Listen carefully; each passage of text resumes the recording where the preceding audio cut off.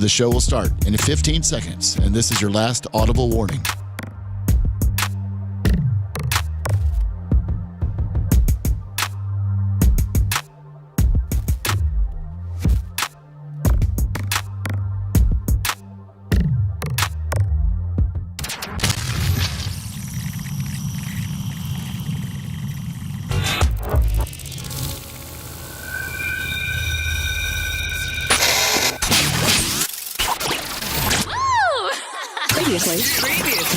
Previously on the Bubba the Love Sponge show. She is on the level of the superstardom of a Madonna, a Prince, maybe bigger. Yep. Michael Jordan, Michael Jackson. But in performers, she's on the level of a Madonna. Exactly. Maybe more, no. Maybe actually more, not because Madonna didn't have the aspect of social media when she was rolling around. Right, she could have. She was just banging Dennis Rodman to hit the headlines. Wow. You're listening to the Bubba the Love Sponge show. Broadcast rights for the Bubba the Love Sponge show have been granted to this station by the Bubba Radio Network and is intended solely for the enjoyment of our listening audience. Any rebroadcast, retransmission, or other use of this production without the express written consent of the Bubba Radio Network is prohibited.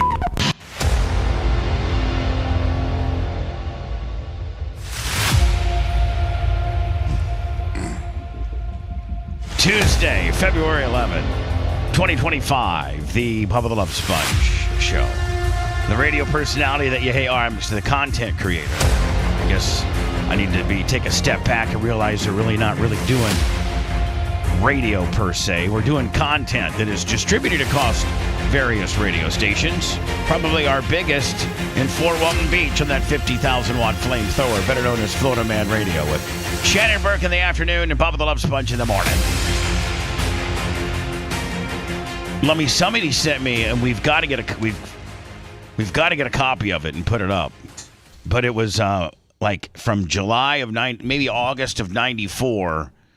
So I'd been to the Power Pig for a year and really established myself as having no rules and doing whatever I wanted. And oh my God, it's filthy. And at one time I had a number back in the day that was 727-480, and then the last four. And I had that number, God, probably for 10 years, if not longer. And there was this bit I was doing that said, if you're a girl that I've currently banging, if they're a girl that I was currently banging, and call me. And so I was playing the vagina caper underneath it. Of course, this infamous song I was playing. And I was like, yow, yow, yow, yow, if you're a chick that I'm currently freaking on, sleeping with, been with in the last month or two, give me a call on my 480 number. You got the number. And then all I did, Lummy, was take phone calls from different chicks. And, like they all knew about each other. Wow. They all knew. I was like, hey, Heather, how you doing? And she's like, this wasn't the Heather I married. I'm like, yeah, last Thursday night was great. How about tomorrow night? Okay. Then my phone would ring again. And it was just, oh my God, I gotta get, somebody sent it to me, or it was on YouTube or something. It's not a Bubba bootleg. It's something that we haven't gotten yet. Yankee Jim, $10. They emailed it to you, or do you know they emailed the show? I don't know. I can find it. I think I screenshotted it or took a link and emailed it to myself or something, but it's filthy. Oh my God, it's filthy. And it was No Panties Thursday, and I was like, listen, all you little freaks out there that's going to call me up, make sure you're 18. We're not responsible for kids that are getting on the air and acting all dirty and nasty that they're not wearing any panties. Maybe have your mom call me in or something like that, your mom. So anyway, I'm going to try to find that, see if we can make that send it up to Gary Cantrell, see if he can warm it up. I could probably edit it. Boy, the music we played back then was so good. Oh, yeah? I mean, Seth, did you grow up listening to the Power Pig? Was that before your time? Like 94 to 96, 93 to 96. I was, how do I say this? A fetus? I was an MJ guy. Oh, you were? Yeah. But you weren't a Bubba the Love Sponge guy. I was an up late Sponge. I had to get ready to go to school. Were you familiar with me? And the kids had made me who I was. Bubba. They were like, I was the forbidden fruit of children. Well, yeah, you were, and I liked it because you played music that normal places didn't play. Plus, I was told not to listen to you. Yeah, don't listen. When I moved here from Orlando, my dad owned a dry cleaners, and there was it was in like the projects area, like the Ponce de Leon projects and everything.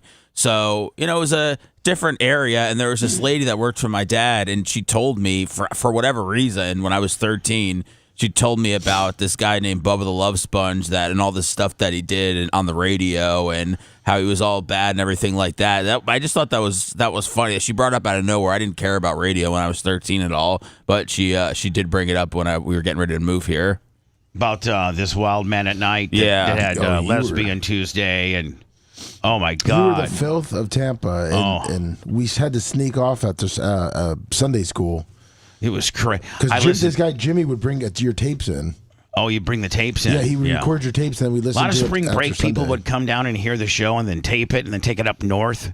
That's how, that's just like this forbidden, because nobody in the entire country was doing what I do. Most radio night jocks on top 40 stations, get to play. They have to play like between 9 and 11 songs an hour, and then they have like little speed breaks in between, Was it your program director or your music director that let you have that freedom? Program director, music director really only played, only scheduled the music and talked to the record reps. It was my program director, and so they just let me. So I had more and more freedom, so that I didn't really have, like everybody else in the Power Pig had to stick by the music log. Play this song, play that song, do this speed break, do that speed break. There was no rules for me. I could do anything I wanted.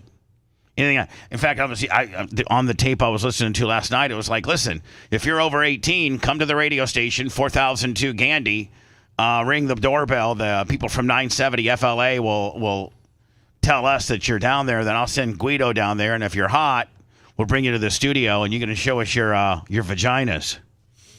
I mean, think about that, man. We're going to show us your vaginas, and then if you're hot enough.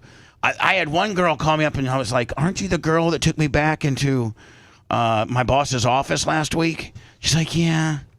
I was like, just absolutely. Thank God there were no cell phones back then that could take pictures and so forth and so on. So there's really no record of any of it. You would have had to have one of those big old VCR cameras back then to capture something. I kicked myself in the. I taped when I shouldn't, and I taped when I should, or did whatever. I didn't tape when I should, and I taped when I shouldn't have. Yeah, you probably shouldn't have taped any of it. But I have 8 separate numbers for you. Really? 8 phone numbers, and none of them is that 480 number you mentioned. Yeah, that was even before I met you. Yeah, I didn't meet you until like 99. Well, the first time I ever saw you, Jimmy Cleavis dragged me to a bar in downtown Tampa, and you were there as an appearance. Really? I'm like, who is this guy? Who is this clown? But you were all dressed up though. I mean, you were fancy that night. Oh, really? I don't remember why, but I went through this phase where I had like these $3,000 suits that Dion. I got the guy that made Dion suits made mine, and I would really dress up. I was really fat back then too. Cash $10. Thank you. I haven't even opened up my PayPal today. PayPal, Venmo, Cash App at the Bubba Army. Nope. Jason Thomas from the Oregon Bubba Army is my last little PayPal deal. PayPal, Venmo, Cash App, like I said, at the Bubba Army. Anyway, I'm going to try to find this because inevitably it's mine. Yeah. Even though somebody else has posted it, it's mine. And I mean. I don't know if I take the guy down, or I don't know. I just need it. I need it, so I probably need to take the guy down, right? We need it. We need to download it. I mean, Seth, do I go to the guy and say, "Hey, take this down. It's mine, and I need it," or do I just let him keep having it on his little forum, and I make I think you offer him a buyout package. You start low with 20,000, and then you negotiate from there. 20,000 cents. 20,000 bits. No, how about Well, you could threaten to sue him for $20,000 if he doesn't return your property. Right. Well, it's online, and keep posting right? it. It's on YouTube. Is it the 30? Do you know if it's like 34 minutes? I think it is. Okay. We'll grab it real quick, and then we can do what we need to do. I thought I grabbed it. I thought I grabbed. There's internet police that you can hire to go, send to, shake a guy up online. We don't even have to let them know if it's your property, Bubba. We'll just. I know, but how do we get it? Do you copy it? Yeah, we're doing it right now. Oh. I just sent it to you if you want to look at it, just to tell me if it is. If not, whatever. You IM'd it to me? Yes. Okay, let me see here. We're grabbing it as we speak. Okay, great. Hold on here. Let me see here. Yeah, I think this is it. I think. 3 FM. You may try to get through. It's the most hectic night of the week. 990-9393 in Hillsborough. Penelos at 446-9393. See, Dan, it was unheard of for people just to play a music bed and just go in 5, 8, 10, 12 minute just rants talking about how cool you are, how many chicks you're getting, what kind of free car you got. Just most speed breaks would have been 93.3 FLZ. This is Jennifer Jordan in the afternoon. Don't forget, we got a station promotion happening this Saturday at noon, and it's all brought to you by Hungry Howie's Pizza. We'll see you at noon on 93.3 FLZ, the Power Pig. Boring. Toll free worldwide at 800-409-9393. As a matter of fact, one of the 800 lines is available right now as we speak. Cash $10. Thank you, Cash. Has anybody got a lighter? Because I can make a flamethrower. We haven't had any. Of course, I lined that one up for tonight. I lined already but we haven't had any just chicks off the street come in a while, have we? No. A little disappointed. We haven't had any group. I asked her for the fade. She's a white chick. She knows what she did. Look. So then we played the best music, man. So that was 3 minutes of straight talk. You've been horny since day one on the radio, haven't you? Yeah. I just used the radio, get ass. I know. That was the whole reason you got into it, right? It's get ass. Right. That's what I thought. Your host, Bubba the Love Sponge. Here we go. Well, it looks like you got this one too. So it already was put up as a bootleg one. Oh, it was? Yeah. But we'll take another step on take it down. Yeah. Well, okay. Thanks. Yeah. I know what you're saying. We'll put our fancy touches back on it. Cut some of the music, just tighten it up a little bit. Okay. So it's. If it's 34:15, you could probably knock it down to about less than 20 minutes, just me talking. Yeah. I think so. It's No Panties Thursday. And here's your host, Bubba the Love Sponge. 721 on NPT. Pop Muffin, free balling. Let your chi up here run wild. I'm going to tell you something right now. You must be 18, though, okay? I'm serious. I catch a lot of crap for this. You must be 18 to participate. I can't put any kids on the air saying that they're Puff Muffin or free balling.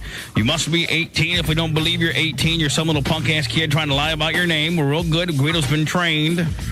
Kevin Taylor, $20. Guido's been trained. Been trained to sniff out kids. That doesn't sound good, Bubba. I know, but I didn't care what sounded good. No, I know. It's just... Guido went to I completely lied about everything. I think at one time, I said all 24 lines were ringing, and I think we had 7. I think we had 7 lines, and I think, man, all 24 are ringing right now. And how to detect young kids on the phone? That was right with Detox. He went to Detox, and he went to the young kids seminar. So don't try to pull a fast one over us, because Guido's well trained. But I sent you ours, and it looks like it cleaned up with the music. But we'll re-clean it up. Oh, yeah, or just remarket it. Yeah. Remarket it. You know what I'm saying?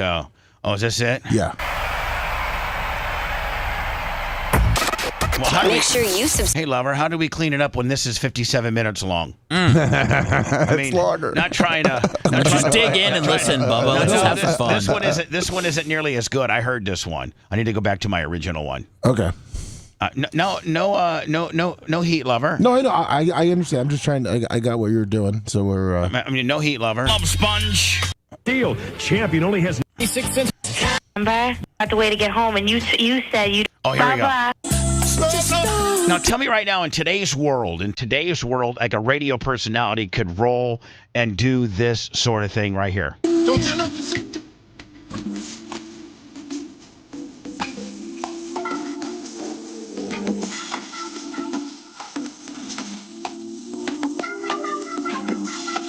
if we could take all that out, let me. Got it. Here we go. This is BRN, the Bubba Radio Network. the love is in the Powerplay, hello. Bubba. Okay, rolling papers. Bubba. You got any rolling papers? And you didn't even smoke. I didn't even smoke weed back then, but I knew it sounded cool. Yeah. Like I knew it was sounding cool, right? No, you were cool. Who's this? This is Emily. Emily who? What happened to you last night? You're supposed to give us a ride home. Oh, I met you guys at Jammin's last night. Remember? You guys were in the contest, right? Yes. I told you to hang out by my bins. No, I couldn't find it. I couldn't find you. My Mercedes was parked right in front. Just all bragging. Big old white one. Yeah, big old white one, 560, which really is 560 emblems, but a 420 motor. 560. As far as we were concerned, it was a 560. It was a 560, but it was really a 420, and I put new emblems on it. I went down to my buddy at the Mercedes shop and said, man, you got any extra 560 emblems laying around here? And he goes, yeah. I go, can you whittle that 420 off and put a 560 on it? And he said, really, the only difference is the motor, and it's like a 2 extra inches wheelbase. I go, exactly. No one's going to call you out on that. No one's lifting your hood. Nobody's going to lift my hood, and nobody's going to put a tape measure to how long my car is. It's a 560, bitch. And then I had to make sure on the air I said, by my Benz. You know, it's Hollywood. It's entertainment. But you could find fun at the time. You know what I'm saying? You were the epitome of fun. I mean, like, you know, the average guy's listening and be like, man, this radio guy is getting ass. Like he has them lined up, and then he talks about it on the air, and then the girls validate it. Like, come on, man. So 2 things, Bubba. You really are, in real life, fun, and you were slaying it. Oh, man. A lot of this is a shoot. I'm just telling you, about 75% of what I'm saying is a shoot. About 1:30. Oh, we left when it closed. We stayed till closed. And the truth of the matter is, Lummy, I actually hooked up with the girl that won it that night. Really? That's why you left her? Well, yeah, I had a backup. Nice. But the chick that won it somehow, way, shape, or form was a spring breaker, and she had her own hotel room with 2 other chicks that were they all had their own hotel rooms, and I ended up going back with her. And I would just say it, man. If we're going back, we're not playing, patty cake. We're blasting. Mm-hmm. I would just say that. Nice. I didn't care. Big fat 93.3 FLZ radio dude. I don't care. I was a star. Just asked me. We're looking forward to you bring us home and everything. Let's explain to the people who are listening to me. And let me, here's the deal, man. I didn't solicit her. She decided to call me. That's right. So I was going to, add some pizzazz to it. Okay. You and your girlfriend, what's your girlfriend's name? Who's fine as Carrie Ann. Okay. And her friend was an absolute 10. Whew. This chick was probably a 7, but her friend was a 10. So were you trying to use her to get to her friend? I was trying to use her as a pick, yeah. Trying to do a pick and roll. You guys were in the wet t-shirt contest, correct? Yes. And when you guys were on stage and I was introducing you guys, you turned to me and say, listen, we don't have a ride home. Will you take us home? Of course, I said, well, listen, if I go home with you, we're not going to have a tea party. No, see. We're going to get busy. And you said that would be I said, Carrie, we got to figure out the way to get home. And you said you don't have a ride. And we said no. And you said, I'll give you a ride home. We said, sure. Right. Yeah. And I also said that, listen, I'm just not going to take you home and drop you off the door, so I'm coming in. Yeah, we said that because we live together. And you're going to let me come in, we're going to mess around a little bit. Sure. And you disappeared. You disappeared. Peared. Gone. Well, can I be honest? Don't get mad at me. Here you go. And I just said it, man. I didn't care. It's what made it so funny and transparent. Okay. I hooked up with you, the chick that won last night. Yeah. I hooked up with her. I ended up going back home with her. The one that won? Yeah. You went home with her? Yeah. All right. Well, don't get mad at me or nothing. Oh, I'm not mad. Can I get a ring? And so if you're like a radio listener and you're listening to this, you're like, my God. You're bragging right to her, and she still wants to hook up with you. What in the hell? How does he do that? Like, what in the hell? Check. Yeah, sure. Can I give you the Guido to get your number and stuff? Yeah. See, when Craig and Rio, Seth, talk about when they used to listen to me back in the day, this is the stuff that they would listen to. They're like, man, this guy is wild. Well, we all wanted to be you. Like, you were like the coolest person ever. Right. You were the epitome of cool. You had fun. You had activities. You were doing stuff. People popular, and chicks were like drooling over you, even if you were flaunting another girl in front of them. Or fat. That's what they would tell us about it too. They're like, this guy is just a fat slob, disgusting, and we're like, yeah, but he's getting all the chicks. How's he still. do it? He still gets chicks. Because it was I was social media. If you wanted to listen to what was cool on the air, what's happening in the town, you had to listen to me because there was no social media. Yeah, so you had to listen to me to figure out what nightclub to go to. where the party is, man. Yeah. You were the party. You had to listen to me. Absolutely. Matt Heller once told me when I went to lunch with him about 3 or 4 years ago, so back in the day, man, you were social media. You were the person that you had to listen to find out what was really happening in town, the crazy, dirty, dark side of Tampa, and you were just laying it out every night. Swear to God. And I'll come over, maybe I'll come over later tonight to that, okay? Okay. Hold on 1 second, okay? Okay. Damn, Guido, line 24, this is freak. I was supposed to take her and her girlfriend back, you know what I'm saying? Back to the crib. And we weren't going to play patty cake, dog. 24, get her number, okay? I can include you next time, Guido. No call letters. I mean, like, fundamentally, Seth, everything you're supposed to learn in radio, call letter, start and stop, identification of the song, no, none of that. Just how I'm going to get some ass later that night, and Guido, you might come with me. Boom, post up on the song. No call letters, no dial positioning statements, no time check, no nothing. You're like Mike Vick, man. You changed the game. No one had ever seen anything like you. You're wild, man, untamed. I went back in the pocket, then I rushed for 46 yards in the backside. Right, or you can just drop back and throw it for 70. Right, why not? And then, Lummy, based on what type of chicks we had in the studio would be how many songs you hear in a row. Sometimes you'd hear 2 in a row. Sometimes you'd hear 3. Sometimes you'd just hear 1. It was based on what I had going on in the studio. Nice. So I would literally make Guido run the board if we were just doing segues, so I didn't have to worry about it. And I was trying to work these chicks. Listening to an old air check from August of '94. At this point, I'd been to Tampa for exactly a year. And already you can see that I had established myself where there was no format. I mean, Seth, you can listen to an air check and see that if a guy's following format or not. Radio 101. Yeah. And you can see that there's absolutely no rules. I can do whatever I want. Whatever.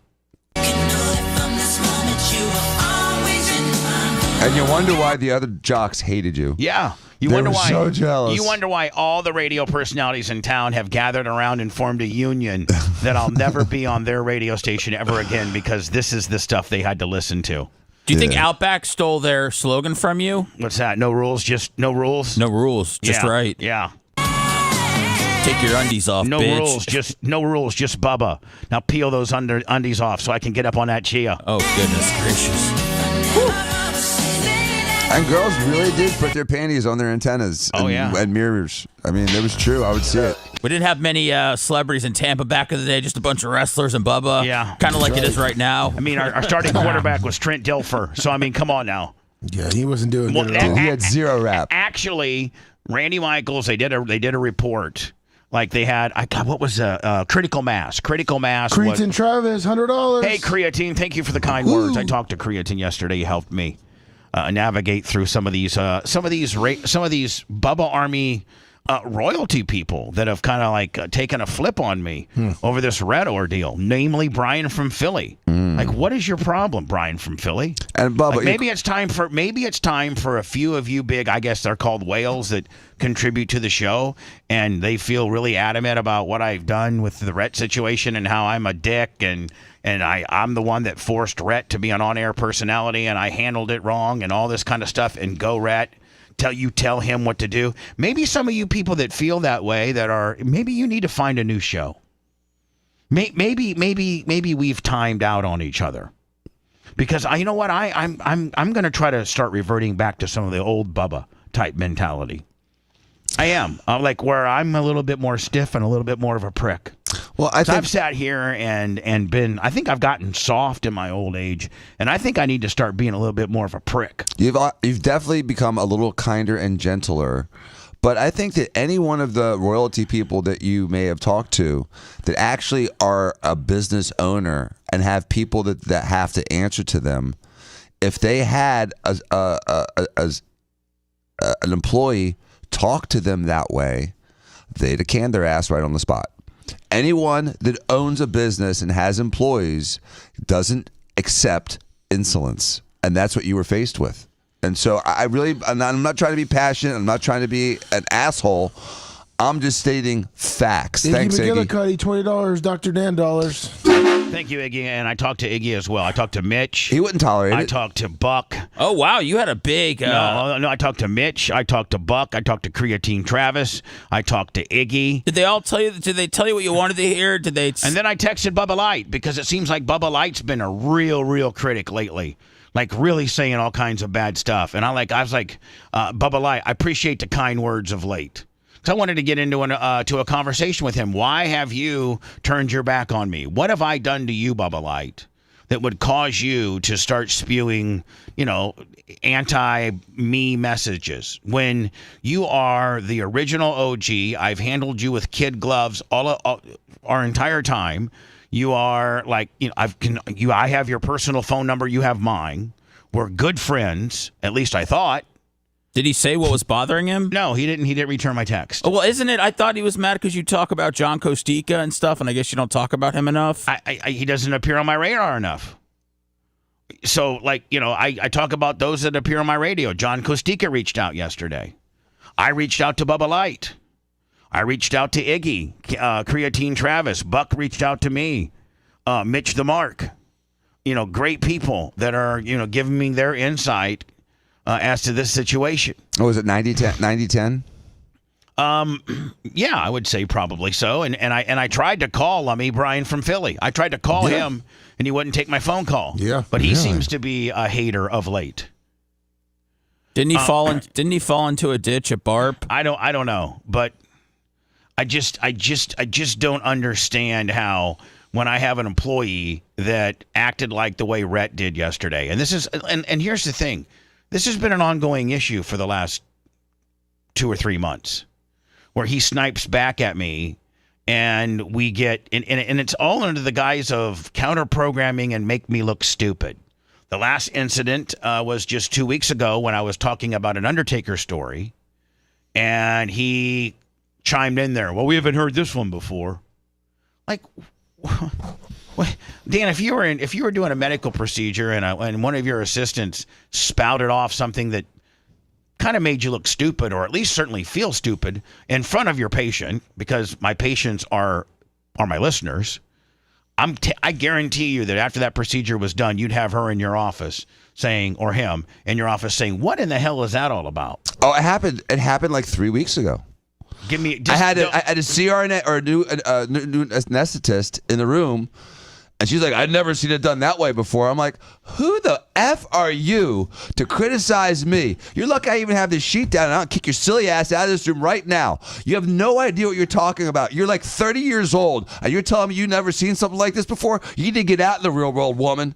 I mean, I just went off on her for like 5 minutes. So it was a monologue. Here you are. In the middle of surgery. Yeah, in the middle of surgery with a patient there. And you're doing a certain technique, and she then questions your technique. Yeah. A guy that's been doing plastic surgery for 30 years. Yeah, how dare you? What the hell's wrong with you? I mean, that's kind of the way I feel about Rhett when he tries to throw me off or get a... I didn't hire Rhett to be an air personality. I've trickulated him into the show to throw him a bone because I think that that's probably a cool thing for him. Maybe I've underestimated and it's not. Maybe he doesn't like being on the air. Okay, fine. Maybe him and I need to have a discussion with regards to that, because when he is on the air, he seems to piss me off. Yeah, he's got a great air voice, but I mean, it just doesn't. He just doesn't. No. He and your chemistry just don't jive. It just seems. Hello, who's this? Hello, you're on the air. All right, no problem. Back to my power pigness. Back when I was really running hard and I didn't put up with crap from anybody. Yeah, the only one that puts you down these days is Brian. Yeah, but that's kind of the shtick. Yeah. Me and Brian dance like that.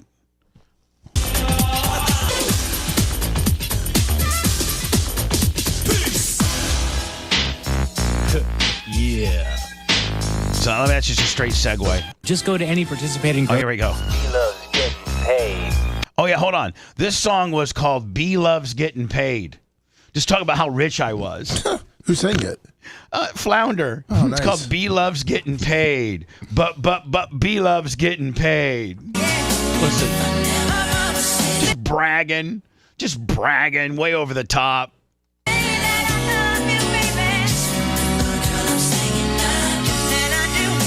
93.7 FM. Hit music.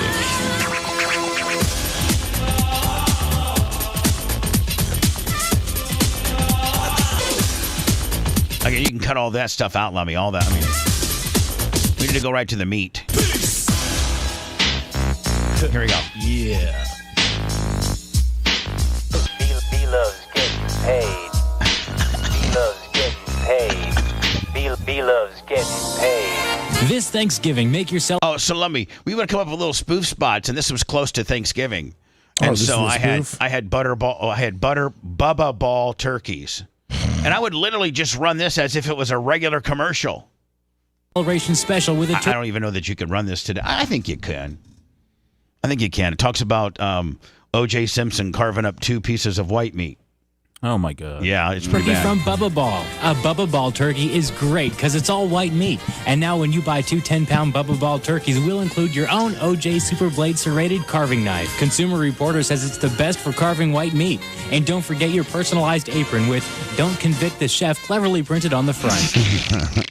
So this year, let Bubba Ball be a part of your Thanksgiving. Just go to any participating grocer and buy 2 white turkeys from Bubba Ball and get your free OJ Super Blade serrated carving knife, perfect for carving white meat. Make carving up 2 white turkeys easy with your OJ Super Blade serrated carving knife from Bubba Ball. Yet another fine product from the cutting edge Bubco. Yeah, my company was called Bubco, Lummy, when I had an imaginary product. My God. Is that an official LLC, or can I start that, Bubco? No, you can start that immediately. Thank God. Oh, here we go, Lummy. This is some nonsense. I need the Bubco rub. I think this might be where I actually ask all girls who have mine. This is the last break, by the way. I'm going to end it with, Lummy, where I actually solicit for every girl that I'm currently sleeping with to call in. Yeah, you start naming their names, right? Yeah, oh, yeah. And sometimes I would let this, I don't know, like 7, 8, 9, 10. And then I would let this music sometimes just run for like a minute. And people would be on the other end be like saying, when's he going to come in and say something? Power Pig. Yeah, it's Bubba there. Who's speaking? Hey, Bubba, this is Scott, man. I drove past your truck yesterday. It's pretty kick-ass. Just wanted to tell you that. Oh, my new amigo? Yeah. Tell me my homeboys at Tire Auto Susan don't know how to trick out a truck, dog. That thing is sweet. Well, you got a truck? No, I got that pink CRX. I drove past you last night. Pink CRX? Yeah, exactly. With the neon lights inside? Yeah, you live up by me, kind of. Yeah, off of Alderman. Yeah, I know where, yeah. How you doing, brother? Well, you ever going to trade that thing in? Go see my homies at Tyrone. No problem, man. All right, Scotty. Okay. Bye-bye now. Power Pig. This is Bubba the Love Sponge. Yeah, who are you? Oh, this is funnier than hell. I think you're nasty. I think you're nasty ass. Word. What's your name? You don't have a name? Nope. Why? You that ignorant you can't even tell me your name? You didn't learn your name. I just think you're a fat bastard. Oh, well.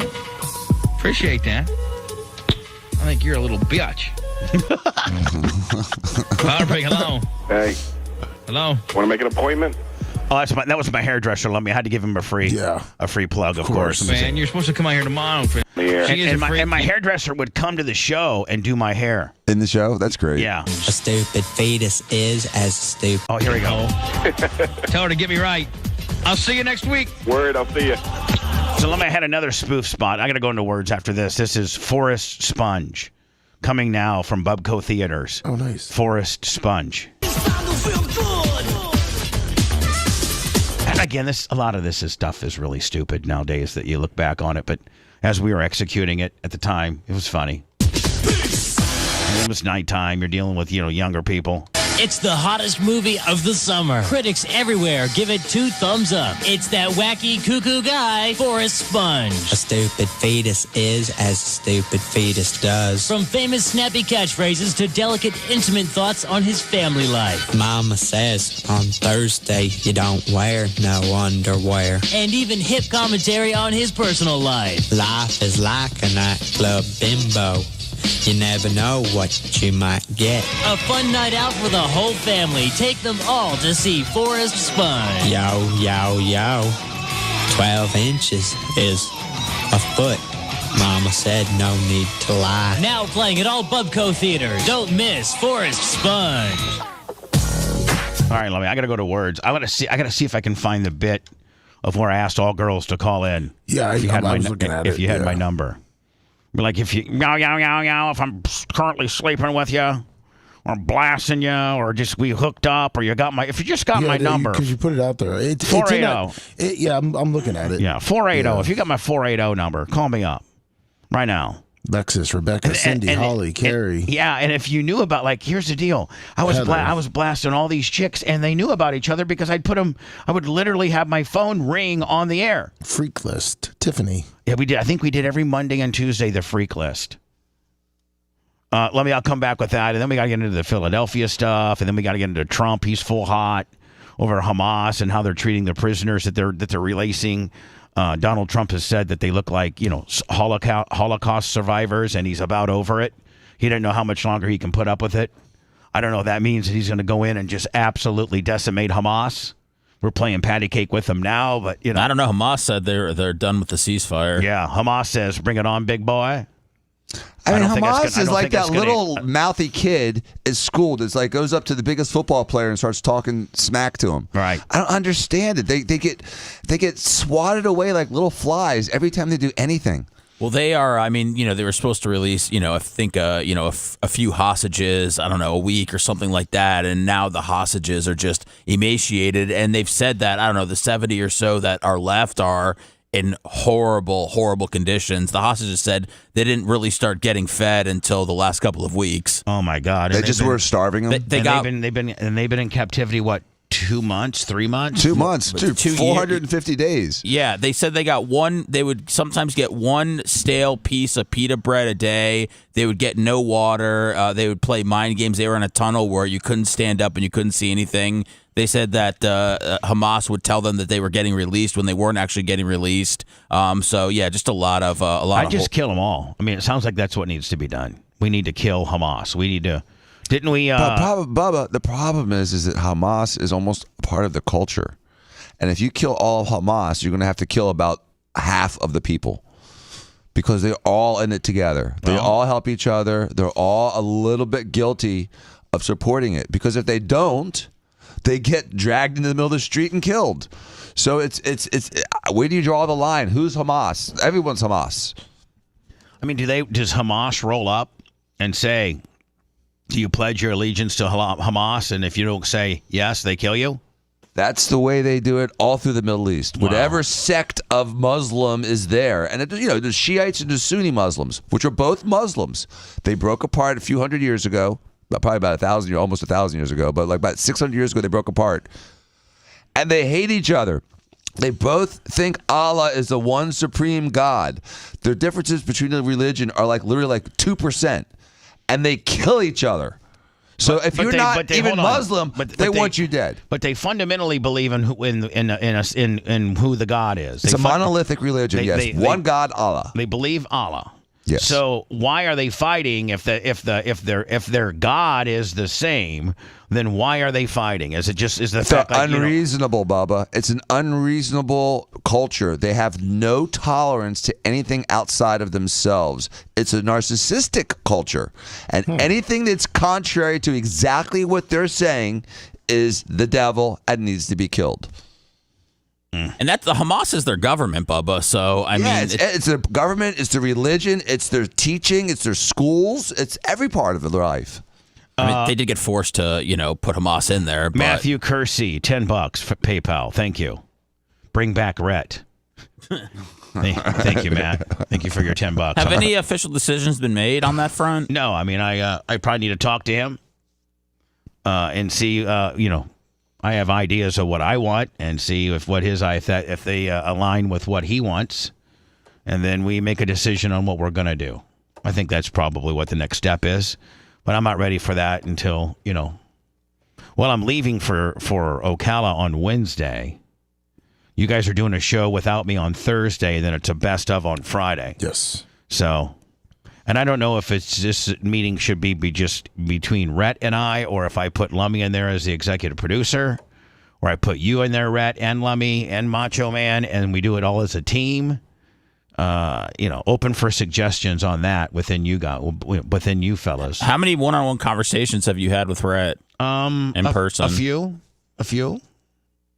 So anyway, let's go to words. I'm going to try to find that infamous "if I'm black." I sent it to you on ours, so it's better coming from our side at 3922. I sent you the timestamp.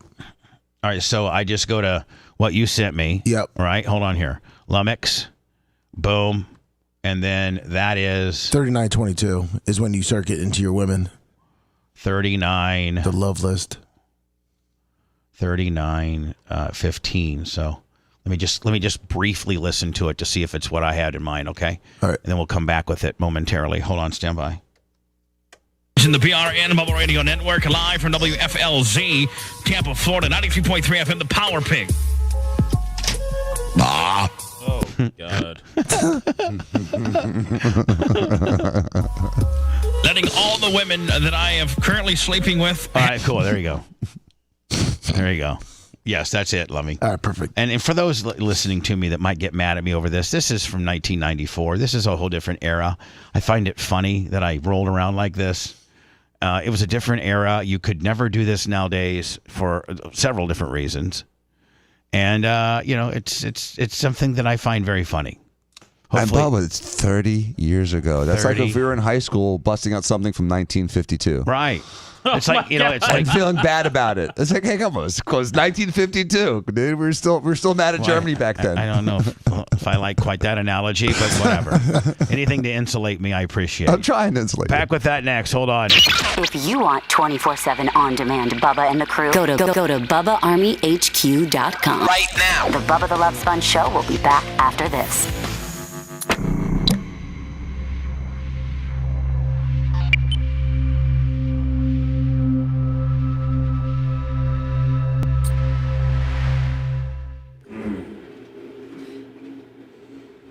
Big Buck, Alex Collins, Diablo Day in the morning. Corn Pop, I'm not sure what's wrong with you. Yankee Jib. Yankee, Hours, Gasso.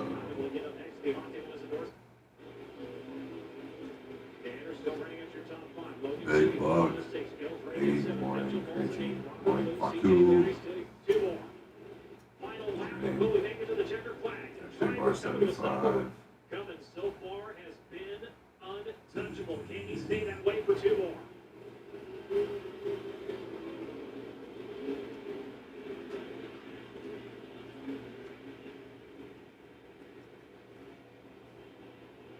What's up, Jay Myers? Campbellville. Small town bourbon. Haas.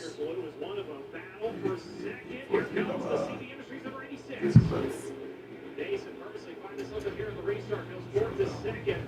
They work on the back straight right over the final time. And the sand is about run out of the hourglass as he works through turns 3 and 4. He's going to start his season off with victory. Kyle Cummins goes to victory lane here on night number 1 of Winter Dirt Games. What's up, Haas?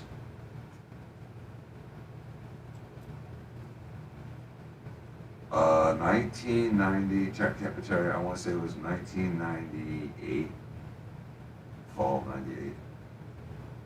This is number 2. It's only 2, yeah.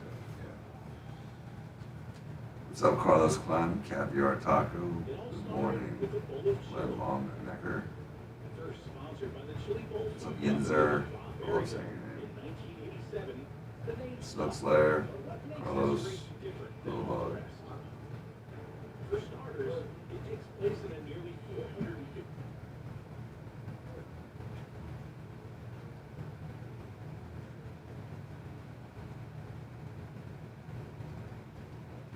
We dotted.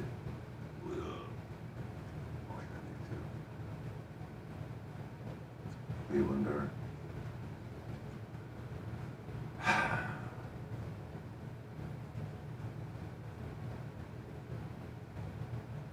Monster straight up, honestly. Just like,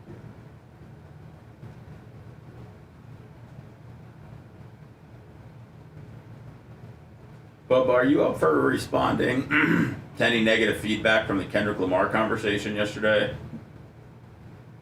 Sure. Where's it coming from? Lummy and I got a text message. From whom? I'll let you know later. Okay. Carl Sanders, it's doing well, thank you. Thank you, K-Dog. Let me tell line 1. Is it somebody I need to speak to? Get in here. Okay.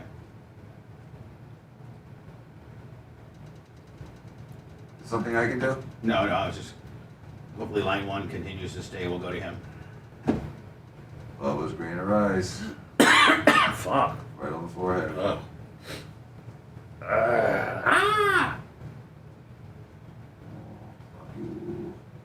How about Luka putting up 74 points in his debut? That's nice. I'm just kidding. It didn't happen? No, he had 14, I think. Oh, God. They won, though. They were up by like 36. Weren't they up? Yeah, no, they won. Yeah, they won big. They won big. You see everybody got a. Do you see everybody got a Luka shirt? They put a 77 Lakers shirt on every fan? Every chair last night. Yeah. Oh, the chairs. Yeah. It's funny. Some ghost profiles pass. Those are probably going for a shitload on. Well, maybe not. People probably aren't reselling those.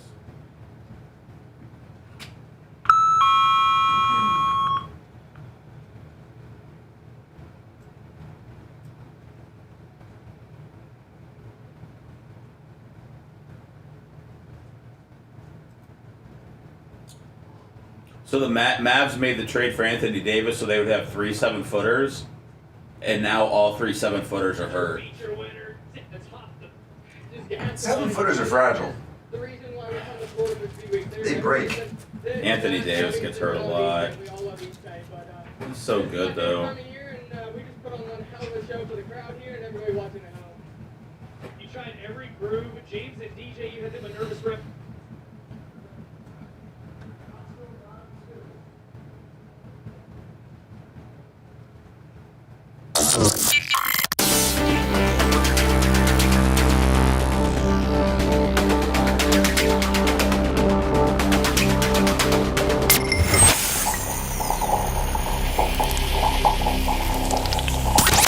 Broadcasting live from the Aquabito studios, aquabito.com/Bubba. It's the Bubba the Love Sponge Show.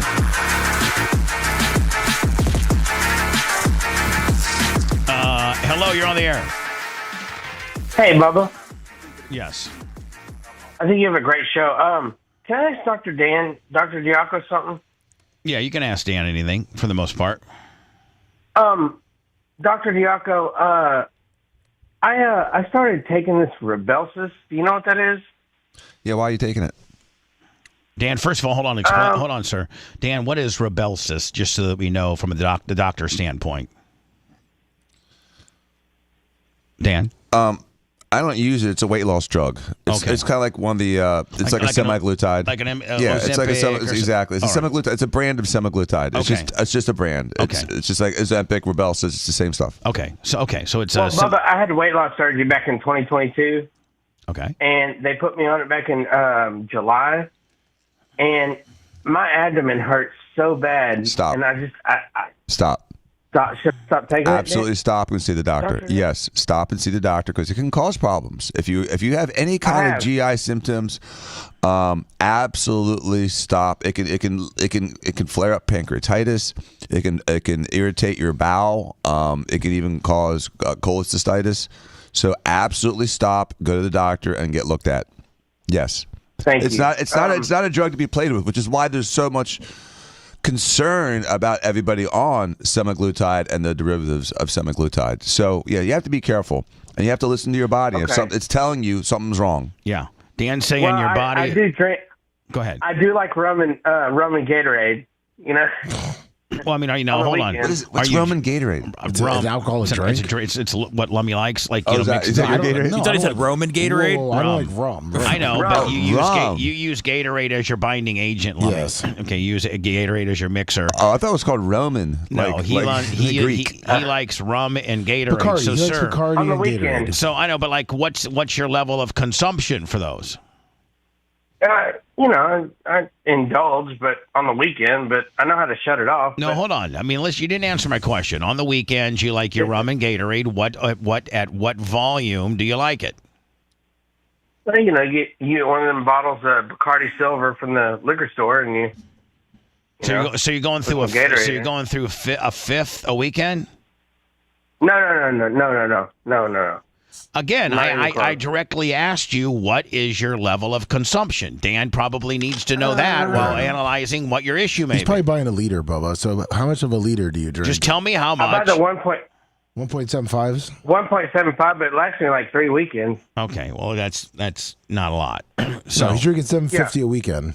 All right, 750 a weekend. Right. Dan, can that have a bearing on complications with the semaglutide? Absolutely. Yeah. Absolutely. Okay. You know, your whole body has to metabolize things, and if you start stressing your liver and it's not doing its job because it's getting beat up by all the alcohol, it's also going to hurt you. You can't take semaglutide or any of those derivatives if you're not leading a relatively healthy lifestyle. You're going to hurt yourself. Well, I mean, I used to be fatter. Well, just being skinny doesn't make you healthy. That's part of the equation. Secondly, sir, when you call a doctor and you're argumentative with him, then why are you calling? Why are you calling to begin with? You asked his opinion. He told you probably need to stop drinking on the weekends as well, and now you're arguing with him. No, I'm not arguing. All right, stop the alcohol and go to your doctor. That's the answer. Thanks, Dan. That's Thanks, the Dr. answer. Diaco. Thank you. You're welcome. I'm Dr. Dan's personal assistant. Thanks. I wanted to play this, and then I'm done with it. Now I feel like it's not even like relative because I'm over that segment. But this is kind of funny. I thought maybe. Yeah, it is.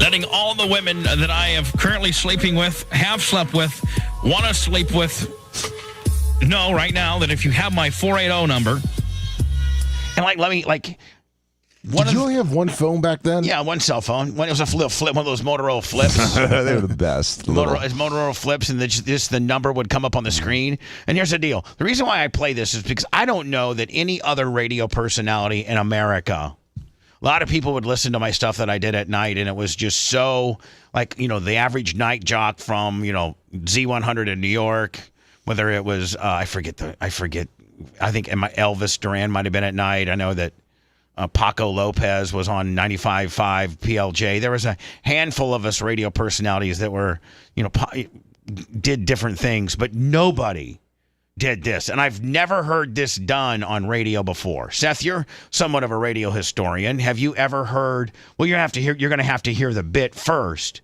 and then tell me if you've ever heard. But I bet that I've never heard anything like it. I'm willing to say that you haven't. The only time that it wasn't even close to this was in Tampa that I remember was Ron and Ron. But what would they do? They weren't that funny. No, they weren't that funny. Or they didn't have the girl thing either. I think both of them were married. And they were just trying to act crazy, but you were just. They didn't. I had a girlfriend named Holly that I told I was doing all this. Listen, I'm going to blast other chicks.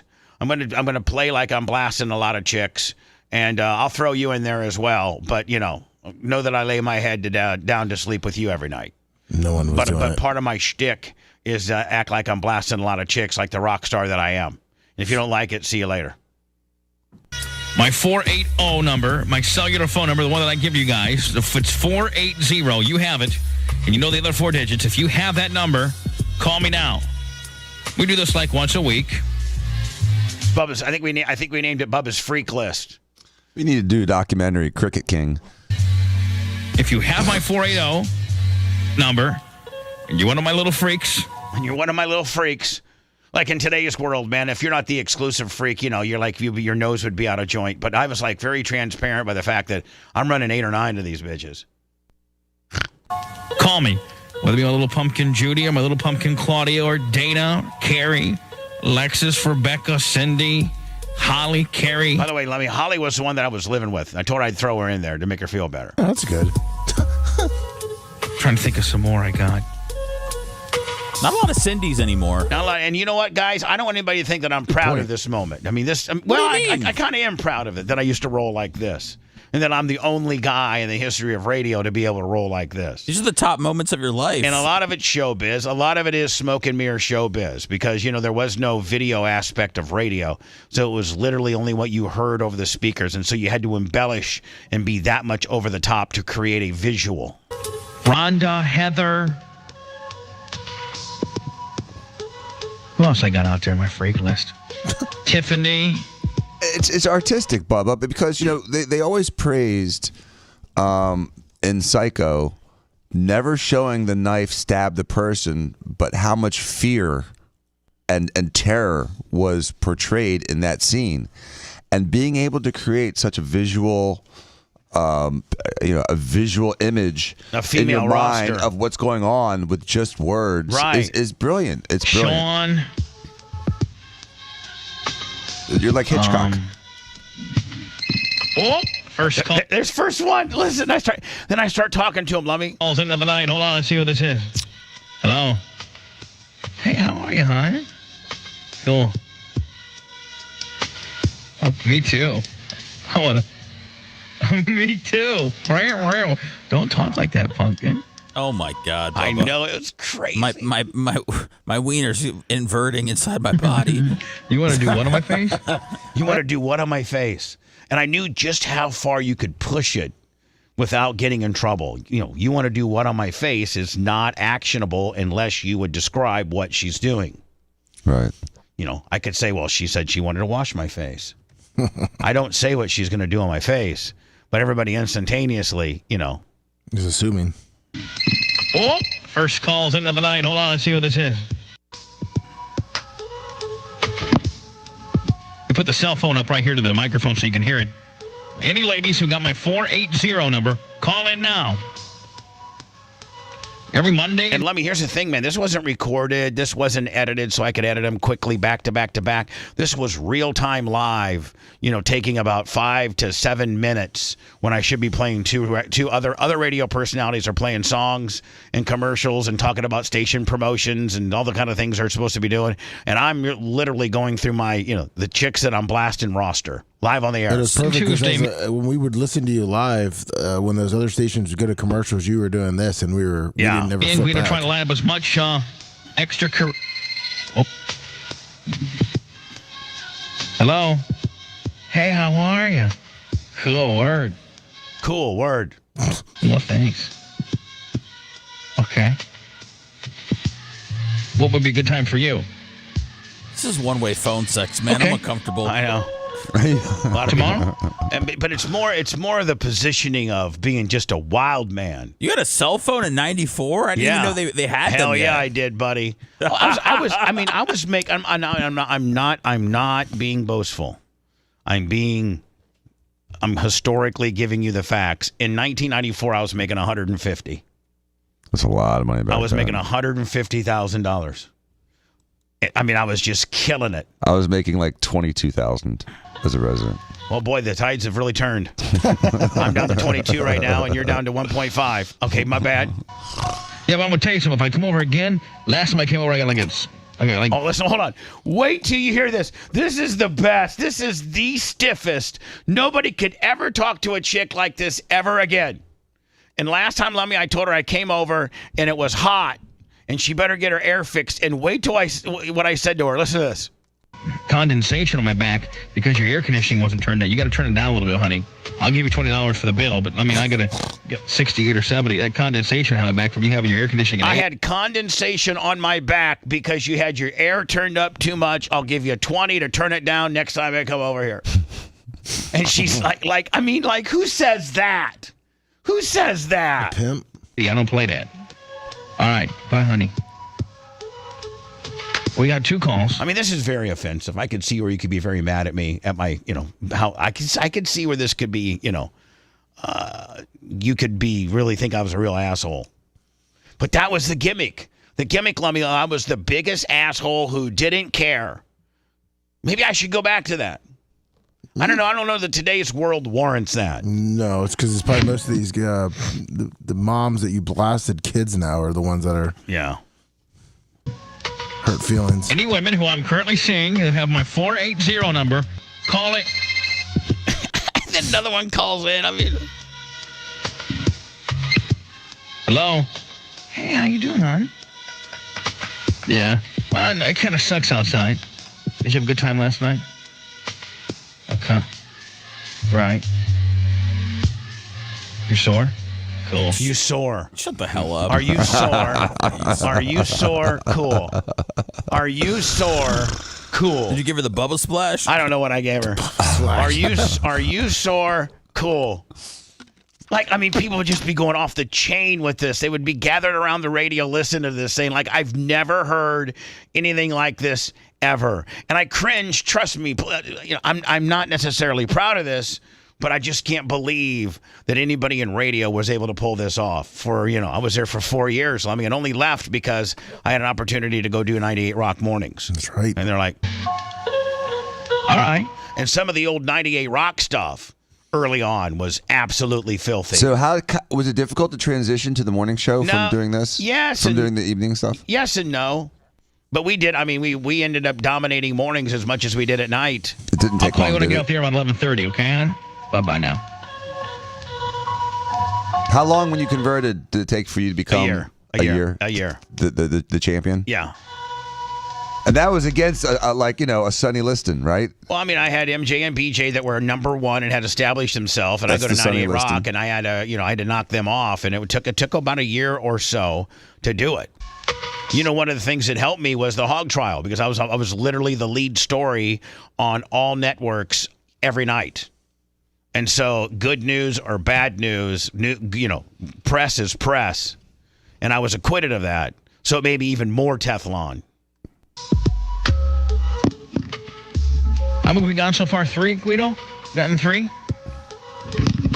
We'll get a couple more here. Guido, don't forget the 9:30 with the chick list. Okay, Pumpkin? With the chick list at 9:30. The Bubba and Guido chick list at 9:30. I still haven't heard from Alexis tonight. Haven't heard from Cindy Subway. Haven't heard from Claudia. Cindy Subway, she actually worked at a Subway.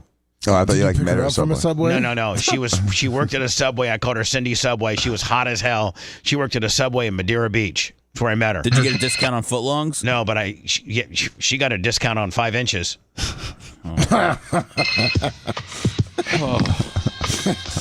Hello. How you doing? I haven't heard you in a long time. I haven't talked to you for how long's it been? Hold on, I got a call waiting here. Hold on. I had to put her on hold. Let me say I wasn't beeping through. Oh, my phone turned off. Damn. Then my battery went dead, Lummy, because I was just getting slammed. Damn, this damn battery here. Guido, readjust my battery. Is this when you had a ponytail? Yeah, ponytail, fat. Drove a Mercedes. Did you sponsored by Tyro and Isuzu, free truck every 5,000 miles. Did you like when girls pulled your ponytail when you guys were doing it? They didn't do it. They never did that. I was always on the bottom. But did you ever like it? I mean, would you have been open to pulling your ponytail? Get off my ponytail, honey. You can't pull my ponytail when you're riding me out. I'm too big. I'm too big other than lay on my back and let you ride out. That's all I did. I didn't know you had a ponytail until I saw a video a couple weeks ago, man. And it's been hard to look at you the same. Look like Meatloaf before weight loss. Look like Meatloaf at his fattest. If anybody just call out, because I had Alexis on there, and then it beeped over, and then it went bad. So if you're trying to call through and you got my voicemail, call me back, okay? Because my battery must be going dead, and there it is. Who is somebody? Hello? I'll quickly get out of this. Trust me, I know that it's probably run its course. Hey, Tiffany, how are you? Word. Oh, can you hold on a second, Tiffany? Hold on, honey. Hello? Hey, what's going on? No, man, I don't remember meeting you. I don't remember. Somebody let me. I don't remember meeting. Listen. Oh. No, man, I'm busy. I don't remember you. Okay, bye. Come home. Wow. Hey, Tiffany, how are you? Cool. I haven't seen you. Hold on, I got another call. Hold on. Poor Tiffany's getting bounced around like a ping pong ball. Hello. Tiffany, I'm not going to answer it again. Hey, Tiffany, listen to my chick list tonight because you'll be on there. You know I've wanted to hook up with you in such a long time. Yeah, I'll call you, okay, honey? Bye-bye now. All right, so we've heard enough. Let me thank you for that. Appreciate that. I've probably upset some people. Yeah, probably Tiffany and Heather, Cindy. Can we do a bit where if you've ever hooked up with the sponge, call now? No, I don't know. Oh, yes, please. Yeah, where are you now? Please. 813-90 Bubba. Block rock. I mean, and we'll put you on protection. And like, do you just, or if you're the child of someone that Bubba hooked up with. Yeah. Oh, geez. Yeah, maybe you're like the 26-year-old son that your mom, told you at one time she hooked up with Bubba the Love Sponge when she was a little nightclub rat. That's where I picked up most of them. Lummy was the nightclubs. I was a little blown away of someone that you and I both know that his mom hooked up to with you. Really? Yeah. Who? Can you text me or can you say it? No, I'll text it. Now, and do I know this? Oh yeah, I've been told. Yeah. Oh, I know. I know. Does he know? Yeah. He knows? Yeah. It's kind of funny. I have to know. Hold on. He knows that I hooked up with his mom. I know. Yes. I know who we're talking about. Yeah.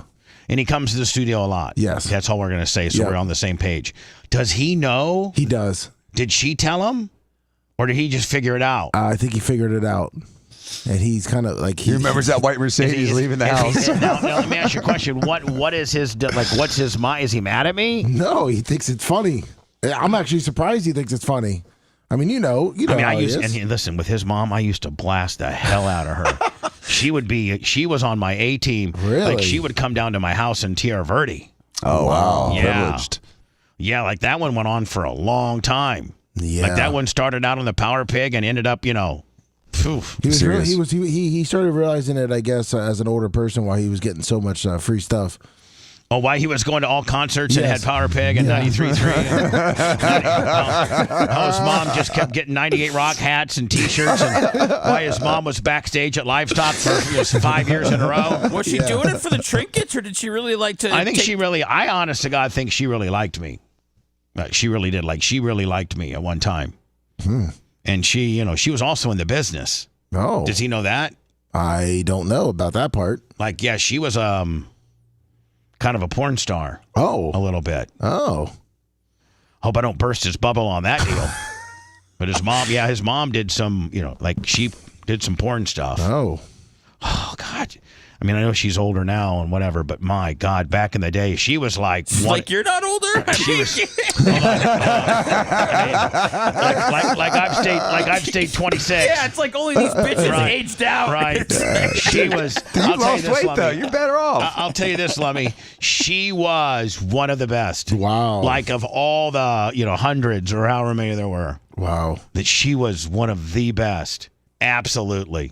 And I hope he's not mad at me. Oh, trust me, he's not at all. I don't think he was mad until you told him his mom was a porn star. But I mean, she wasn't she kind of was a porn star. She did some stuff. Was she on the Bang Bus, or did she? She could have been. I mean, no, she wasn't ever on the Bang Bus, but she did some stuff. Oh, nice. On film, not with me. Oh. Phew. Oh, I remember her. I'll tell. She even had had a porn star name. Oh, I'll tell you what her name was. Okay. I'm texting it to you now. All right. I don't know how he's. Is it Sarah J? Yeah. Do you know who she is? Yes, I do. Is it Sarah J? I think I mispronounced. I got what you're saying. I mispronounced her. I didn't spell her first name correctly. I got it. But that was her last name, and that even sounds like a porn name, wasn't it? Yes, it sure was. Yeah. Phew. Was it Lisa Ann Sponjo? No. I'm not bringing it up because I want people to, because you can probably Google that name. Yeah. And find her in some various scenes, and I don't want to do that to our friend. No. Any with you where you're wearing a mask or anything? No, we were. Her and I always kind of hooked up. We usually hooked up like in a hotel or something. Oh, that's cool. Yeah, she'd go get a hotel. She wasn't the Mad Beach Caper, was she? No, that was a girl named Jennifer. Oh, okay. Who now lives in South Carolina. Oh. No, where's Asheville? North Carolina. Yeah, that's where she lives, yeah. Nice. I went up to Asheville one time in visitors. She was so damn good. The Madeira Beach one. Even though I got, PD. Poopy D. Even though she gave me Poopy D. That was very traumatic. It was like a paintbrush. It's horrible. Turn the lights on. The bed's all brown. It's got racing stripes all over it, brown. Seth, would you have a heart attack? I'm having one right now. Want to listen to the show on demand and on the go? Enlist today at BubbaArmyHQ.com. Sign up and start listening. The Bubba the Love Sponge Show will be back after this.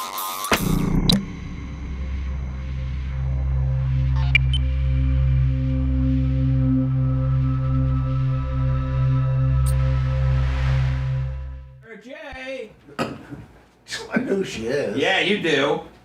So do you. Only because Obama had favored one of her tweets a long time ago. Really? Yeah. You don't remember? No, I don't really. Yeah, I remember. yeah.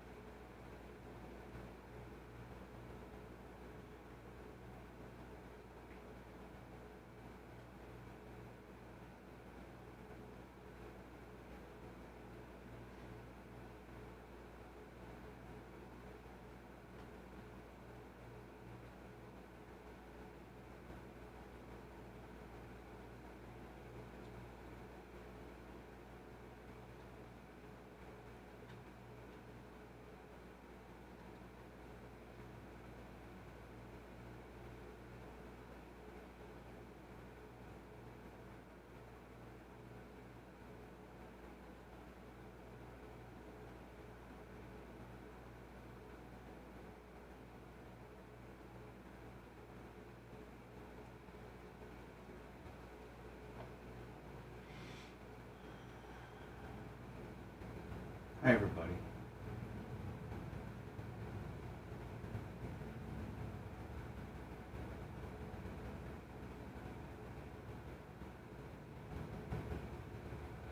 Oh, I got Fish on the J. Thank you, Fish on the J. Thank you, buddy. Oh, yeah.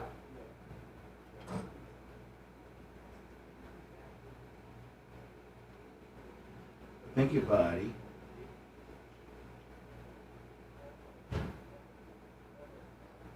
Okay. Yeah, but not much. I just don't like fielding complaints about other people. It's just, No, I hear you. Oh, we need to go to your guys' complaint. Is that what you want to do, Sethy? Well, I mean, I just. Let me. Are we not on YouTube? Are we not on Facebook today? You're on Twitch. Oh, no, we're on Facebook. Rumble. Yeah, we're on. I was gonna say. We're on. Yeah. Okay. I got it.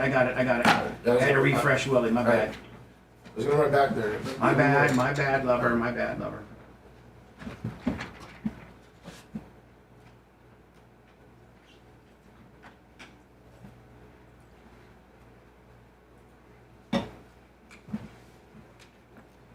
Thank you, John Gano.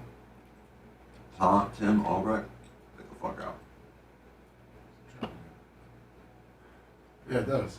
Really? Yeah, you got changed. Really? Yeah. Someone said something about it yesterday. Thank you, David Gano. Are we going to the draft in Green Bay this year? No, buddy, no. Come on. That's like, Can't you call up an old Milwaukee buddy and give me a little place to stay for the number 10 pick for the Bears? Yeah, it's different because Maybe you could be the guy that goes up on stage and does it.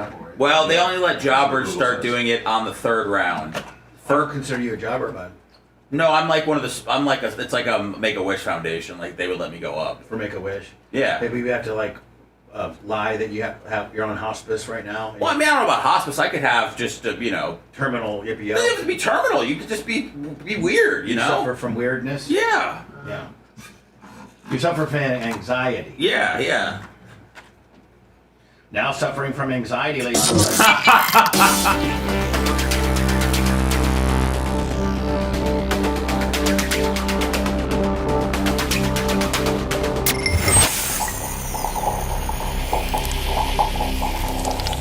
Broadcasting live from the Aquabito Studios. Aquabito.com/Bubba. It's the Bubba the Love Sponge Show. Watch the show live. Probably YouTube is our first priority, but you can also go to Rumble, X, Twitch, Facebook, and visually watch us for free every day live. All of those places.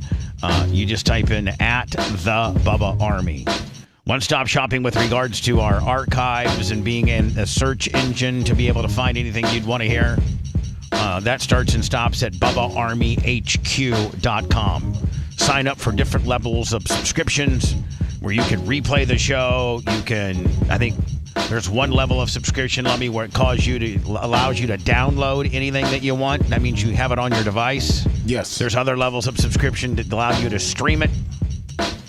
And I think just registering for free at BubbaArmyHQ.com allows you to listen to the show live, real time as it happens. Yes, That's free, just with you creating a screen name and giving us your email so we can market you. Thank you.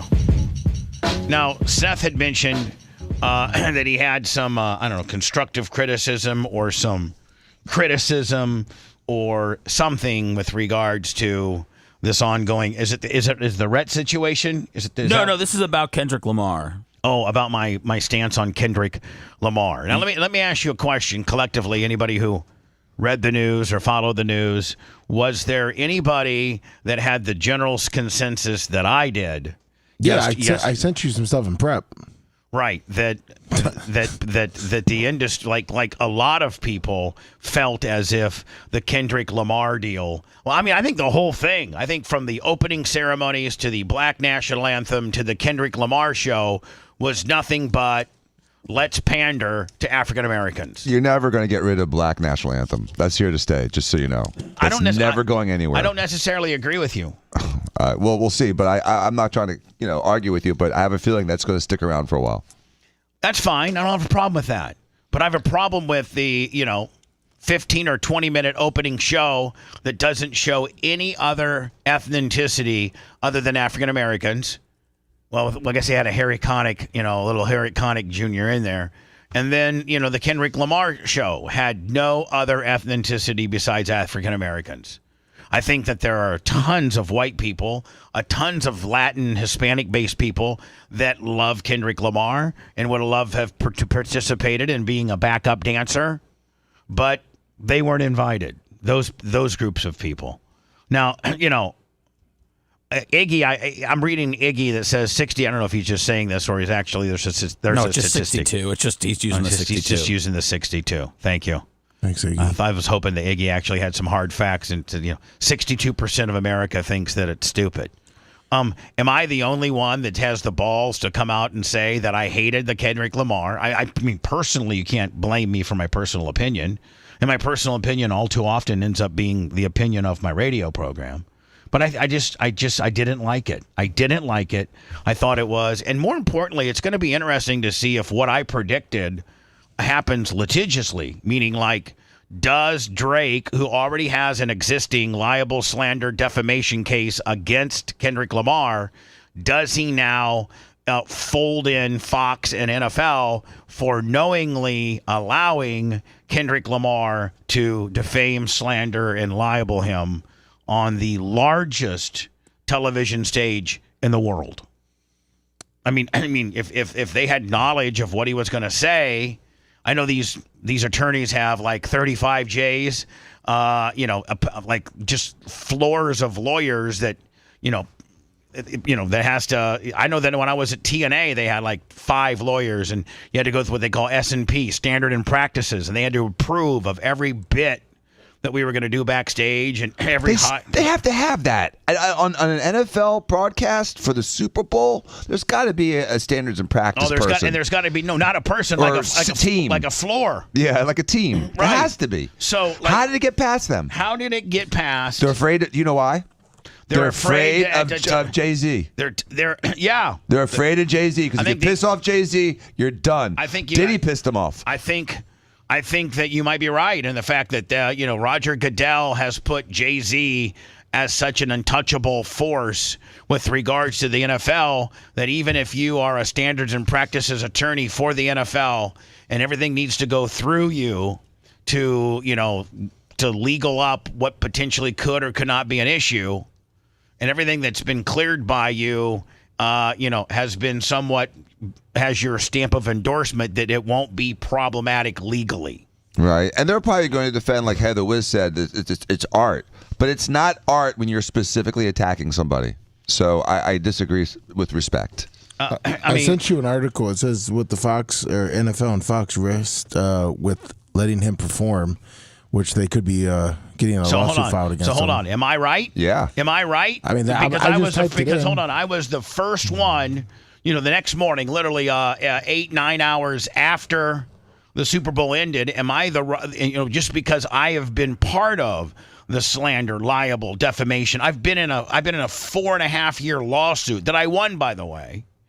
But I'm mindful of the process. I'm mindful of the mindset that people get into when they think that potentially they have a tort with regards to libel, slander, defamation.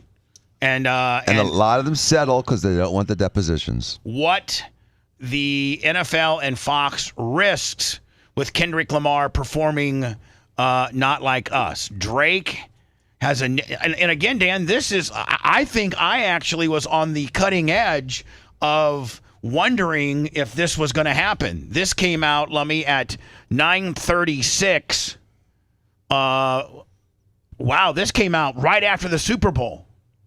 This came out. This was actually before me. And it was updated. If you look, just updated yesterday at 12:05. All right, so it was after me then. Yes. It was updated at 12:05 after the show yesterday. After the show, yep. my opinion of what Kendrick Lamar did, and potentially what Fox and then the NFL could be facing was 6 a.m. to 10 a.m. February 10th.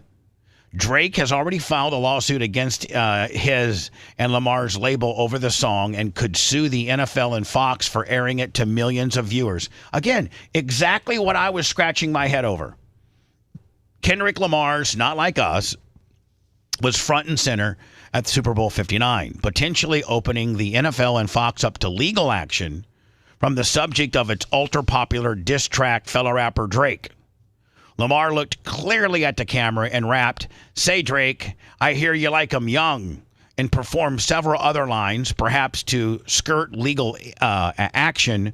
Lamar didn't say the word pedophile in a line calling Drake a certified pedophile, but he did rap a different popular line alleging Drake was trying to strike a chord and it's probably A minor. Was trying to strike a chord and it's probably A minor, with the entire Superdome singing along. The FCC forbids obscene, indecent, and profane content, which could be the reason behind the omission of pedophile, though it isn't one of the agency's 7 forbiddable words. In January, Drake filed a lawsuit over the song in the Southern District of New York against Universal Music Group for multiple allegations, including the song accusing him of being a pedophile. He is seeking normal, punitive, and compensatory damages. UMG is also Drake's label in addition to Lamar's. Lamar even hinted at a lawsuit during his halftime performance saying, "I want to perform their favorite song, but they love to sue." Oh. The beat of Not Like Us came in, and Lamar smiled and said, "Yeah, that song, maybe I'll think about it." So, Dan, furthering Drake's potential tort is the fact that, Kendrick Lamar was mindful during the performance of possibly getting sued. During the Grammy Awards, both the certified pedophile and A minor lines blasted through the speakers and were echoed by the audience. Not Like Us was nominated for 5 Grammy Awards and won them all: Song of the Year, Record of the Year, Best Rap Song, Best Rap Performance, and Best Music Video. Which, for the life of me, I've heard this song, as a song, and it's not that good. It's not like, Sit Down, Be Humble. I don't think. I think that's his best song. Yeah. Drake hasn't clearly threatened to sue the Grammys, NFL, or Fox. But when it comes to the audience of the two events, one dwarfs the other. The Grammys was the biggest night in music, but the Super Bowl is unquestionably the biggest night in television. Last Sunday's broadcast of the Music Awards reached about 15.5 million, whereas the 2024 Super Bowl, the numbers I guess for the 25 one aren't in yet, we're at 23.7 million. Is that SZA? SZA, yeah. SZA. Joined Lamar for performances of her collaborations with Lamar, including All the Stars. Samuel Jackson transitions the performance between songs, and Serena Williams made a cameo during the costumes, where all themed red, white, and blue, and the dancers formed the American flag during Humble. The patriotic theme was a play. The patriotic theme was at play the same night Donald Trump became the first sitting president to attend the Super Bowl.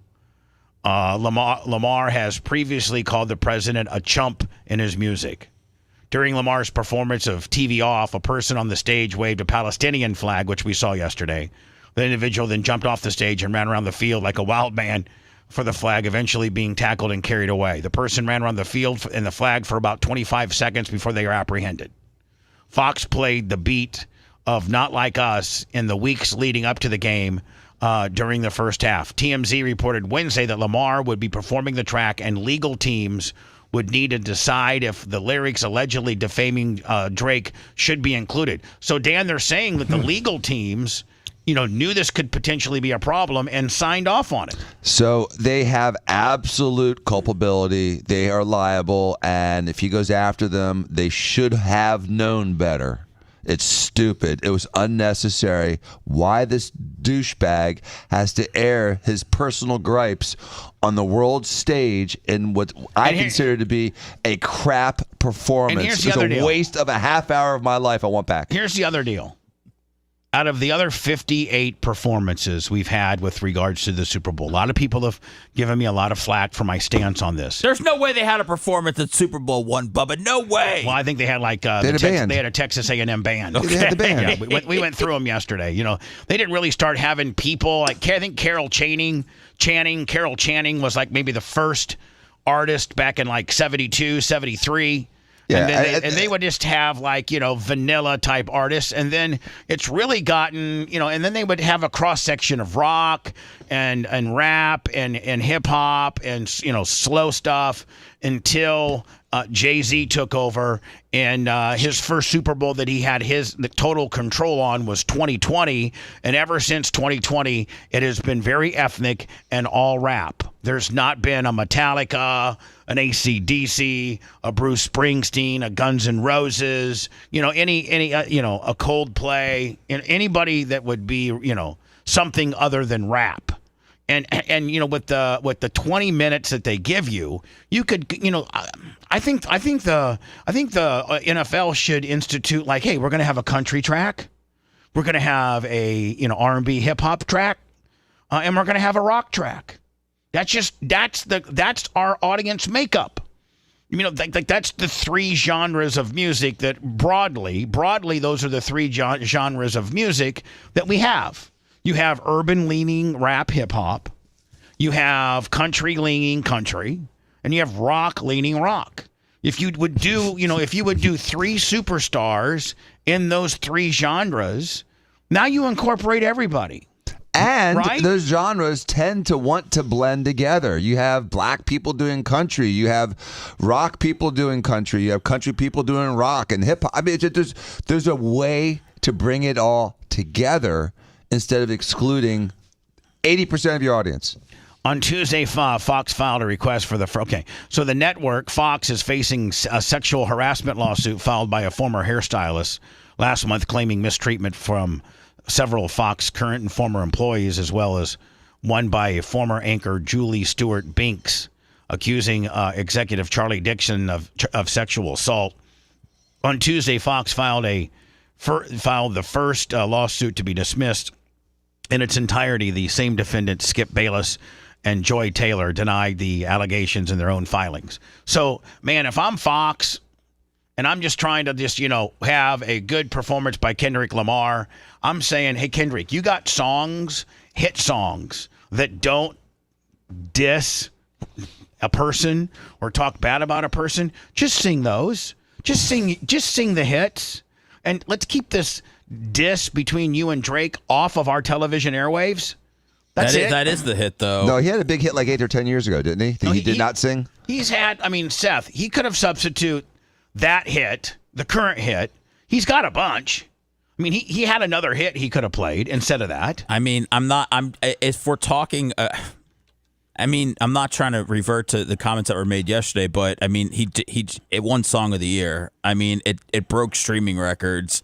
It was beyond massive, bigger than probably all of his songs that he's released put together. I know he's won Grammys. I know he won a Pulitzer Prize. I know all that stuff. But Not Like Us is his biggest song by far. It was the biggest rap song of the year. And it's about defaming and slandering a guy. It's a diss track that turned into a hit, which is kind of a rare thing. I understand that. And so, just like Fox doesn't owe anybody the right to be on their airwaves, if you're going to put somebody on your airwaves, why wouldn't you put somebody that doesn't have all this potential legal baggage, putting you at risk of now Drake being further the victim, being even more of the victim that he already is? If he's mad about the airing of the Grammys and they had 25 million, you don't think that he's going to be mad about the airing of a Super Bowl with 130 million? To me, it's just not very smart. And why risk? The numbers could be really, if that gets in front of a jury and they pick the fact that Fox is liable, that could be, 7, 8 million, 7, 8 figures. Yes. The audience that day is massive. Why would you jeopardize that? Meaning we got to build an audience. We just have to entertain them. Let's feather the gas pedal here a little bit and not go down a litigious road.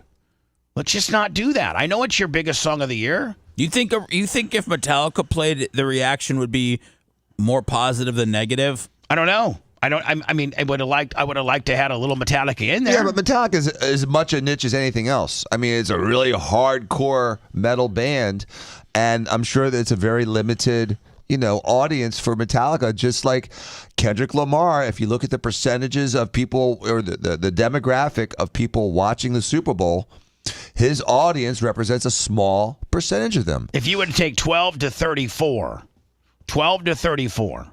which is, I think, the audience that would be, I think even going up to 34 would be a little generous. But if you take 12 to 34, it represents 28 million people.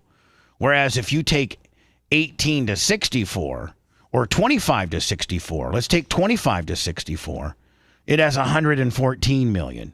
So you're comparing 114 million compared to 22 million. It's a significant fraction of the big audience, and I realize he's huge in R&B and hip hop, and there's guys that are huge in country that no other person that's outside of country ever cared about. I don't know all the country singers, and there's guys that have millions and millions and millions of albums because country's niche, and most country I despise, and a lot of people are like that. There's massive audiences, artists that are underappreciated because they are in a niche. Fish on the J and Mushroom Mitch, love you both on the PayPal. Thank you, guys. I talked to Mitch a little bit about this nonsense that was going down. Thank you for your support. PayPal, Venmo, Cash App at the Bubba Army. Your old buddy Hogan was on Jesse Waters yesterday complaining about but he was complaining. I found the whole clip. He was complaining about the halftime show. Will you get it to me? I sent it to you. All right. Hello, who's this? Hey guys, it's Las Vegas Mario. What's going on? Hey Mario. Hey Mario. Hey, can I ask Dr. Dan a question real quick? Sure. Hey Dr. Dan, yesterday my grandma's in the hospital with stage 4 lung cancer. I'm sorry. So she was in there, and yesterday I saw her visit her. Long story short, I left. They were going to move her to hospice. I guess my question to you is it normal for them to give them morphine before they go in? Yes. Just like they gave her morphine and she just died. Like yesterday she died, and I'm just trying to figure out why would they give her morphine if she wasn't in pain, and what does that do to you? Like, what happens? This is a tough one. So Dan, can I predict it's just to make her comfortable before she passes? And it helps them pass. Right. It helps them pass. And so, one of the things that hospice does is make the last few days of your life as comfortable and quiet and peaceful as possible. The family doesn't want to watch the dying loved one writhing around in pain or fighting the ventilator or looking like they're uncomfortable. And so with the morphine, the person is uncomfortable, the person is not feeling anything, and also doesn't get negatively affected by the lack of fluid and nutrition that they're getting in those last few days. Because usually with hospice, they turn off all the fluids. They turn off the feeding. They just turn up the morphine. And so you go from thriving to dying quietly and peacefully. When people are terminal, we have this human need to hang on as long as possible for our own selfish reasons. And when someone is dying, this is so hard for most people. And it's hard as a doctor to watch and to witness and to live with every day. But for most people, once it's really established that you are dying and it's coming in the next few days, walking to the light quietly and peacefully is often the best way to do it. And as a society, it's how we have sort of accepted it. And I'm sorry for your loss.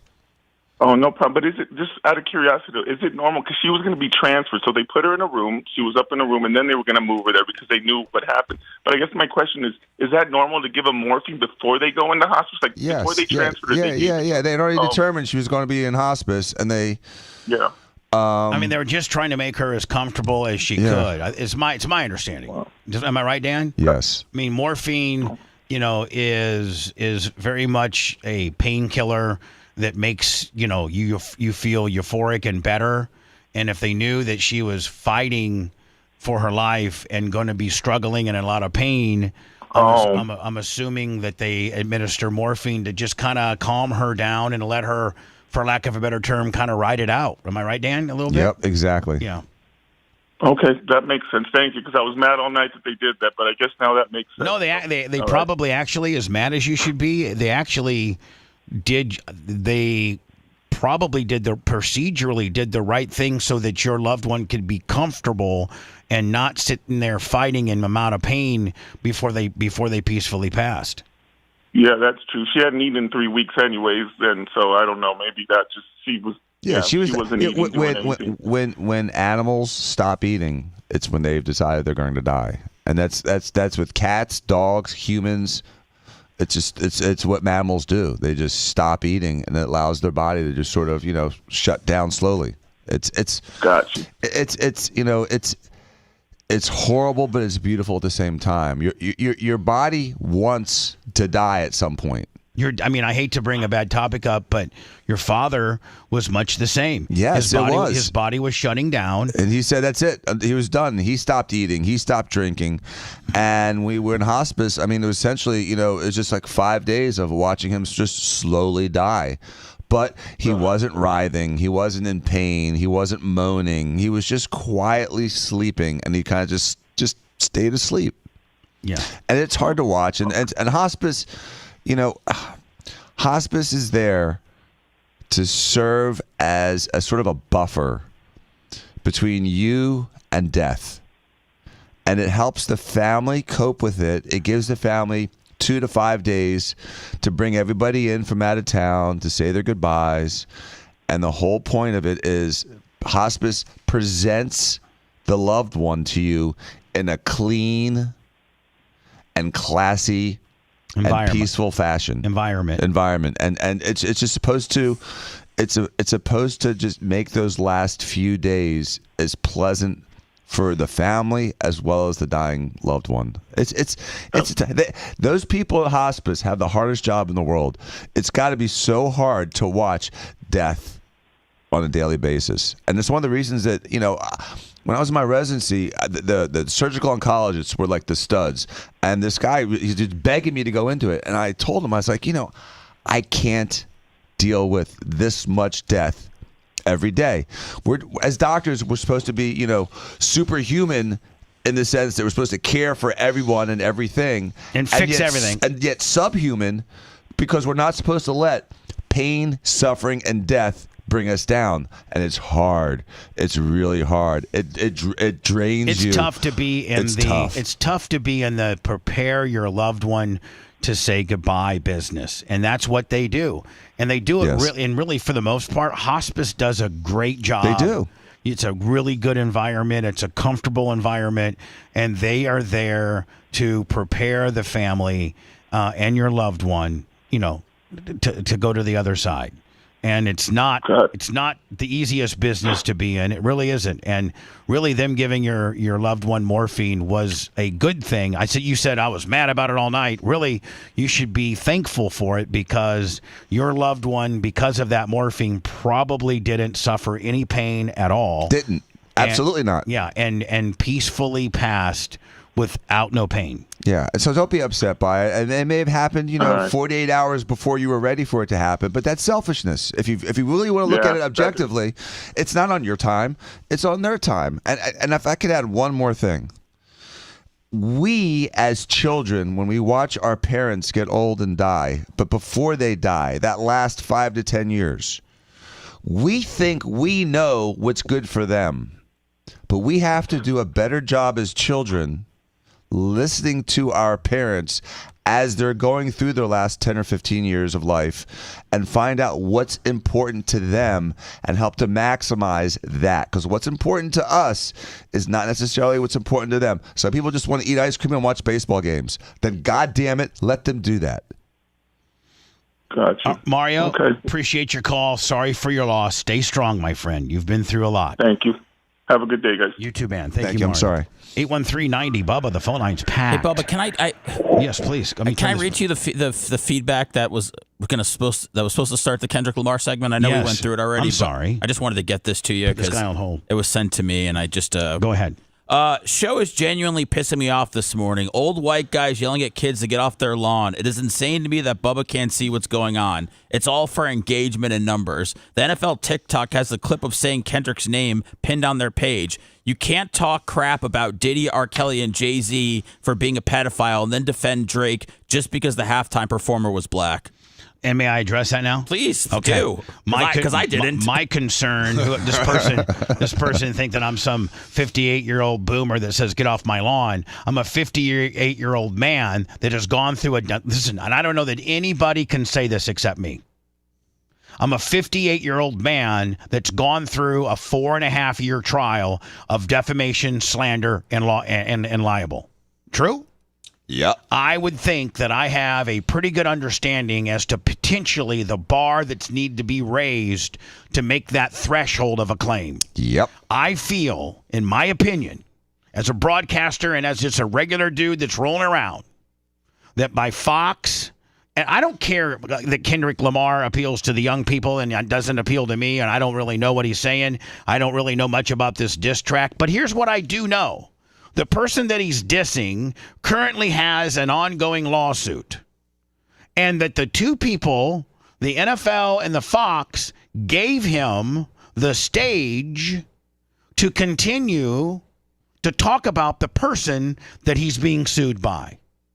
So it's my opinion that instead of worrying about how many TikTok impressions you're going to get and the young people going crazy over the halftime show, that you maybe should have lawyered up a little bit and said, we can have this artist, but we need to put some limitations on so that we don't get sued by a person that's already have a tort against this guy that we are allowing this stage, the largest television stage in America. This isn't some old white guy that doesn't appreciate Kendrick Lamar's talents and or music. This is a guy that has gone through I've been sued for slander, libel, and defamation. I've been sued. I know what they're looking for. I know when a person has already sued a music group that he's just looking to fold 2 or 3 more major players into that. You got 2 more deep pockets. 2 more deep pockets. Stupid. Why they would expose themselves to that? You people don't understand that this isn't some old guy that get off my lawn because I don't understand Kendrick Lamar's music. This comes from a position of not getting your ass sued. That's what most businesses have floors full of lawyers. Hey, listen, I've been in television before when I was with TNA. And before we did a bit, we had to get clearance from S&P, Standards and Practices.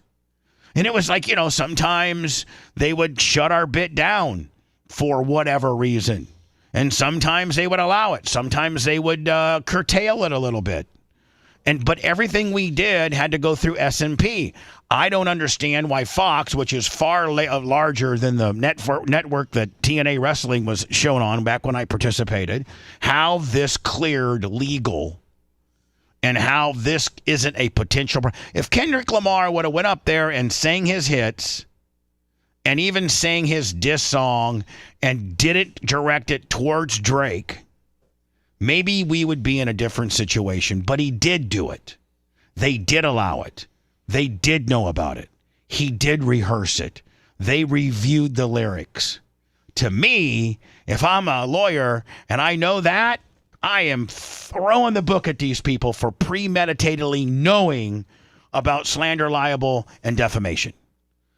Can nobody not take a step back and realize that's my position? My position isn't one of dislike. My position isn't one of I don't understand the music. I don't think that, in the NFL, I've never known to sit here and kiss the younger generation's ass.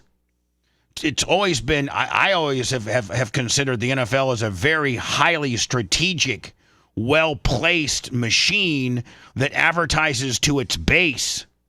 I don't think the NFL's base, men 25 plus, really appreciated or got into or liked that Super Bowl halftime presentation. I think it's been tainted from Jay-Z since he took over in 2000, and I think the NFL needs to do a hard reset on what they put up, including 3 artists from all different genres. Take the hip-hop artists to get the young people. Take the largest country audience to get the country people. Take the largest rock audience to get the rock. That, to me, makes more sense. Wouldn't that be the pussification of America, though? To try to just make everybody happy? Yeah, if indeed the artists that you put up there that's supposed to be so revelistic and so, out of the box and so, it wasn't a possible lawsuit waiting to happen. And aren't we forgetting the fact that the halftime show is supposed to entertain the people watching the Super Bowl? So you look at the people. Not the potential TikTokers, not the potential Instagrammers, but the 125 million people that are watching that broadcast. Yeah, the people that put 4 hours of their life into it, or $4,000+ of their money into attending the Super Bowl.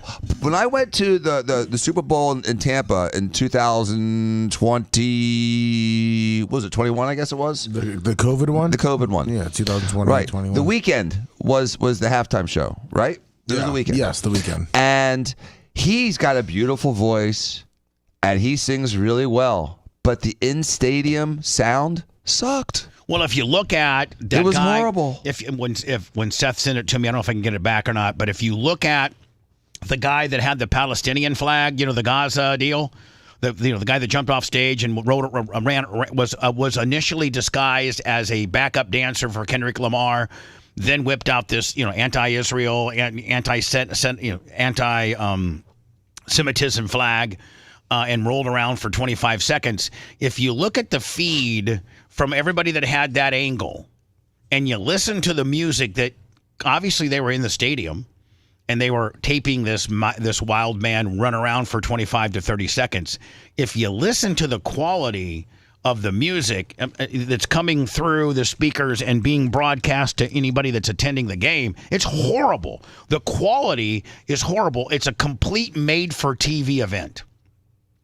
The sound, the engineering, the production is all made for TV. Yes. They could care less. I've been to a couple Super Bowls, and the halftime show is hard to hear sometimes because they're piping it through TV, and the actual experience in the facility is crappy because you can't hear it for the most part. That didn't happen. It's produced for TV. Right. That didn't happen with Prince. That sounded beautiful. But everybody that's after giving 10 me Super Bowls, a third of them you can't hear. Everybody that's giving me a hard time, you're misunderstanding what I'm mad about. I'm not mad about Kendrick Lamar and his 20 minutes of nonsense. I'm worried about the fact that they allowed this to happen. The guy's claim to fame with this new song that supposedly just absolutely, dominated the Grammy Awards with this new song is a diss on another guy, on another rapper that's worth hundreds of millions of dollars that can lawyer up and not have to sit here and take things on contingency, can pay by the hour, and the scariest client to face, the scariest in the legal world, the scariest defendant is one that's well funded, because they got nothing but time, and they don't have to settle when they're attorneys that are on the commission base, 33-40%. And they put no money out. Well, at that time, Dan, a lot of times attorneys will advise you to settle, when you shouldn't, or maybe if you could go a little bit longer, because they're tired of dishing out the money for 3 or 4 years. They got $300,000, $400,000, $500,000 in this case, and when a settlement of $600,000 or $700,000 comes by, they say take it. Well, it gives you three things. It gives you certainty, gives you closure, and it gives you control. Right. And when you have those three, you know what's happening. But if you got a guy that can pay by the hour and he's like, no, there's no skin off you as a legal firm's ass. If the guy doesn't want to settle and he's paying you by the hour, the clock keeps ticking for y'all. Mm-hmm. Right? Mm-hmm. All right, we'll keep billing you hours, buddy. We'll keep churn, baby, churn. Death by 1,000 cuts. Turn. So everybody has what I'm trying to say all wrong. You really do. And if you can't understand how this could potentially be a legal issue, then you've probably never been part of a lawsuit. I've had 4. I've had 4 lawsuits, 2 of which were First Amendment issues, 3 of which were First Amendment issues. The fourth was a big hog deal. So I'm sorry you guys can't understand, because I guarantee you everybody that makes fun of me or everybody that wants to be critical of my opinion on the Kendrick Lamar halftime show, I guarantee you've never been sued. Most people have never been sued. Most people have never been on trial. Nobody, Dan, how many times have you been on trial facing a jury of your peers? And by the way, you're a lawyer. How many times have you been on trial facing 6 to 12 people in the jury box looking at you, controlling your destination? 0. Lummy, how many times have you been on trial? 0. Seth Kushner, how many times have you been and your livelihood and your freedom is in the hands of a jury? 0. Macho Man, how many times have you been sued or been brought up on charges criminally where your freedom is in the hands of a jury? Absolutely not. Guess what, bitch? I've been through 4 of them. 4. Most people have never been through 1. I've been through 4. 4. Putting Kendrick Lamar up there and exposing the NFL and Fox is and will be a problem. I'm the only guy that came out on February 10th and said so. And everybody wants to say that I'm a boomer and I'm old and I don't like black people. Absolutely to the contrary. I don't have to prove my love and admiration for African American people. I know this is a cop-out, but I have lots of friends that are black. Some of my best friends. I'm not saying this under the guise of racial. I'm saying this under the guise of doing smart business.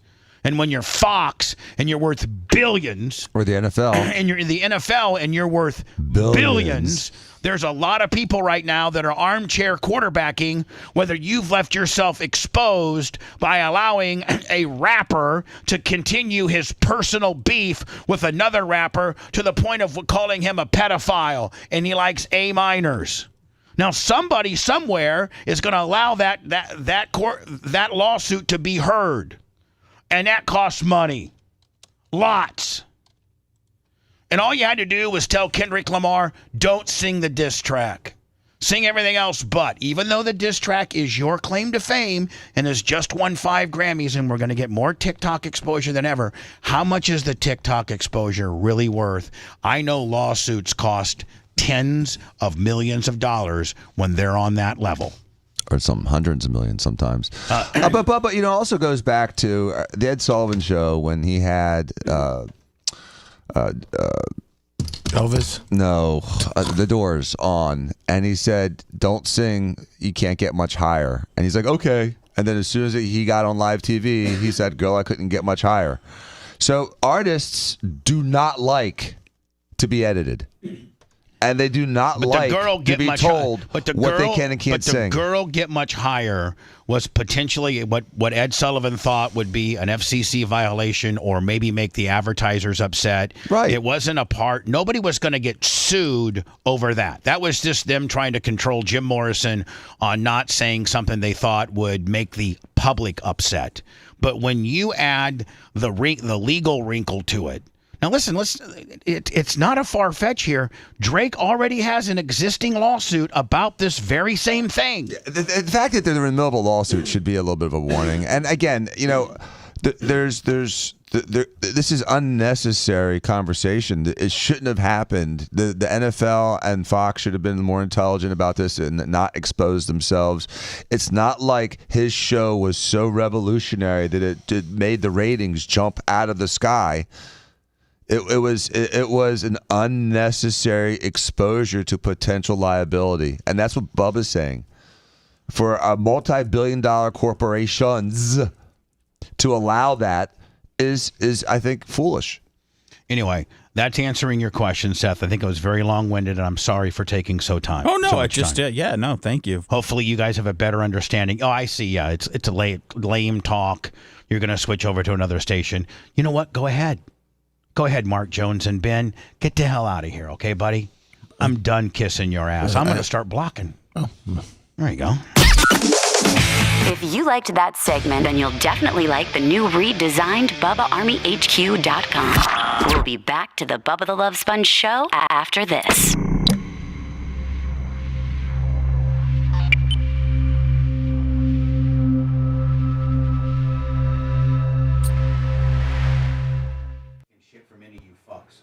Oh, shit. I don't know the old Bubba. Yeah.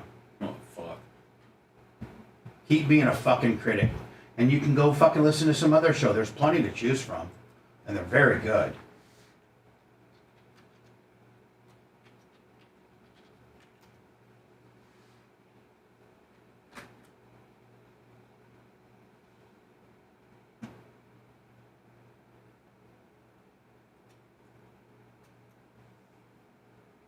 You know, people are treating Phil Collins like he's dead. You know, he's got some juice left in him. Phil Collins? Yeah.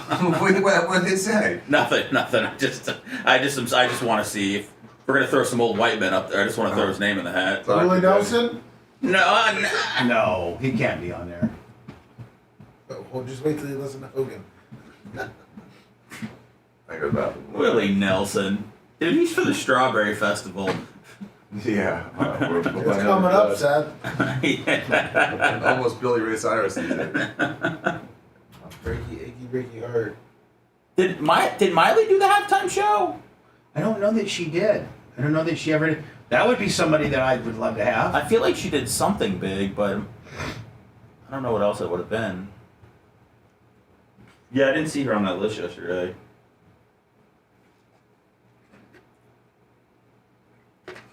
She's wild, man. She would probably flash her beef. If we're being crass. What's up, Thomas? What's up, Longer? Damn right, Phil's got some gas in the tank. I think she already performed it. So. Dude, I always told this to Drew because he hated Phil Collins. I said Phil Collins would never have been a pop star in the 2000s because he was just I think he was already like bald and stuff. Man had talent, okay, people? I was really hoping for a Nikki Ricky Hart line dance. What's up, Wendy? What's up, Pappy?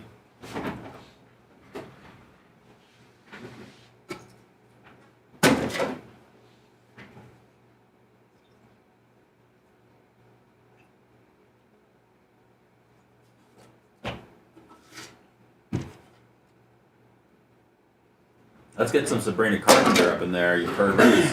What's up, Permagrom? People hate Phil Collins. I don't know. It's very offensive sometimes. Why do they hate Phil Collins? I don't know. Some people just think he's a nerdy fucking bald prick. It's a good sting. I think Phil Collins actually is in bad health. Oh. He popped up the other day with his daughter, a picture of him. He seemed to look fine.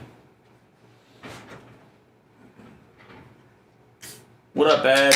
What's up, Rudy?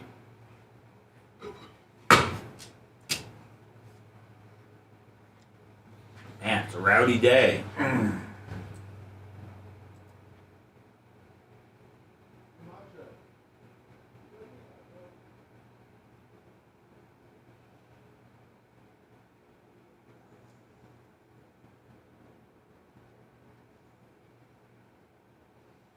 I saw the Howie Mandel thing. That was the only other time I heard about the Howie Mandel show was when Dana White supposedly walked out on it. And he said, I'm done with podcasts. Oh, yeah. I think That's the last time I saw him. That was staged, though. I mean, that had to be staged. You're good, Felix. I don't know.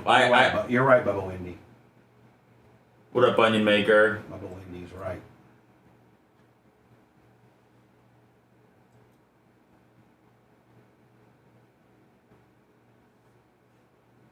I love Peter Gabriel. Didn't he do that Karate Kid song? Fuck, what is it? Not In Your Eyes. In Your Eyes? Karate Kid?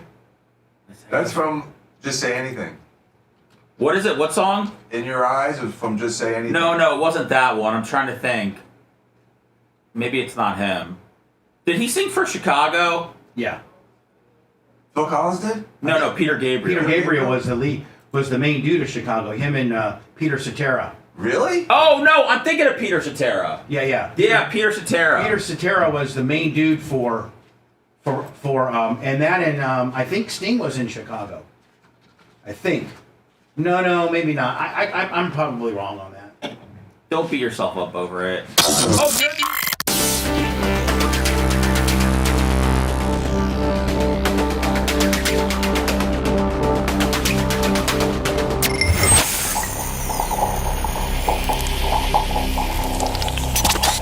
Broadcasting live from the Aquabedo studios. Aquabedo.com/Bubba. It's the Bubba the Love Sponge Show. Today, Clem Kush. That's Clem Kush. It's a podcast. Seth, you're saying yesterday's Uncensored show did pretty well? Yeah, what a surprise. People love the drama. Yeah, what a surprise. That's what the after shows should be, just straight drama. Just straight, behind the scenes, who we hate kind of deal. Let me see here. I got to do that. Where'd that go? There, right there. Okay, right there, then right there. Right. I was looking at that right there. That's from Volusia last night. I got to watch that, see how it stacks up. Oh, nice. Bunch of phone lines. Got to get to those.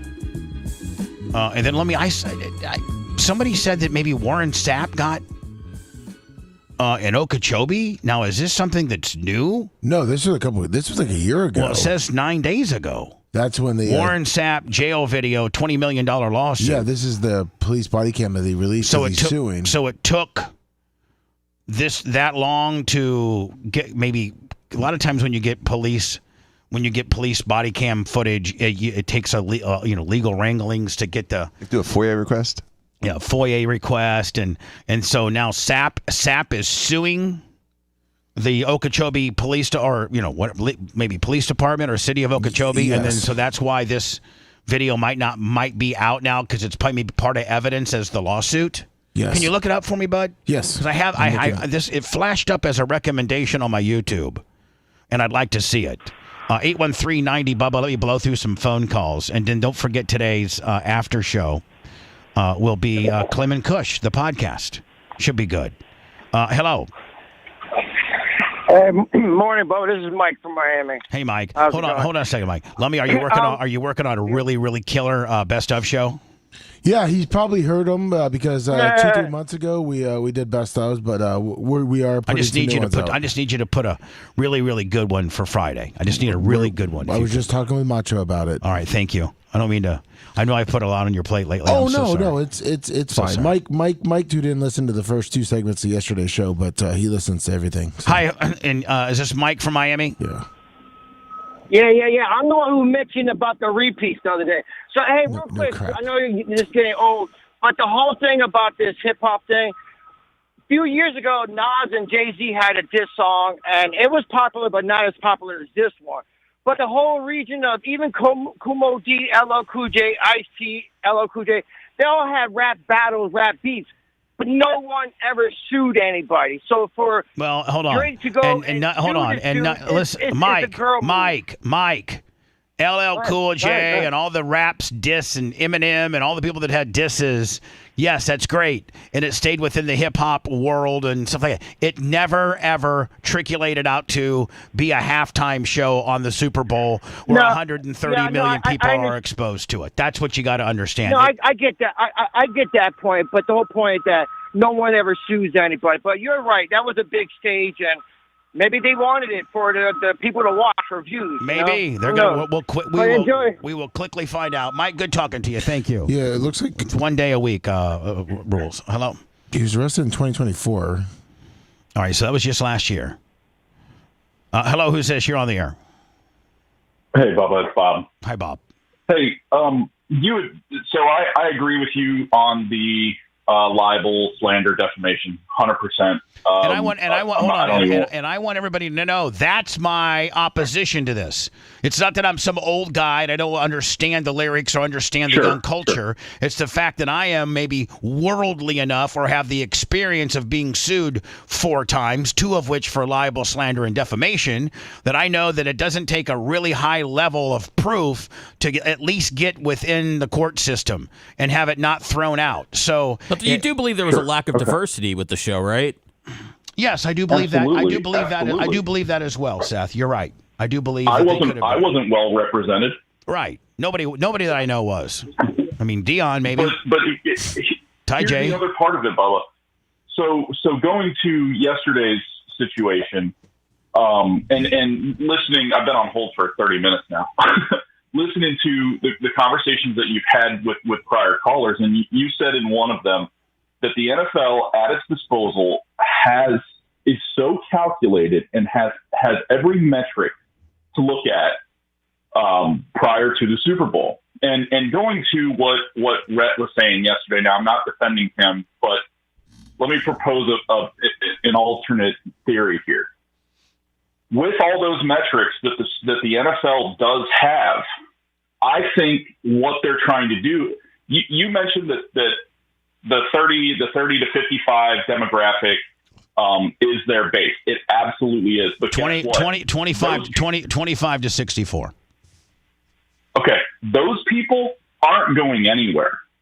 The people they're trying to now rope in is that younger generation that maybe... Sir, you're misconstruing the fact that not only do I not think it was right for the demos within the National Football Leagues, they have legally exposed themselves to a potential lawsuit. That's where I'm trying to say. I agree with you on that. I'm not making that a topic. Hold on. At that point, it's over. We don't have anything else to talk about. What demographic they're trying to get, whether they get the young people to continue to TikTok this stuff. Don't you understand that I am solely talking about their potential exposure to a very, very large lawsuit that's already pre-existing. This isn't like, maybe Drake's going to sue Kendrick Lamar over this diss track. Maybe that. No, he has an existing lawsuit in the the District of the Lower Manhattan Federal Court. Man, you are just driving that home, man. No, I agree with you. How do you not? That's the only point I'm trying to make.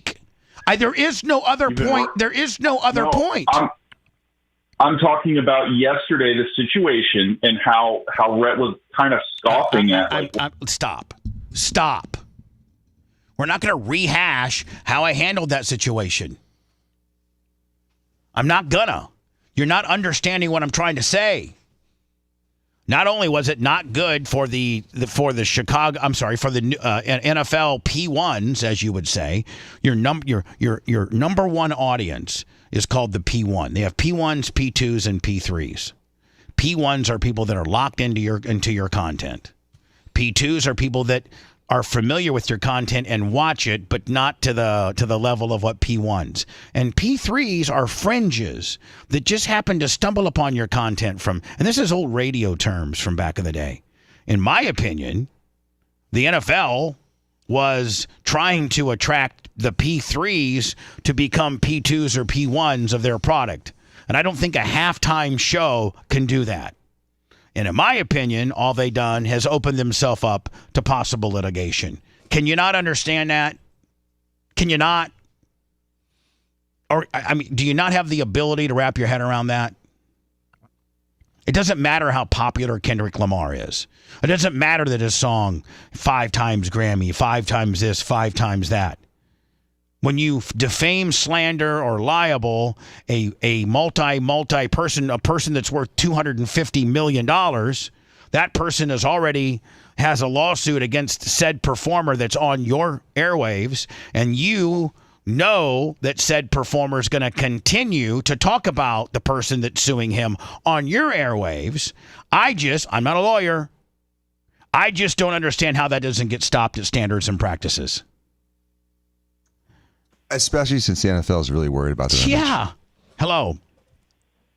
Bubba, Mike from Ohio. How you doing? Good. This is for Dr. Dan.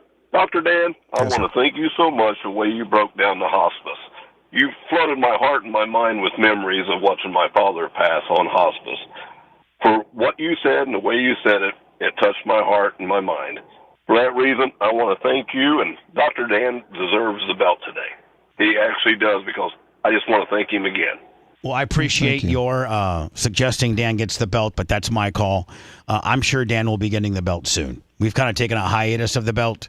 Dan likes the belt. Dan and Lummy likes the belt the most, so I'm sure the belt will be going on one of those two shoulders soon. Appreciate your endorsement of Dr. Dan. It's very heavy. You have to really make sure you're in great shape before you are the champion around here. And Warren Sapp was arrested February 24th, 2024. Okay, so exactly a year ago. About that, yeah. Yeah, exactly a year ago. Is someone trying to bury him, or No, he's suing. He's suing for $20 million. Oh, he's okay. Yeah. Hello. Good morning, Bubba. It's Beach Metal Detectives here. Hey, I'm going from halftime to the pregame. I wondered if you saw the Jimmy Johnson spot, the AI spot of him going through time. I thought that was really interesting. I had no idea that Jimmy Johnson and Jerry Jones played college ball together. That's all I'll say. Have a great day, buddy. Thank you. Yeah, he played it. Now, let me. What is the lawsuit? The $20 million lawsuit against Okeechobee, Warren Sapp v. Okeechobee. What is it about? And I have what looks like to be from E3 Sports some body cam footage of this particular excursion. He said he was minding his own business. They said he was obstructing an investigation they were doing, and he said he did nothing wrong. They detained him, arrested him. So he filed a $20 million lawsuit. 5.7 for future medical expenses, $5 million for loss of wages, and $9 million for damages. All right, here. And yeah. So now is this? All right, is there any? I don't think there's any sound in here. I'm not sure. While conducting a rally for the Garden of Eden Foundation, he was harassed by corrupt policemen in Okeechobee, Florida.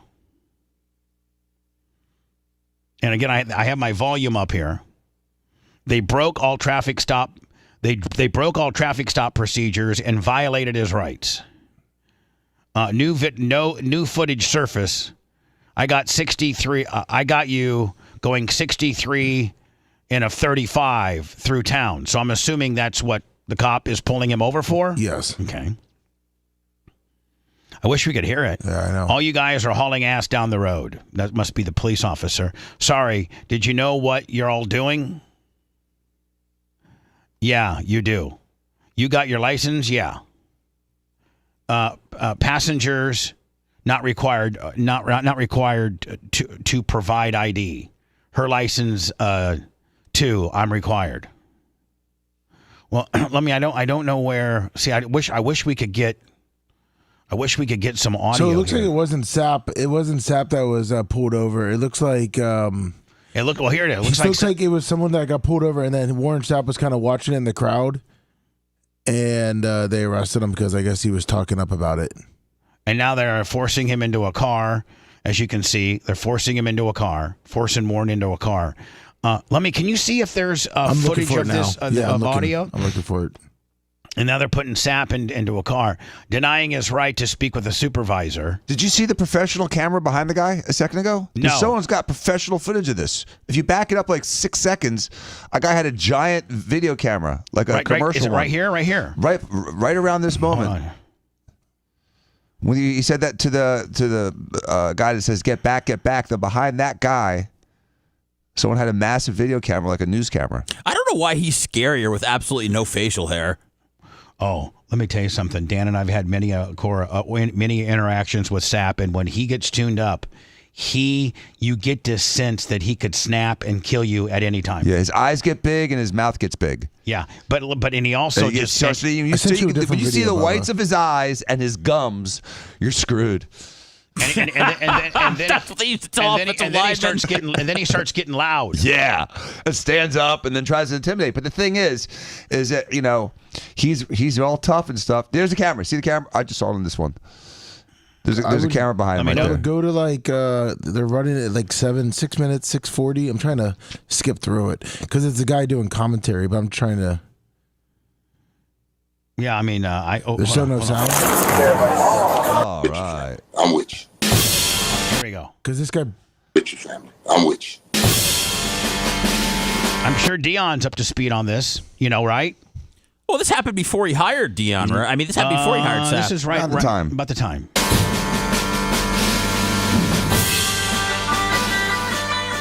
You know who he is? Who is that? That's Warren Sapp. Who? That's Warren Sapp. Yeah.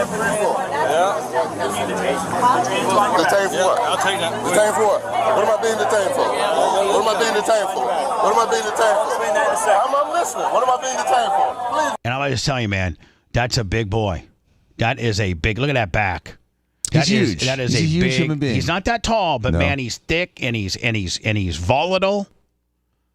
And and he doesn't look like it, but he's an incredible athlete. Oh my God. He wouldn't work out. He would just sit there and talk the whole time. But then when they said, "Hey, Sapp, do a set," he'd do stronger than anybody else. And he here's was the deal. faster, quicker. Here's where incredible human being. Here's where he won 75% of his battles. The first step off the ball, he was one of the quickest defensive linemen ever to live. Yep. He had first step, next level first step, and then his hand. He was all hands. He was like almost like a MMA guy where he just used his hands to keep a guy off of him, and then here he is at 300, not that tall. Then leverage came into effect. He'd get under a guy, and then you were over. Yeah, you were done. His ability was incredible, his technique was incredible, and his football mind was incredible. My dad said he was one of the smartest, one of the smartest football brains he's ever seen. The last time we had correspondence with him was in your box. It went south. Pat Maroon almost beat him up. But before that, him and I are talking, and he's not yet belligerent, and he's like his insight. So he's looking at the Packers defense, and he's like, man, they're running a 2 safety high on this. The tight end needs to pick up the backer, leaving the weak side guard exposed. Like this guy's he knew all the backfield calls. He knew the linebacker calls. He knew it all. He could absolutely be a professional coach. Oh, and I think I'm glad that he's getting into coaching, and hopefully he continues to mature. You know what I think's going to happen? I wish him success. I think he's going to stay with Dion for a certain amount of years, and then he's going to get that smaller college HBCU chance. Mm-hmm. Like a Jackson State type. Yeah. Grambling. I think so. I hope he does. Me too. I don't want to see him flounder in life. I really wish him well. I wish he would succeed. I wish he would learn to stop before he gets in trouble. Hold on. This might not be, from what I'm hearing, is that Sapp didn't do anything wrong here. Well, if you go to 657, because it's kind of, this guy he's trying to break it down in the long form. You can be part of the rally or you can live in town. I completely understand, but going almost double the speed limit's a little unacceptable. No, like you said, he was a faster speed over there, and then we didn't I understand that when you come over the overpass. See Sapp over there? Yeah, there. So here's Sapp. He's just kind of. He's in the rally. He's in this rally that they're doing with all these cars. Is it a car show? Yeah, it's a car rally. Yeah. So he's doing a car rally. Yeah. And at this point, the cops are not talking to him. He's a bystander that's probably, I'd say, 6 to 8 feet back. Yeah. Back left-hand side of your screen. 6'5", 300-pound. No, he's 6'5". Come on. He's 6'1". 6 at best. He's 6'1", 305. He's not 6'5". Come on. Man in the multicolored tank top, watching intently, is Warren Sapp. The overpass drops from 45 to 35. I'm just educating you. 3, you can take it to court. I don't mind going to court. It's my job. All right? Is this a point? Yeah. If unless you want to fight it, you're more than welcome to. All right? But it's a $248 ticket. And you can hear Sapp saying, doubling the speed. But at this point, I mean, still, he's not doing anything to get arrested. No. You can have an opinion. You can stay back so that you're not impeding the investigation and stay back and have an opinion. Absolutely, you can. But this is points, though, right? Yes. But if you do the traffic school, it takes the points off. Okay? So I have a clean license, right? It doesn't matter. I understand kind of worth like at least I the said, consideration. With the But amount how many of us? With the amount of All traffic. right, so Sapp now Sapp steps in. He's more than enough distance away from the police officer not to be threatening. There's Sapp on the far left, and there's a guy who's getting the ticket in the middle, and then there's the female police officer. Sapp's just asking questions. I'm trying to educate you, man. By the way, Bubba, she's already handed him the ticket. Investigation's over. This exchange is unnecessary, and the person getting the ticket does not have to talk to the policeman any further. He can walk back to his car and start ignoring the cop. But he also can ask questions. And he can ask questions, right. But there's no more investigation here. And usually these rallies, which is interesting, if there's a real rally, they usually have a police escort or someone, the police know about what's going on here. There's rallies where they actually close down the roads and let people go 100 miles an hour on the interstate. They do that, but they have police protection. Traffic that's coming through town. 63 is not double 35. The law gentleman got this. 63 is what I got him on my radar. Go ahead and take it to court because it's on my body cam. Now Sapp's retreating. He's saying 63 because the woman said double the speed limit. And Warren's like 63 is not double 35. Now Warren is walking back. Like, you're not up in her face, not threatening. Okay, but you're almost double. Okay, but you're almost double. That doesn't count. Going over the speed limit. I got that, but you said doubling the speed limit. Okay. You didn't double the speed limit. Okay, well, I got him. Okay, well, I got him, and I wrote for what I got was 63. Okay, so I said what I said, but I didn't write him for double, did I? I wrote him for what I got. No, but what you're saying is incorrect. But just for future reference, through this Just like to be correct, that's all. Factual. Hold on, stop and what? You guys have no radar. What you telling me to do what? Which means stop what? Are you serious?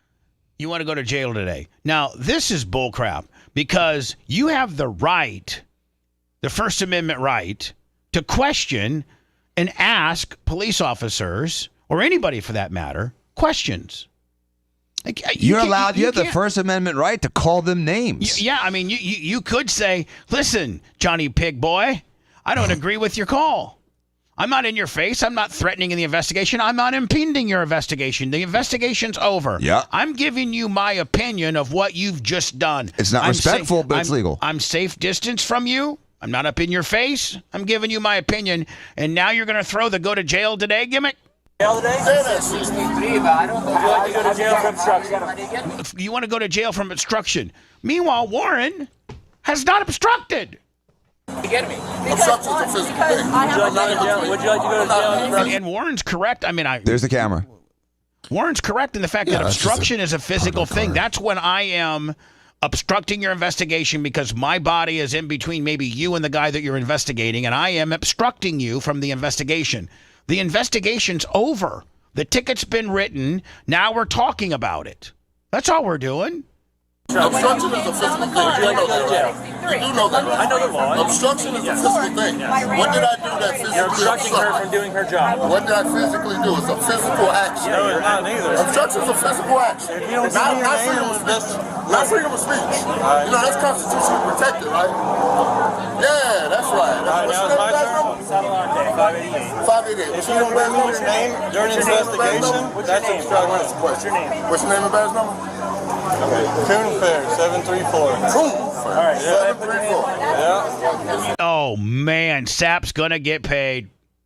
Look at his face. I mean, we are watching this all as it unfolded.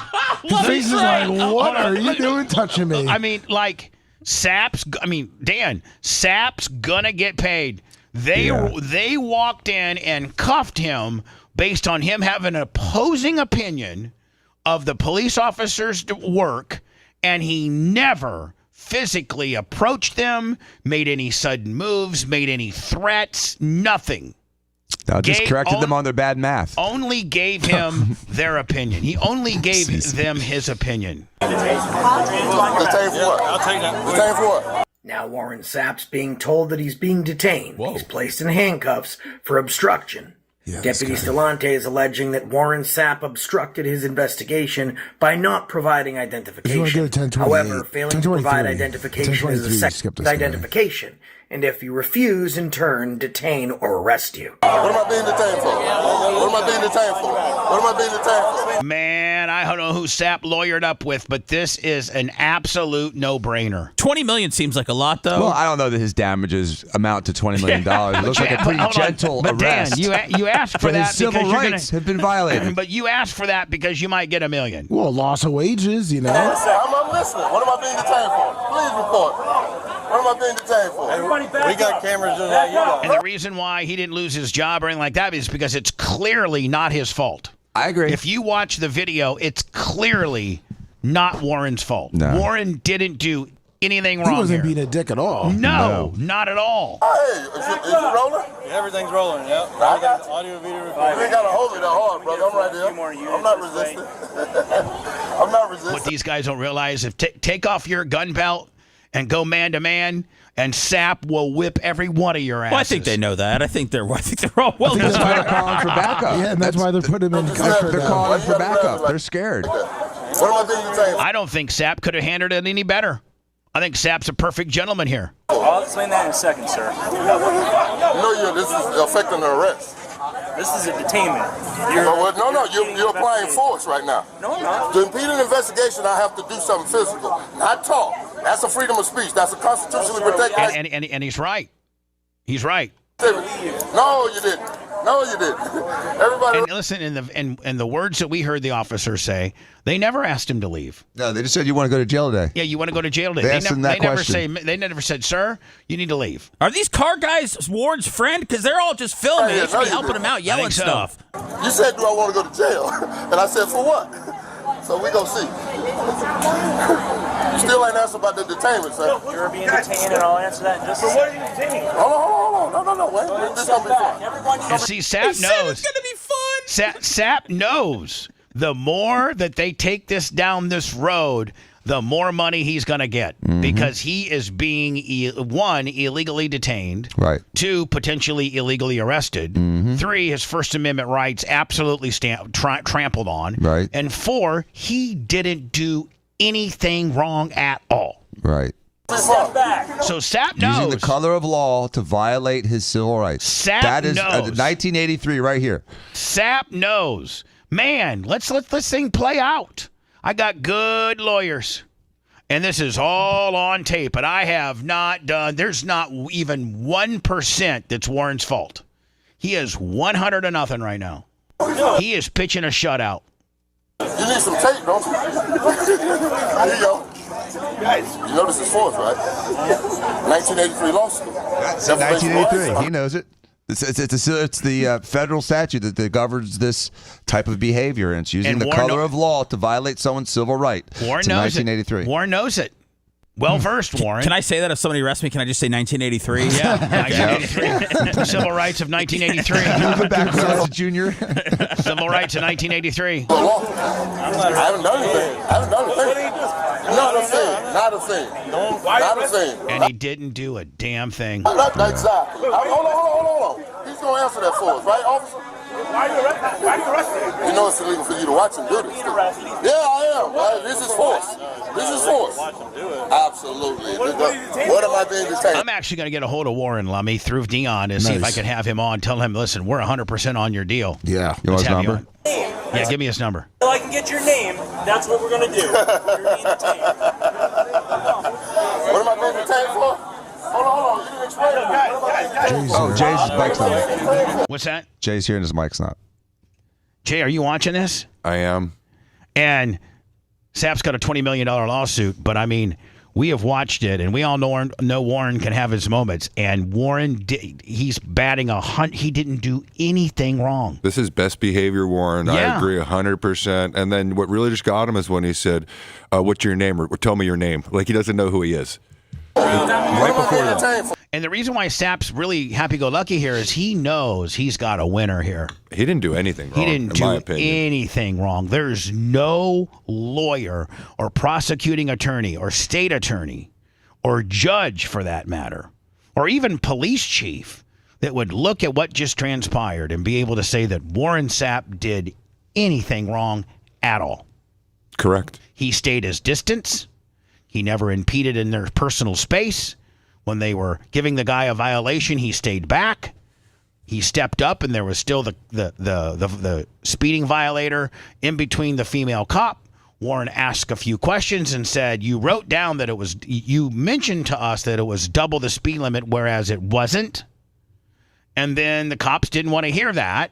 And they say, do you want to go to jail today? Warren then, again, equal safe distance, probably 6 feet away, says, for what? For what? For having an opinion about this? What's your badge number? He starts asking and collecting information, which you have every right to. And then at that point, they say you're going to jail. I mean, it's pretty much that simple in a nutshell. Okay, I was talking. No, I'm asking. What am I being detained for?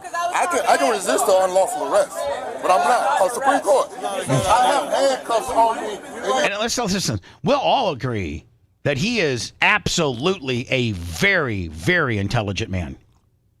100%. Yeah, he's smart. He is smart, well-read, and smart. And when he's on, he's one of the most gregarious. I mean, he can light a room up when he's on. Absolutely. Why am I being detained?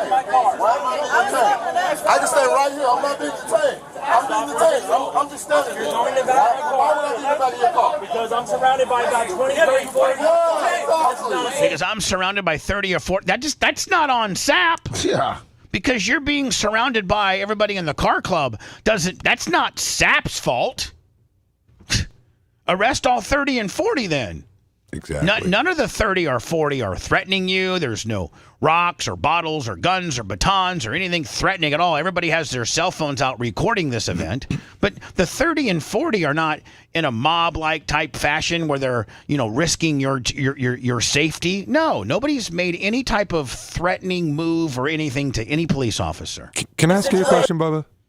Do you think that there's a chance that either of these officers don't really know who he is? They said they identified him before. No, I know that, that's but Sapp. I know that. But do you think that they may not? No, Dan, that the video, fast forward, there was another cop that came and said, do you guys know who that is? After he was arrested. Right, because I'm saying is like the generational gap, guys. They just saw a big black guy in this car club and go, okay, we got to arrest him. I was just saying, do you think there's a racial component to this? It's just a big black guy driving around in a really nice car, and that's unacceptable in the United States. Well, hold on. Not only is it unacceptable, but then whittle it down to backward-ass Okeechobee, Florida. That's what I was just going to say. Is this backward-ass rural Florida too? This is backward-ass copping is what it is. And it's you know what? Spanish cops there's a black guy that's in a nice, car that's getting mouthy. That's why I don't drive on 301. Well, put your hands behind your back, boy. It's two Spanish cops, Bubba. I mean, they're scared. Situation. Ain't nobody doing anything. Nobody's doing anything. I'm right here, dog. All right. You haven't answered asking me why am I being detained? Because you obstructed her investigation. That's a physical. Because you impeded her investigation. Meanwhile, her investigation was over. She had the ticket to the guy. He had been cited. Warren was only asking her why she wrote down or discussed the fact that it was double the speed limit when indeed it was not. He was 7 to 9 feet from her. He never threatened any physical violence. He never lunged to her. He never touched her. He never got within 6 foot of her. And so you're going to tell the police officer that detained him is going to tell you when Warren asks, why are you detaining me? Your answer, which we just heard, is you impeded her investigation. No, you didn't. The investigation was over, and I was asking her questions. Which you're allowed to do. Impeding her investigation would have been you put your body between her and the guy that's getting cited, and you are now making it hard for her to talk to the guy. Right. And that would be potentially impeding an investigation. But none of that happened. Obstructing is a physical act. I'm talking to 2 other officers. I don't have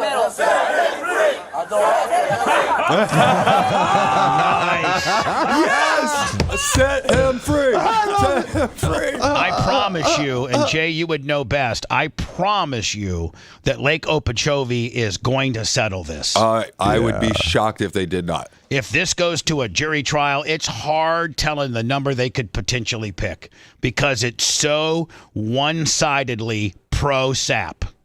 And then the good lawyer, brings in the racial factor. He plays that card saying, hey, does it just happen to be that this might just be some good old boy Okeechobee politics? Large African-American man driving a car, a nice car, and you're that doesn't quite work here in Okeechobee, boy. You got some of that, don't you? Why is he the only one being detained? Not the guy that was going almost twice the speed limit. Right. Why am I getting in that car? Stop pushing it. Stop resisting. Man, they're actually taking him. Yeah. They're actually taking him. Get back. Get back. Look at these guys. Get back. They're doing more than he did during the other one. That's all I want to know. Where's the Sit supervisor? down. Can I get a supervisor? Sit down. Can I get a supervisor? Sit down. That's you? You have anything in your pockets? Yeah, my keys, my wallet, I don't my phone. search. I don't consent to any searches. Well, you are detained. I am being detained for what? Where's the supervisor? Please. Stand up. Please. No, I'm good, right? You told me to sit. up. You told me to sit, I'm going to sit. Stand up. You told me to sit, I'm going to sit. Stand up. Can you get a supervisor, please? Stand up. Can I get a supervisor, please? Stand up. Can I get a supervisor, please? Hey, He's being completely respectful. He is. He is. Even using the word please. What's the move there? What's he? He said sit and they said stand. So he's following half the command, and there's an argument now he's not following the current command. But again, they're giving him mixed messages, Right. and they haven't told him why you're being arrested. And the whole thing is an illegal detain. Right, and they don't Correct. have the right to search him now. So here's the deal, man. The whole thing, if you start from the very top of the deal, the timeline, he is now at this point they illegally detained him. Yeah. So at this point, all bets are off. I don't know that they can search him if you've been illegally detained. If you were apprehended and illegally detained, I think everything fruit of a poisonous tree, Jay, is thrown out. That's correct. God, I should be an attorney. You really should be. I mean, everything from the point of illegal detainment on down is thrown out. Right? Yep. Even if they would find weed in his pocket or something like that, it's all thrown out. Fruits of a poisonous tree. When the act in itself starts out as an illegal detainment, everything else is the judge, Chet Tharp, is throwing all that out. Everything downstream. Yep, and the analogy is it's anything from the fruit of that poisonous tree. That initial encounter, that initial arrest was so bad that anything, like say they found an illegal weapon. Let's not use him. Say they found an illegal weapon or a bunch of crap in the car. That's all gone. Gone. So gone. Thrown out. Should you tell them not to, like, you don't... He's done everything perfect. He's done everything perfect. He said, like, listen... He's followed their instructions. He's asked for a supervisor. I don't consent to any searches. You are detained. For what? Illegally. You've illegally detained me. So did he answer it right? And Should you not consent to a search? Jay, absolutely never consent to a search. All they're doing at this point is just absolutely blowing their case. They're burying themselves. They are burying. I mean, the number that they're going to have to give SAP is just with every action that they do gets bigger. And at this point in his career, where he's actually on the rise again. And, if you really want to be intellectually honest, he hasn't been in trouble in 10 years. Nope. And whatever, however many. It's been years. It's been years. Okay? We all deserve second, third, fourth chances. I don't dislike the person. It's just, this is unacceptable. Because you obstructed. Stop that like that for what? Incident to arrest. Oh? Incident to arrest. What is that? Search you. What is that? You said I'm being detained. I'm asking you, why am I being detained? I already told you why. Why? You obstructed. Because I didn't give you my name? You need to give you us said a name. I didn't. No, Yes, I don't. yes, you do. I have the right to remain silent. When I asked you silent. to leave Sir, and move back, and you do not. Sir, none of that was asked to me. Actually, Warren Sapp knows the law better than the law officers. Yeah, which is disgusting. Warren Sapp knows the law better than the sworn officers of the court. This makes me think about how badly people were treated before body cam. Oh man. Because you know how cops are. Oh, yeah. And I used to always say, cops are always right the night of the event. So just yes, sir, no, sir, yes, ma'am, no, ma'am. Because they're always right that night. There's nothing you're going to do that's going to talk yourself out of getting arrested or jail. So you should yes, sir, no, sir, not consent to anything. This guy didn't do anything wrong. Lawyer. Yep. Oh, he's asked for a supervisor, what, like Lawyer. 5 times? Lawyer. Man, this is just the abuses. And I we are pro Leo here. Yeah. But you're also members of the NAACP. But we're also pro people. And we're against abuses, and you've always been that way. And so you've been one that's not afraid to call power out. And this is unacceptable use of power. I'm having Warren Sapp on. Let me be like, Warren, we are 100% on your page. Did you get that text? No, yeah, I'm sure I did. Let me see here. Damn it. Oh, Lauren. You skipped it. If you want to go to where they're talking to him. Is this where they take him in? Is this where they take him downtown? Yeah, they do. I was going to say that's when they. This is still rolling. 29 is when they, I think, recognize who he is.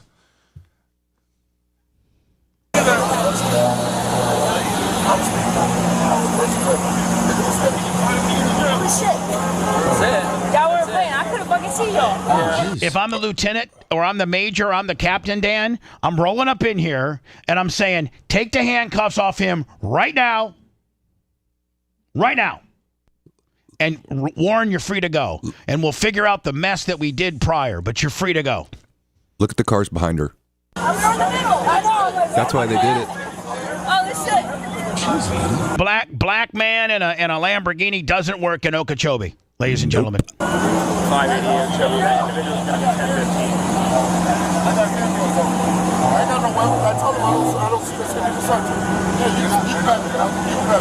How many cops? 10? How many cops? It's like how many licks to get to the center of a Tootsie Roll? This is like how many cops does it take to arrest a non-violent person? I don't have any weapons, sir. I don't have any weapons. Will you just scoot in as much as you can, all right? I can sit right here. I mean, I'm not going to What's that? I got to go into words on me. Find me some time stamps. 2512 is when they go to the police station. Let me go to words. We'll come back with 2512. Okay. If you want to deep dive into the Bubba the Love Sponge show from the past, go to BubbaArmyHQ.com. We'll be back after these words.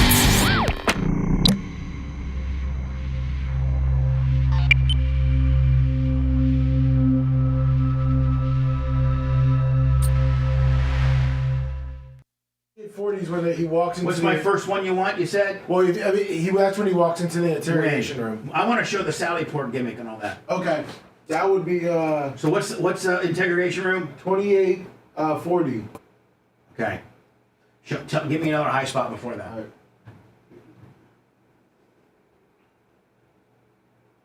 2516 is when he's getting out of the cop car at the police station. 2516? Yes. Okay. Thank you, buddy.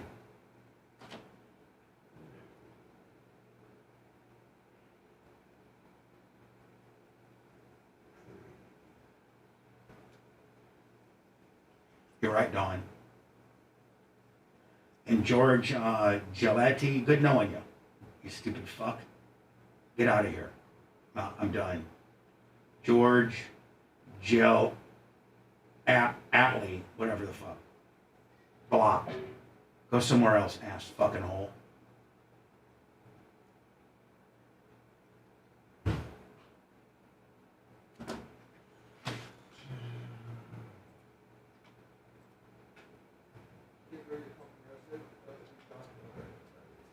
do that again today.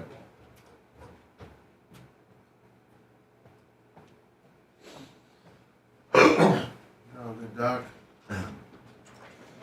Fun City, 66 months. Huh?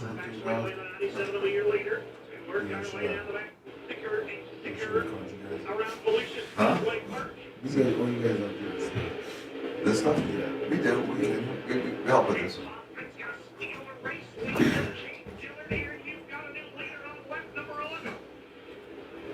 Oh.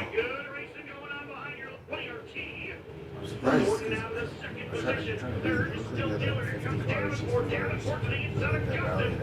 There's a fascinating thing that I was invited to that does this once a month. You know, they usually have a cop that prevents this.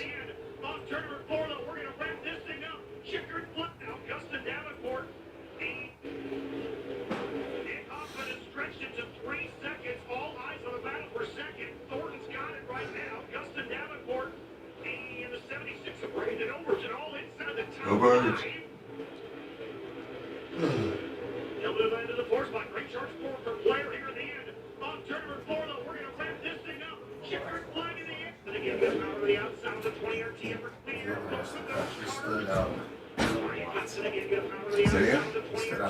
In the crowd?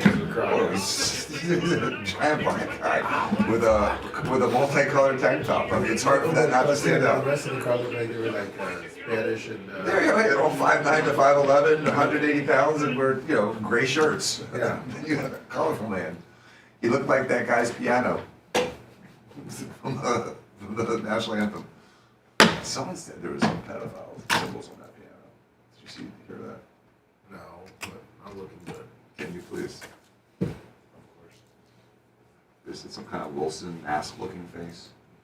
The volleyball? Yeah, so somehow that becomes a symbol of pedophilia. Wilson. I'm not into that world, so I have no idea. I have no idea. Oh, you're not? There's also a triangle that looks like. How do you even know this, Dan? Because I saw it. They said it. I read an article about it. But I didn't see the actual image that they're referring to. But there's a lot of images on that piano. Morning. Big longer. Hey, Blue Lives Matter. Florida audio. What's up, everybody? When the giant. Grouper lips. They had like a little sticker they would post around under the giant stickers. That's supposed to be LGBTQI back in the day. Oh, really? It was like, yeah. They made that like symbol. Like, it was, you know what I mean? Like, Bubba, I think I could be, if I was arrested, I think I could say I need to call my Bubba. And I think you could probably give me good advice to avoid making a mistake that night. No. Frazzled drip. What's frazzle drip? I mean, did I give Fish and the J and Mushroom Mitch? I did, didn't I? Thank you, Okay. CC. 25. Yeah, I'm gonna Google that. Look, little long neck, how you doing, buddy? I can't feel my face. That was Big Dan. Good morning. Little Wilbur's Afterbirth, hello.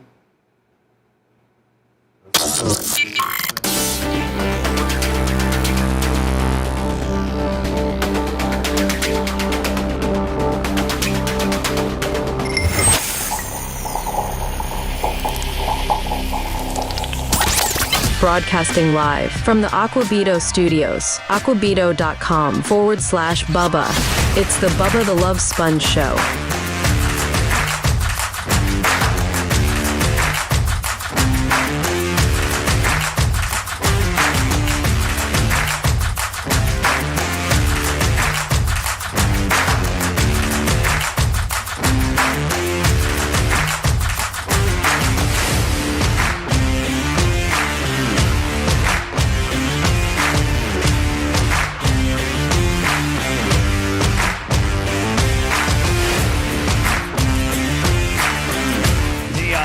Sponge Show. Today's after show podcast will be Clem Cush. We'll fire that up about 10:35, 10:40. Run it for about an hour. It'll be available anywhere you get your podcasting stuff. iHeart, Google Play, Spotify, Pandora. Just type in The Bubba Army and all of the podcasting stuff. some of the new stuff we're doing. Dark Match Steve's got a podcast.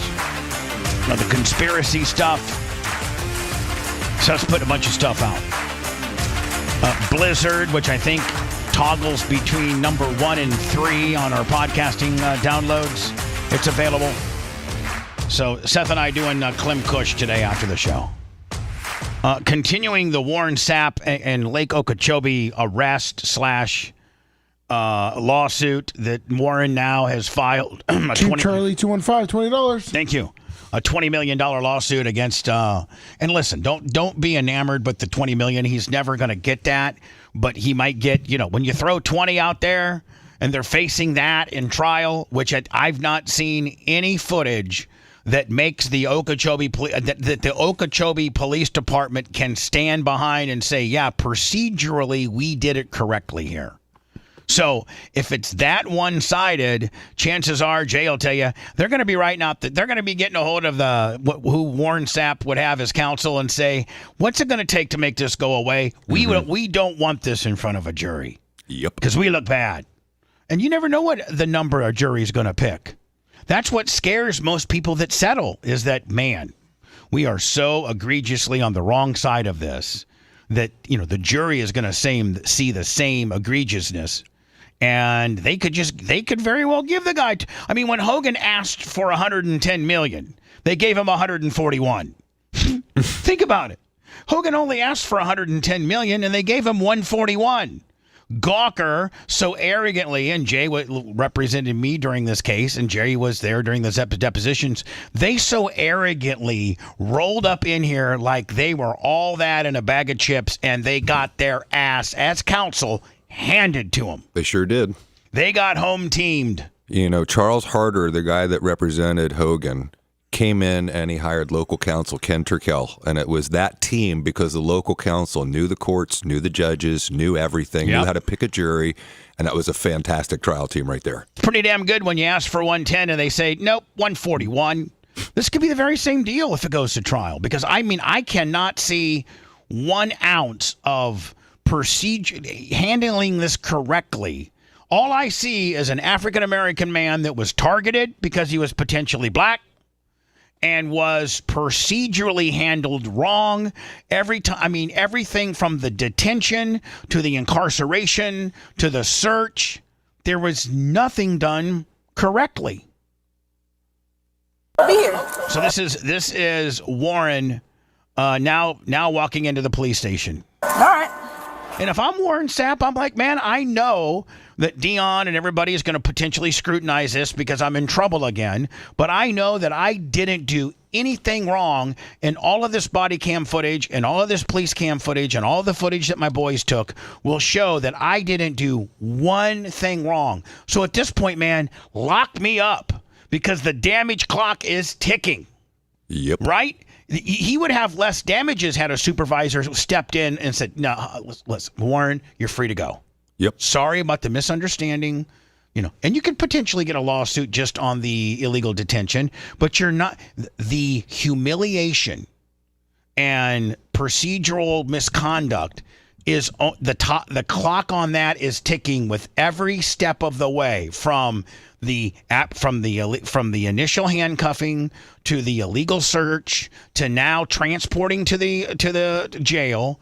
I'm sure they put him behind bars for a few hours until he posted bond. All of that, the damage clock is ticking. Had it stopped at the gas station because the supervisor walked in and shut it down, then you don't have as much damages. But when you continue to humiliate and potentially racially profile a guy to the point where you take him to the cop shop, you fingerprint him, you mugshot him, and you put him in jail, man.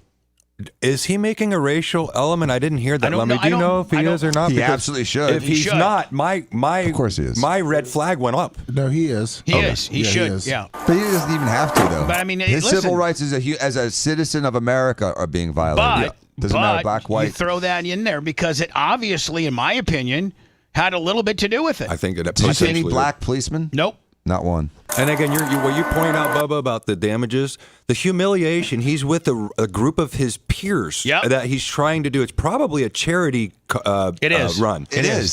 So it's a charity run. You're with basically the who's who of your community, and you're being humiliated and arrested like this in a pure violation of your civil rights. Yep. There's real damages there. And he's the only black guy around.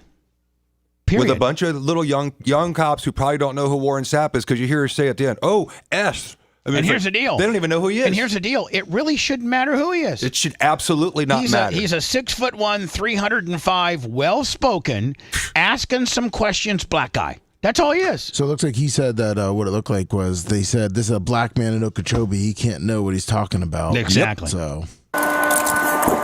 None of them were familiar with the federal law of 1983. None of them were familiar with that. Not of 1983. It's called 1983. It's called 1983. That's why you just shout 1983 when you're getting tased. Yeah. Right. 1983. They should know what that means. Which is 1 year before I graduated. This is still rolling. No, man. Oh, I don't know. I don't know how to use that. I don't want to mess with it. It's definitely stopped. No. Definitely stopped. Come on. I'm right behind you. Okay. But listen, if you want to request the footage, mine's been rolling the whole time. No. No, I understand. I mean, and he's being, man, I mean, Warren Sapp is cool as a cucumber. By the way, she didn't do anything wrong. You hear her? No. She's been good to me. I understand that, but I'm not the one who arrested her. Come here, bud. Right. She's got a CYA video going on. Right there. That's all I have. That's all. Okay. All right. Are you going to give me your name or no? Okay. He's not going to give a name, so put him in a cell until he wants to give you a name. Treating him like an animal. Wow. Put him in a cell until he wants to give us a name. Like a caged animal. That is so effed up. That's why she's in trouble too. That is so. Put him in the jail until he gives your name. You're not required to do that, woman. Put him in a cell like almost like a slave. Yeah. Throw him in the cell until he's compliant with our white rules. Yeah. Or fingerprint, because we're not going to do this all night. They took his driver's license. Sap or something like that? Yeah. But if you don't want to tell me it, that's fine. See, they already know. He doesn't have to talk. He doesn't have to say a goddamn thing. No. And they can't throw him in jail specifically because he's not talking to them. What are you throwing in jail for? You have the right to remain silent. Hold on. When you Mirandized me... They never did. They never Mirandized him. That's the other thing that's illegal. I didn't hear Miranda. We don't know that because we fast forwarded. We fast forwarded. I'm sure they the Miranda. The second he gets handcuffs, they have to Mirandize him. I understand that. We don't know that they did or did not. But that being said, I'm assuming they did. And the first line in being Mirandized is, you have the right to remain silent. Anything you say can and will be used against you in the court of law. If you cannot afford an attorney, one will be appointed for you. Do you understand your rights? Yep. That's got to be spoken in the first minute you're being detained. And it's got to be, and you have to get the person to acknowledge they understand what you've just said to them. Right, because they could be deaf or not speak English. No, or understand this English. Is a body cam from him. This is his property. My body cam is rolling the whole time.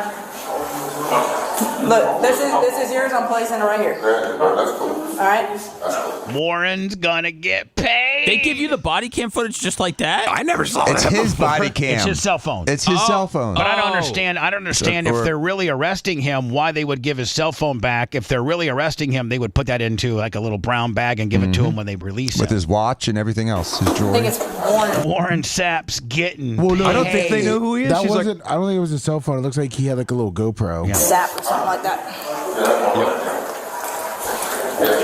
This is a white, backward-ass, hillbilly police agency that preys on minorities.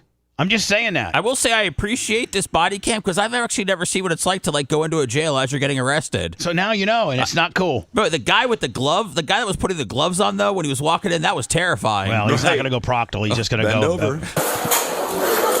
I want to see how this plays out. I got to go to Words on because we're way late, but I want to see how and where this goes.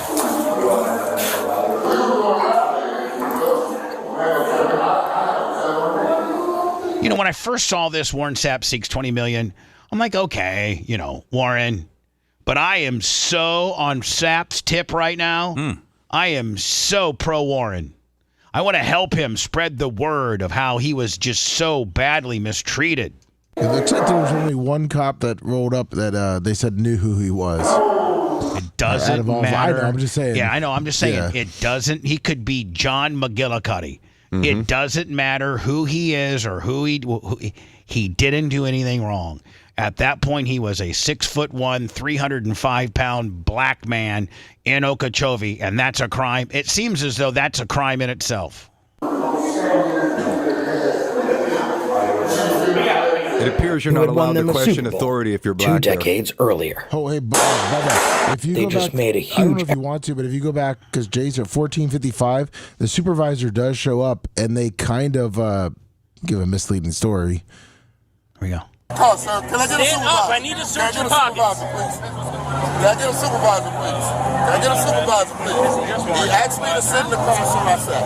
All right, here's a supervisor. Mm-hmm. All right, here we go. I asked him why I'm not doing the same. I know. Wouldn't give me his name. That's obstruction.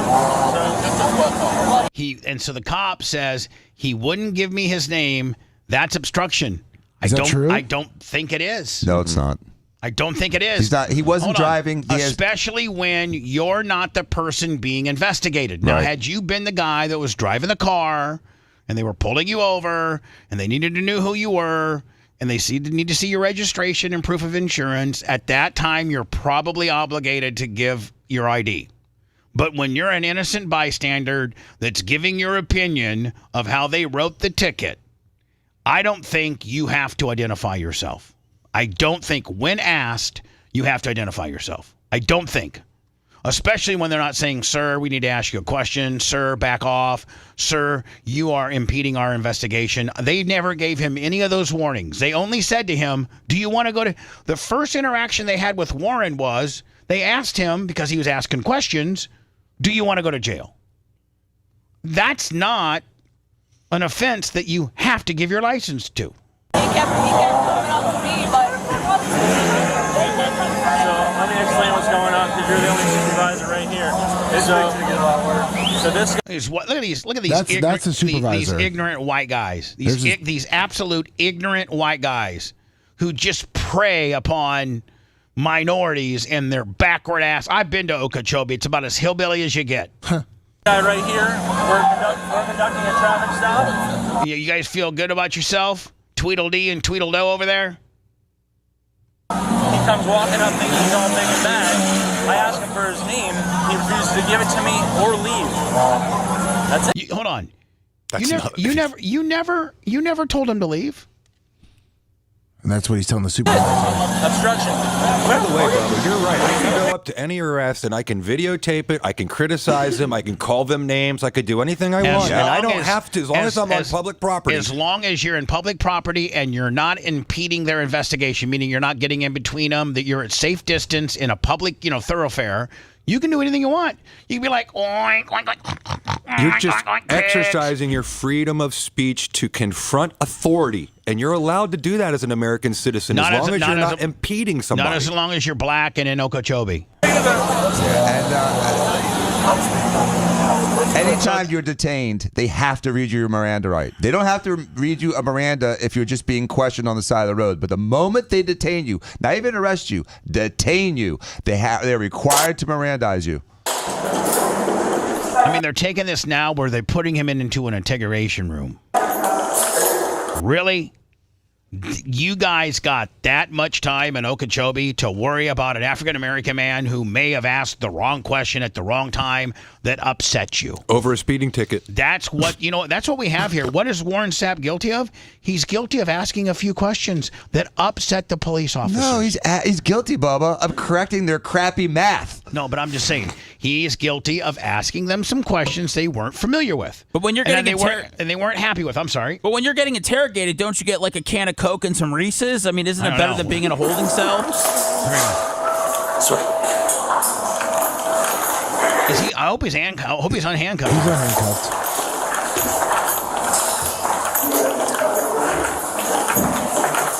Man, that jail could use a paint job. You ready to count off? Yes, sir. It's being recorded. Okay, I was just making sure.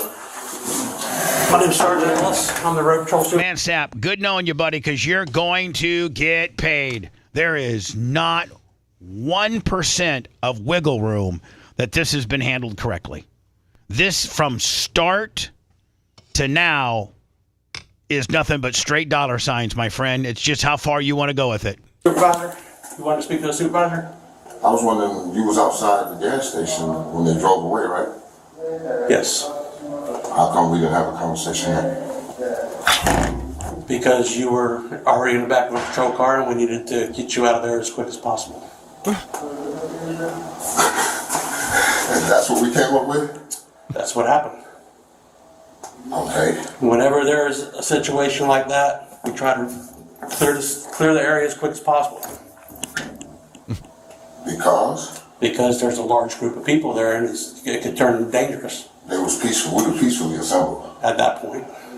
Well, your officer had been there. Hold on. At that point, well, there was never there was never anything different. If you go at that point, what, you're now going to predict that there was going to be a civil uprising? You're going to predict that? Warren's right. At that point, yeah, there was never any instance or any indication that that people were going to start throwing rocks and bottles. Everybody had their cell phones out peacefully. 15 minutes writing a ticket. Well, the officer was screaming for backup too, so we went. I got that part. So now, with my situation, you asked to speak to a supervisor. So here, what would you like to know?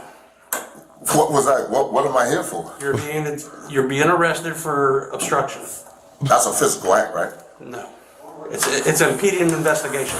It could be physical. It could be. Warren's owning this guy. He sure is. Warren is owning this guy. He should have given him his Miranda rights. Right. Would you like the right to remain silent? Because I'm going to absolutely school you. Here we go. To leave. It could be continue to interject yourself into an investigation that's being done on a separate situation. Wasn't an investigation. It was a ticket being written, right? It was a traffic investigation. So after you hand the person the ticket, the traffic stop is effectively over. Dan, he's so smart. God, he is so smart. You got the same thing Dan picked up. Same thing Dan said. Well, the deputy was still talking. No, I was asking, after you hand the ticket to the man, the effective is effectively over? The stop is over? It depends. No, it doesn't. No, it doesn't. No, it doesn't, bud. Asking. If the ticket is being explained to the individual who has the physical ticket in his hands, then no, it's not good. So the explaining would be coming over the top of the hill at 45 and it drops to 35, whatever else. Ticket's in his hand, he's folding it up, the stop isn't over? Whatever the explanation is. No, I'm just asking. I'm telling you. Why he's folding it up? Mr. Sapp, I'm not going to argue with you. No, definitely not going to argue with you. You'll have your day in court. I understand that. So. Oh, no, because I just had my rights violated. Your officer said to me, do you want to go to jail? First thing he said out of his mouth to me. True. Mm-hmm. Do you want to go to jail? Oh, Sapp, hold on. I got to go to words, but you know what? Sapp's going to break it down for you right now. Yeah. He's going to break it down. Jay, he's going to basically write his own complaint. Here we go. I said, excuse me? What's your name? So I laughed. Because I do have a right to remain silent, right? I have the right, Fourth and Fifth Amendment, right? Yes, you absolutely have a right to remain silent. But you don't have the right to interject yourself into an investigation. Interject myself? Yeah, were you in the vehicle that had been stopped? No, sir. No. Okay. So what purpose were you in that traffic stop? I wasn't in the traffic stop. The traffic stop was over. The traffic stop was still being conducted. The traffic stop was over. She hadn't handed him the ticket. The lady that was doing the stop was here. Eagle Man was here. There was another officer here. I was here. I said to the other officer that didn't arrest me, I said, how fast was he going? He said, I don't know. It's not my stop. I said, you know what? It's right. So I walked over and looked at the ticket because the lady said that he was doing double the speed limit. And I was like, that's pretty fast. I don't think he was going that fast just then. And he wasn't going double. So I just asked her, I was like, we just want you to be factual, man. You have the speed right there. There's no reason to say the man was going double when he wasn't. And that's when I got his attention. You shut up. I don't have my First Amendment right is free speech and doesn't work in Okeechobee. It doesn't work in Okeechobee. Not when you're black. Yes, you have the right for freedom of speech. Once the ticket was explained to them and he leaves, that's when the traffic stop's over. He wasn't in the traffic stop. The guy that had the ticket in his hands? No, the officer with me. He was back up to the officer that was there conducting the traffic stop. The traffic stop was over. Okay. But I'm not going to argue semantics. No, there ain't no semantics. I mean, his body cam was on and everything, right? Correct. That's all I need. All the officers that was there, body cam and all that good stuff. And yeah, it'll all be in there. And 1983 deprivation of rights. My first, my fourth, and my fifth. Yes, sir. Damn. Drop the mic. We don't need to see any more. Jeez. Warren, good knowing you, buddy. You're going to get paid, kid.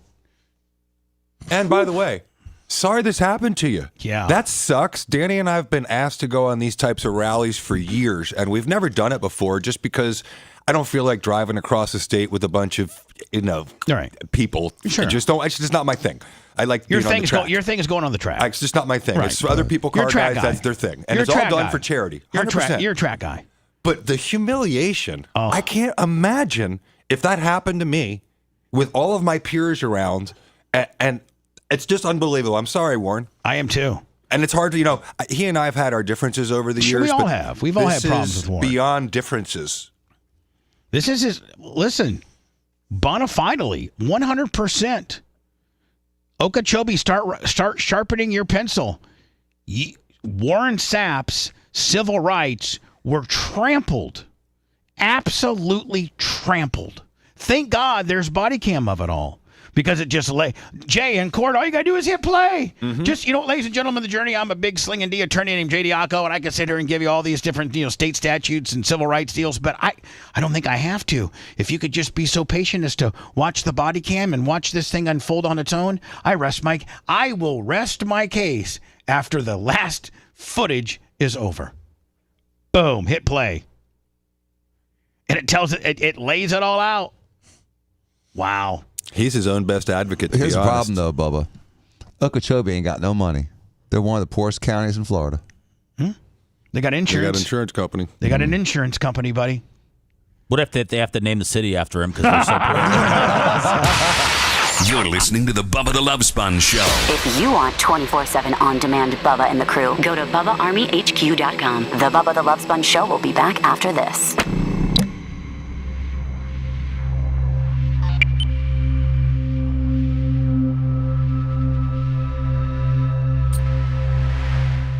Sounds like a slam.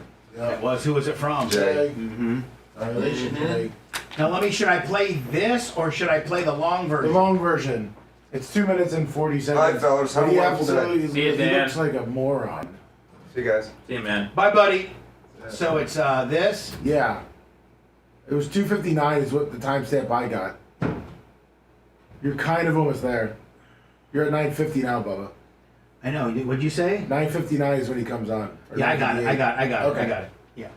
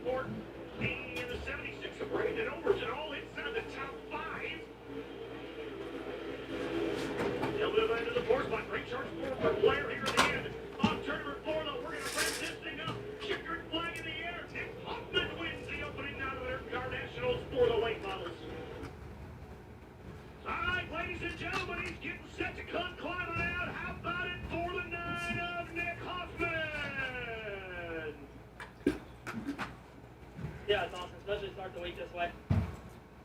Hey, it's a brand new Longhorn car today, and really just wanted to bring it out to make sure it was okay if to use it as a backup on him. So I know he's getting back his late model tomorrow. You're in the 12 extra winger, and that might have done it. We'll see. We still have 5 Tom to go. Gilson. Nick Hoffman is stretched into 3 seconds. All eyes on the battle for second. Thornton's got it right now. Justin Davenport. Doc 7, what up?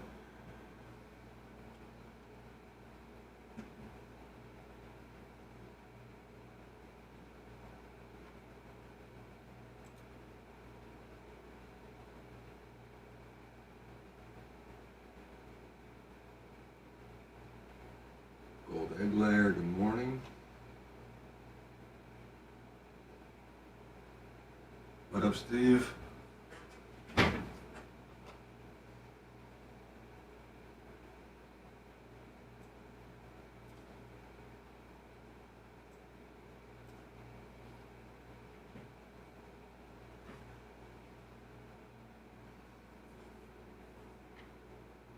Ray Jennings, good morning.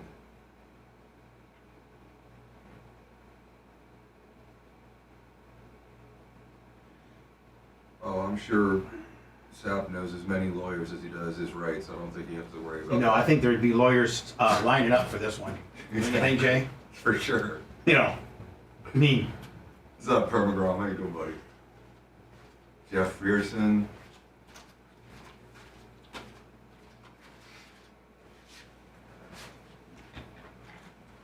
Dude, he could win $20 million and then take some of that and throw that in the NIL pot for Colorado. Nah. Yeah. What's up, Dark Match?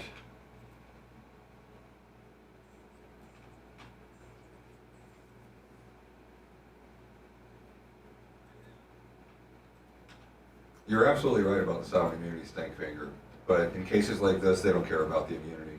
If it's just a normal ham and egg or car accident and the cops were negligent and they hurt your client, they're going to go with that $200,000 sovereign immunity cap. But when it's like this civil rights violation, they don't hide behind the cap quite as much.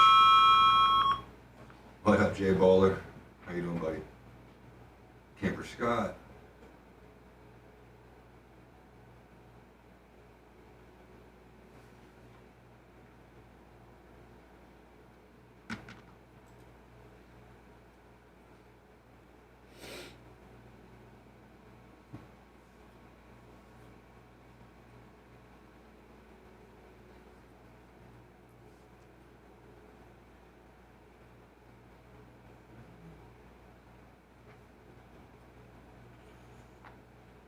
Samuel Merritt,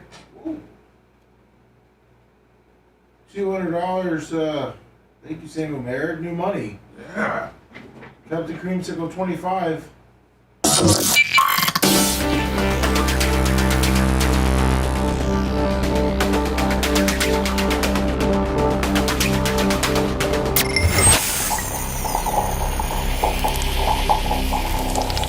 Broadcasting live from the Aquabito Studios. Aquabito.com/Bubba. It's the Bubba the Love Sponge Show. Lummy, did you say you just got a $200 new cash, new person infusion of money, my friend? Yeah, Samuel Merritt. Who was it? Samuel Merritt. Samuel Merritt. $200. Just when you think all the haters are being very critical of me and hate me. Even good people like Brian from Philly. Did Captain you see Creamsicle, that? 25. Thank you. Brian from Philly, Bubba Light, Longhorn dude, all like very critical, very mean. I even texted Bubba Light yesterday. I'm like, what's up? Like, what am I missing? Why do I always have to be the bad guy? Why? I don't understand. Whatever. Brian from Philly, I hope you work out your demons and figure out what makes you happy and what not. And maybe this show isn't for you anymore. I don't appreciate your outbursts, to be honest with you. It looks like Trump's full hot, and it stems from this. As Hamas releases prisoners like they're supposed to, these people are in really bad shape. Yeah. I mean, very bad shape, and to the point where it really pissed Trump off. He's going to probably end up doing something about it. And we are back with a Fox News alert. Secretary of State Marco Rubio is heading to the Middle East next week as tensions remain high in the region. Iran, at odds with President Trump, resuming nuclear talks, calling it unwise to do so. Meanwhile, Hamas and Israel continue their prisoner exchange, with Hamas releasing 3 more hostages today. Now, these 3 is Israeli people? Yeah, yes. Okay. Yes. But new footage shows them emaciated and frail after weeks in captivity.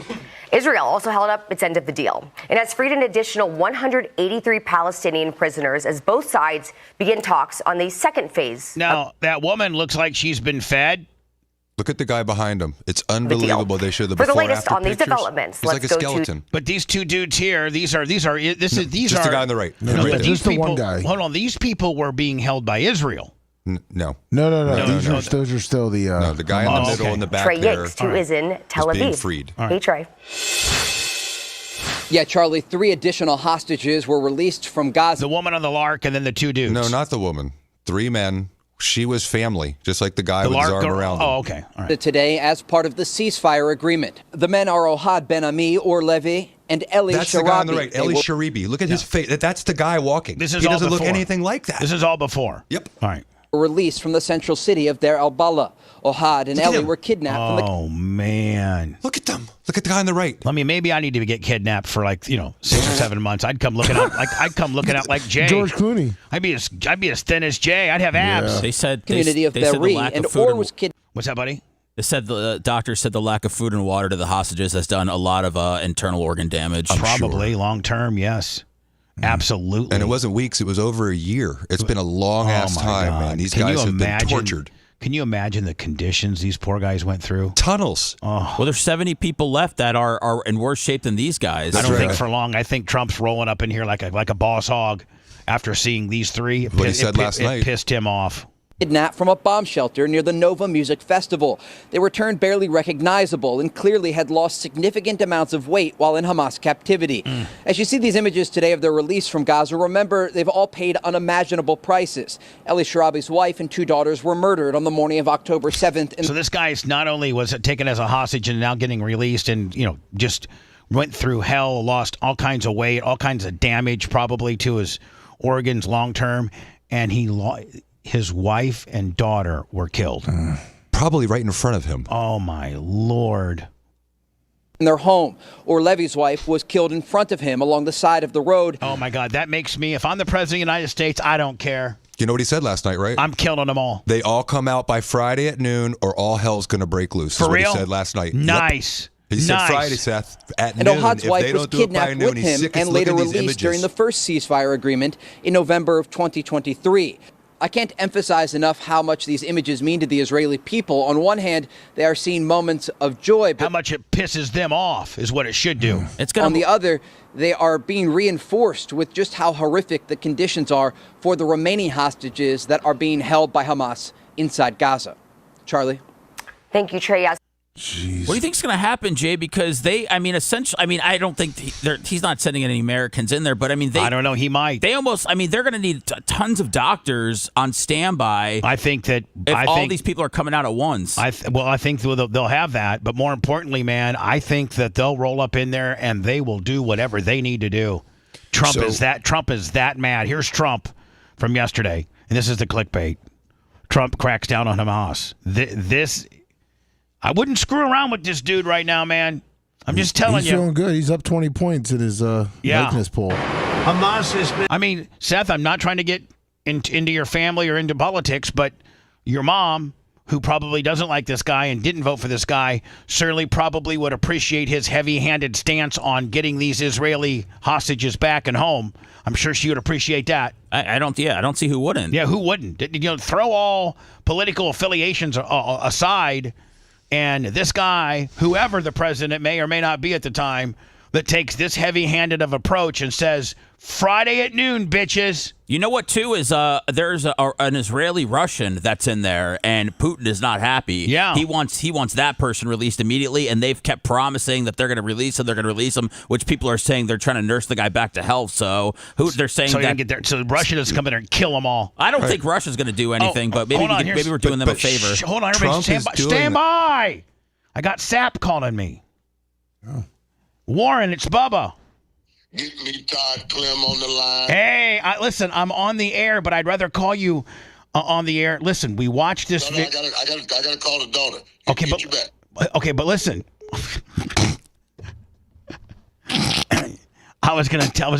He called me back. He called me Todd Clem. Yeah. I didn't mean to yell at you guys. I just had him. I got to call my daughter back. Todd Clem, we want to put you on the air and 100% back you on this horrible situation. Perfect. So that he knows when I say I potentially want to put you on the air, I want him to know that he's not running into a buzzsaw here. No. And that he knows that, we 100%. Todd Clem. What a smart ass. But anyway, I didn't mean to cut you off, Jay. That he was just calling and I had to clear the line. Been a disaster. And by the way, man, I'm telling you, you have this guy, man. So he's running a 20-point plus rank. He's running a 20-point favorable gimmick. And if he would indeed get all the hostages out by noon alive, he would have done what was needed to be done. Regardless if you're Republican or Democrat, that needs to be done. And then he pulls a thorn out of Putin's paw, and maybe they can get some Ukraine stuff done. And you know what? And so then he goes, hey, Putin, guess what? I got your guy. He's on a plane back to Russia. Right. Now, can you work with me a little bit on the Ukraine gimmick? We'll even send you Brittany Griner back, too. we'll give you her, too. She's getting a little lippy here in the United States. Hamas has been a disaster. And by the way, I have to tell you that I watched the hostages come back today, and they look like Holocaust survivors. They were in horrible condition. They were emaciated. It looked like many years ago, the Holocaust survivors.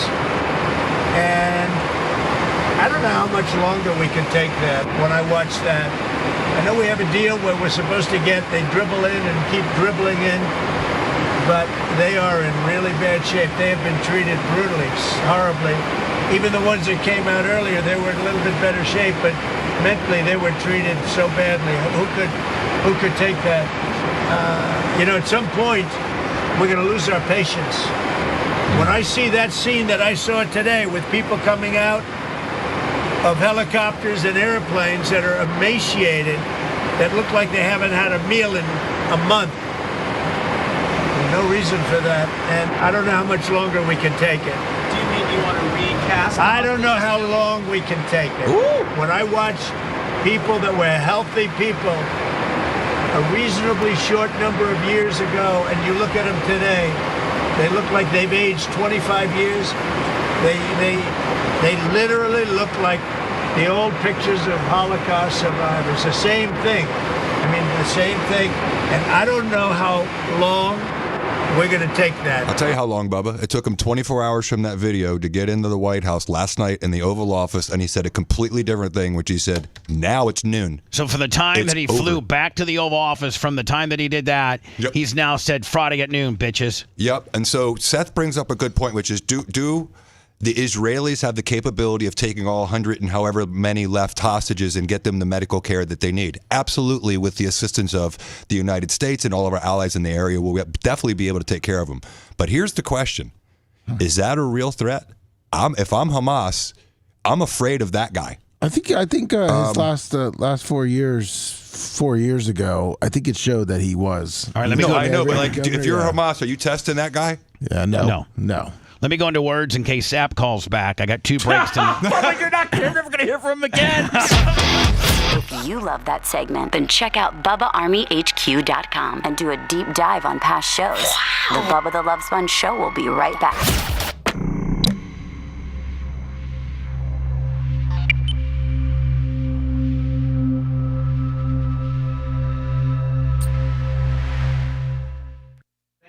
No, but also his boss is my friend. I actually, Dion wouldn't get mad at being on my show. No, I'm just saying, I don't think he wants to. I don't think he wants to say. I think he does. What do you guys think? You think we get the hostages back by noon? Let me see if I can find that clip for Bubba.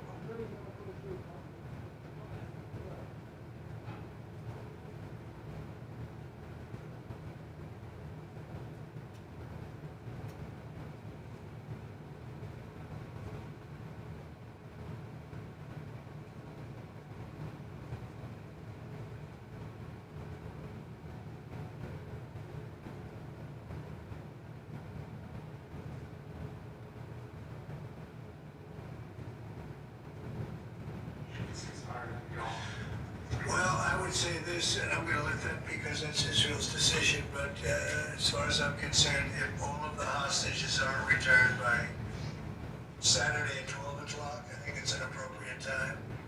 I would say cancel it and all bets are off and let hell break out. I'd say they ought to be returned by 12 o'clock on Saturday, and if they're not returned, all of them, not in drips and drabs, not 2 and 1 and 3 and 4 and 2 o'clock on Saturday. Oh, you're right. It is Saturday. Sorry about that. Vince, you're correct. That's not 2 and 1 and 3 and 4. It's Saturday at noon. I just sent it to Lummy. Okay, Saturday at noon. Yeah, but Is the timeline. Can you get it by text, or would you prefer him send it to you? Because boy, is he a decisive motherfucker. Unbelievable.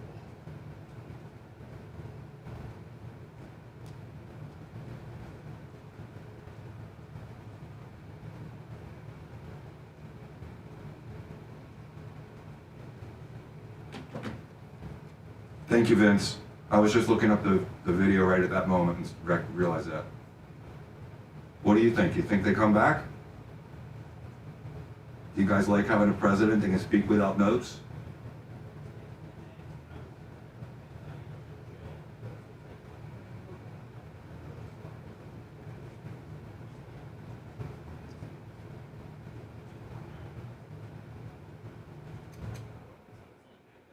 All right, Sap says call me.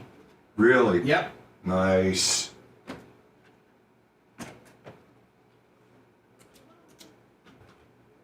That's newsworthy right there. Oh, yeah, You know what I'm saying? The boys need to get with Gary and Rhett. You guys need to get ready and get this cut up.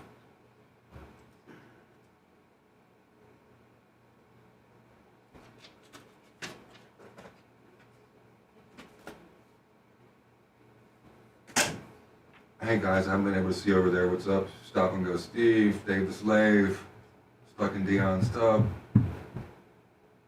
Chat was not rolling on that side.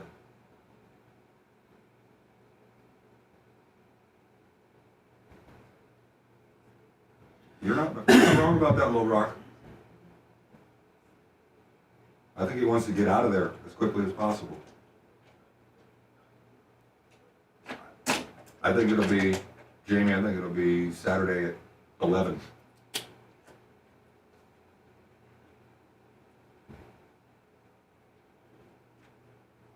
What up, Mitch?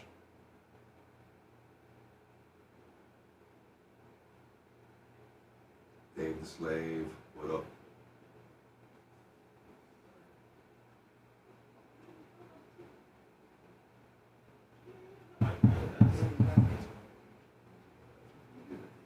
I get it, man. Hey, we're calling Sap. He said call back. He said call me. Shut up. He said call me. Really? Yeah. Holy shit, man. Let's Hey, make sure the boys get this ready to cut up. It could be big. Yeah, I texted. What boys? I don't know who works here and who doesn't. Bubba, I got it. We're good. We're ready. We're rolling. Come on, the people had to love that one. That was a hot mic gem right there. I really don't know, guys. Dude, take it for an hour, man. Well, we could. I mean, they don't give a fuck. Affiliates just need to drop off if they want, but I'm not even looking at the clock. You shouldn't. You might go to 10 and got to burn off 2. Yeah, cue up that video. I don't even know what that means, but I'm down. You got that video queued up? No, I don't need it queued. I got it by memory. That's a scary place for it to be. Damn, I can't believe Sap called back, dude. That's crazy. Yeah. What a dude.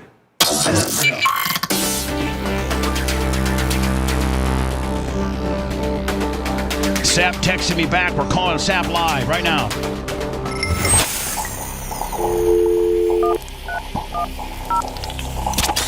Broadcasting live from the Aquabedo studios. Aquabedo.com/Bubba. It's the Bubba the Love Sponge show.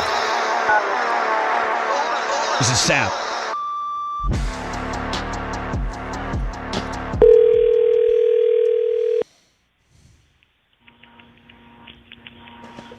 What's up, 99? Bubba. Your program number 1 in your heart, son. Todd Clem, what it do, baby? Todd Clem, remember when we were fighting back in the day and you used to call up and go, Todd Clem, please? And I'd be like, it's Bubba. And you go, Todd Clem, please. Todd Clem, please.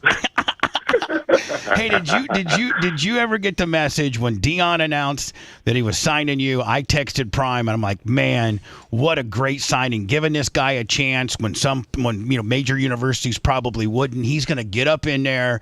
He's going to change your D line for the good, and he's going to be well on his way to some good stuff. Did you get that message?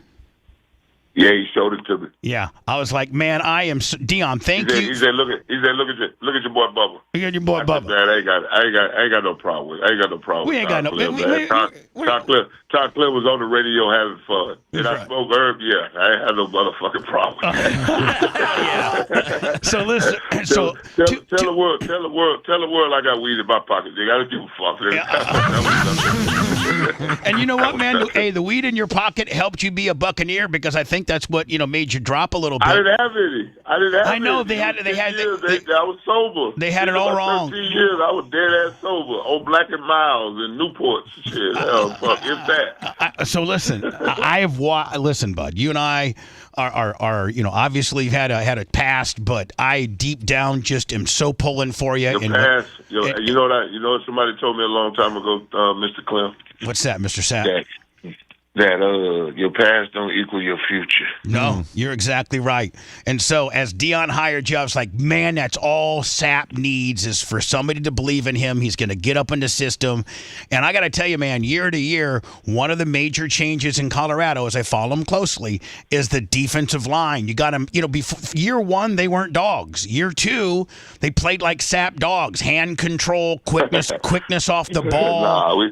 Teaching do right. That's it. Just teaching do right. Because if you do right, everything you want in life will come to you, young man. People didn't realize how explosive you were, and that most of the time your success started with that first step in hand control. Am I right, Warren? Oh yeah, you had to have a get off. It was about penetration for me. Because usually you were undersized. You were undersized. Penetration and leverage. Low man wins. I never bought it. No big. I used to love when he was 6'6". He can't get down where I'm at. No, you see, man. How about Philadelphia and that offensive size, that offensive line set? Would you be having a heyday with those guys that are 6'8", 6'7"? Listen, I would have tortured Pat Mahomes' O-line just like Philly did. But I mean, you can't have a tackle at guard. What? What are you doing? I mean, I will tell you, man, if you watch that same game, one would say that the defensive line won that game for Philly. I tell you what, that quarterback was playing damn good football. Yeah, Jalen. Yeah. But I mean, when you got Pat Mahomes got 55 yards in the third quarter and they got 55 yards worth of penalties, you're in real good shape to win a football game. Yeah. I mean, with the pick six, it was over. Now, Warren, how excited are you to be with Deion, to be on one of the most talked about programs in America? How the electricity that is around you, is it just unbelievable in the opportunity that you have? And I just know that Deion's really big on creating good men. He takes your boy and turns you into a man. The kids got great grades. You got the highest graduation rate so far. You got Shador and Travis that might, probably both top 10 guys. What about your defensive line? Do you got some NFL prospects that have an opportunity to be drafted on your D line? BJ Green should have an opportunity to be drafted, and Shane too. Shane Coates, big 6'5", 285-pound D tackle. He could play 5 technique in the league. So we got some pretty good. We had some pretty good kids, but we basically had a bunch of young kids in my group. 48% of our sacks coming back, and only 3 guys leaving the room. So, and I've reloaded it. We reloaded it with some gunpowder that we want to shoot now. So, now, so Warren, we're gonna have fun. Warren, has the NIL deal has it changed the face of football so competitively that it's like, obviously it's not the days of when you were up in Apopka and went down to Miami and things like that. I mean, Warren would have had 10 mil in NIL days. Yeah, Warren would have had 10 mil. You would have had 10 mil in NIL days, Warren. I'll tell you that right now. So you telling me Coca-Cola or Pepsi would have had me doing a Joe Green commercial? I'm telling you this. Somebody would have had a bag for you to do something. I'll tell you that right now. I don't know who it was, but somebody would have had a bag for you. Yeah. You talking to a guy that got $32 a weekend to play at Miami. So this is outside my comprehension, Bub. It really is, my man. It's really outside my comprehension, but they really do a good job. The people around us with, the recruiting and administrative staff and everybody that, has their hand in that NIL, part of it. They do a wonderful job. I go nowhere near that. Right. Because for somebody that got $32 a weekend to be the baddest thing that we saw on a Saturday afternoon in a long time, I can't even comprehend it. No. I really can't. So now, Warren, let me ask you. We watched your thing that happened in Okeechobee. And we watched it. We watched it all, and man, I mean, there's a huge racial component to this, and I don't know if you're going there or if that's part of your lawsuit. But I mean, to me, as a white, so bad. It's so bad. It's so bad. I mean, I gave you a taste of it. I didn't. My guy that put it together over there, Accountability for All, Josh Abrams. I really, took my hat to my guy because I reached out to him because I needed some help with it because. I knew it was wrong, but and the thing about it is, but when you never taught your rights, and when you know them, and you're sitting there having a discussion with a law enforcement officer who's a field training officer, you're like, what? I mean, and you don't know this. When you're in the interrogation room, no, hold on, give me a second. Then you talk to the sergeant who should have came and saw me when I was sitting in the back of the car. They had a plain discussion because. He walks over to him and asks him, what was I driving? And they both say, I wasn't driving because I wasn't driving. Right. And if I'm not driving, then how can I be arrested for obstruction?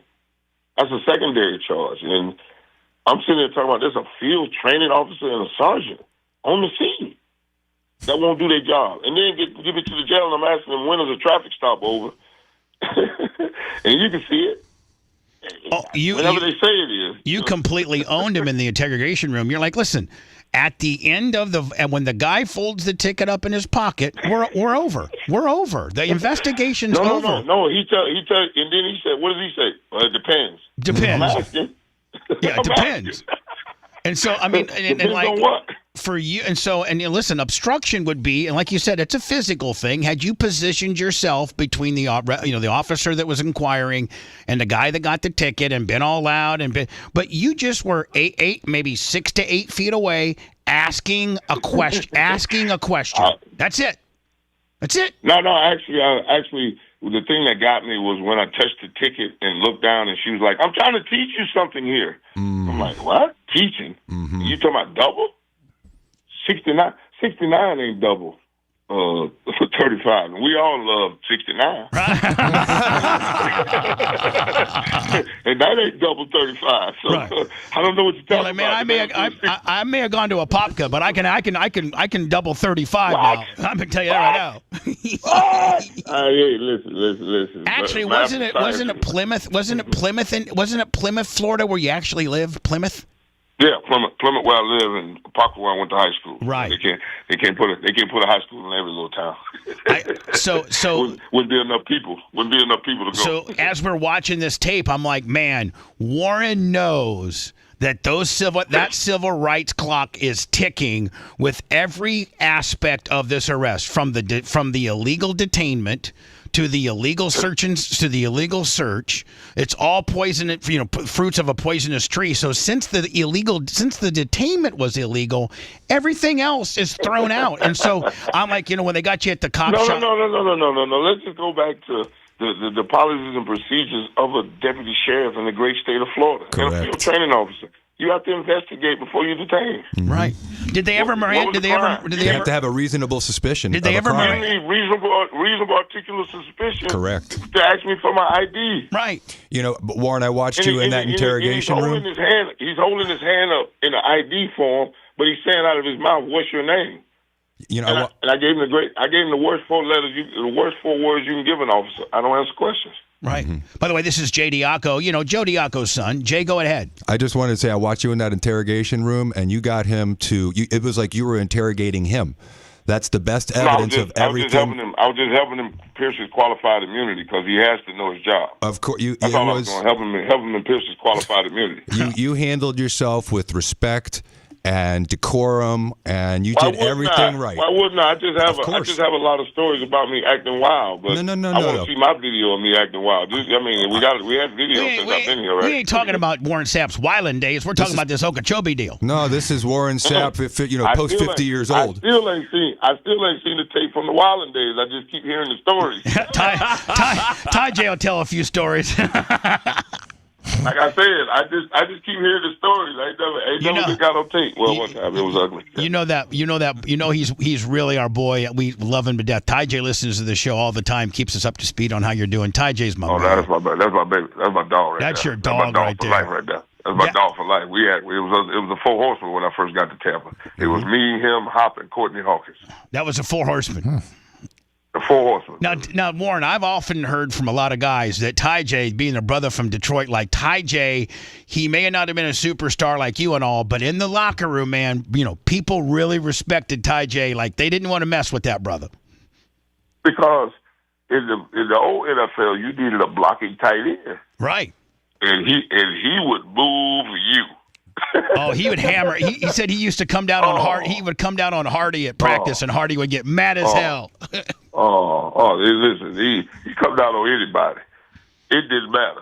If you are the target, he is going to hit it. And he is no nonsense, just like you. He does not care. He'll just knock your head off.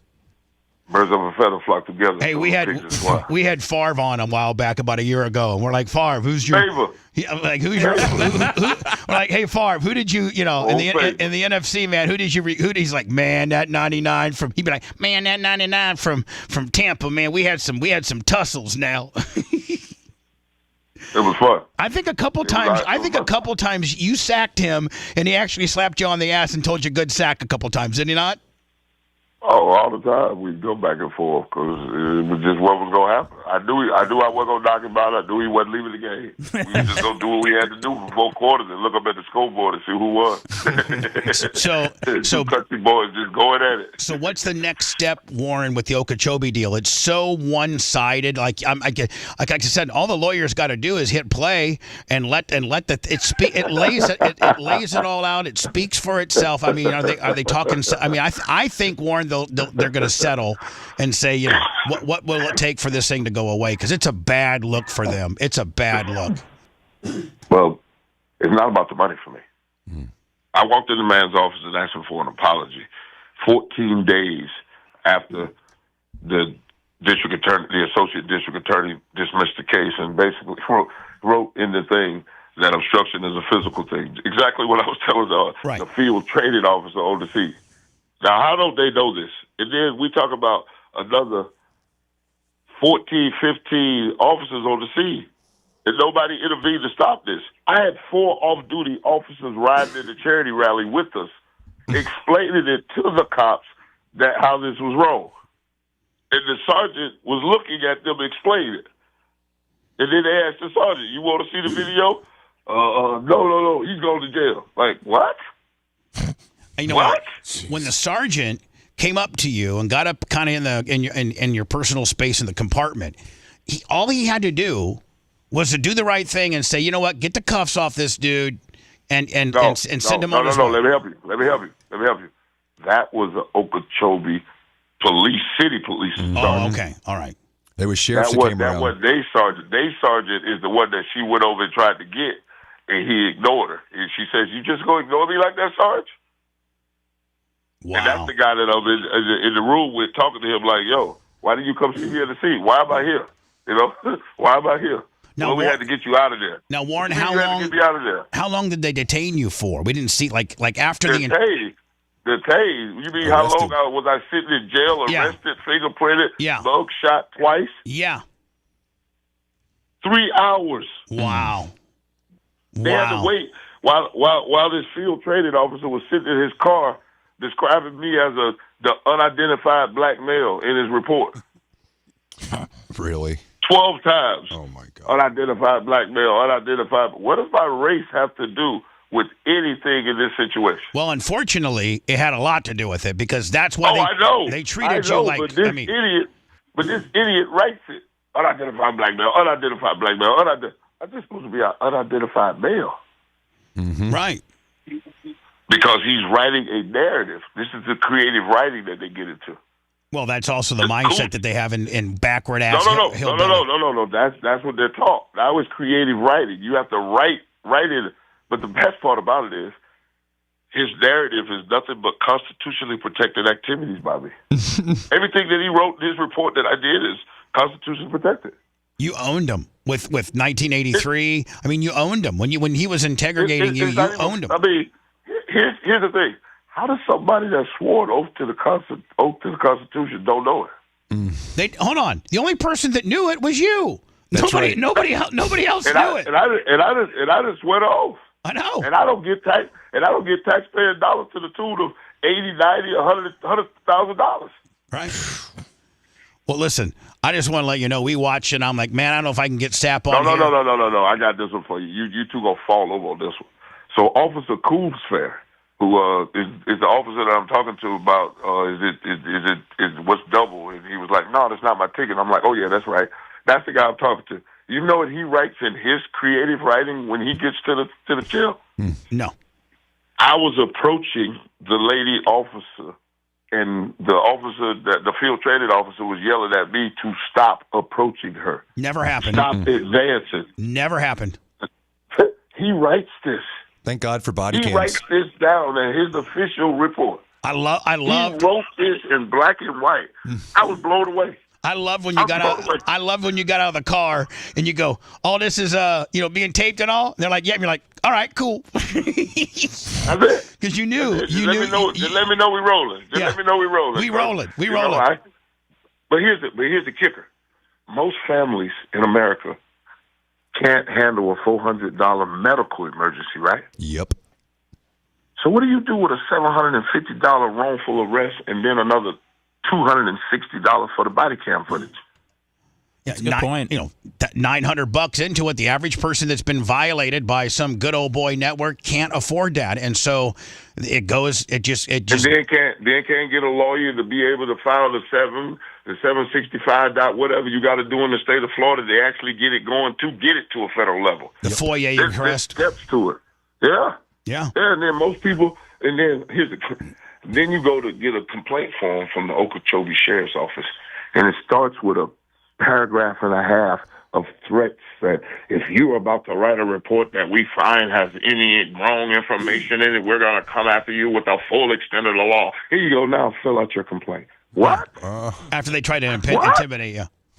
Oh, absolutely. Man. This is the definition of intimidation and unlawfulness, no constitution. Weaponization of the government.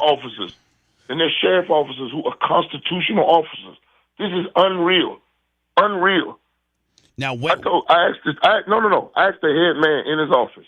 I said, Sheriff, just answer this question for me, because I knew it was about to go sideways, because I walked in his office and told him I'm basically looking for an apology because the last time we spoke, you hung the phone up on me. And he said, yep. I said, okay, this ain't going to last long. So I asked him, I said, can you tell me when the traffic stop is over?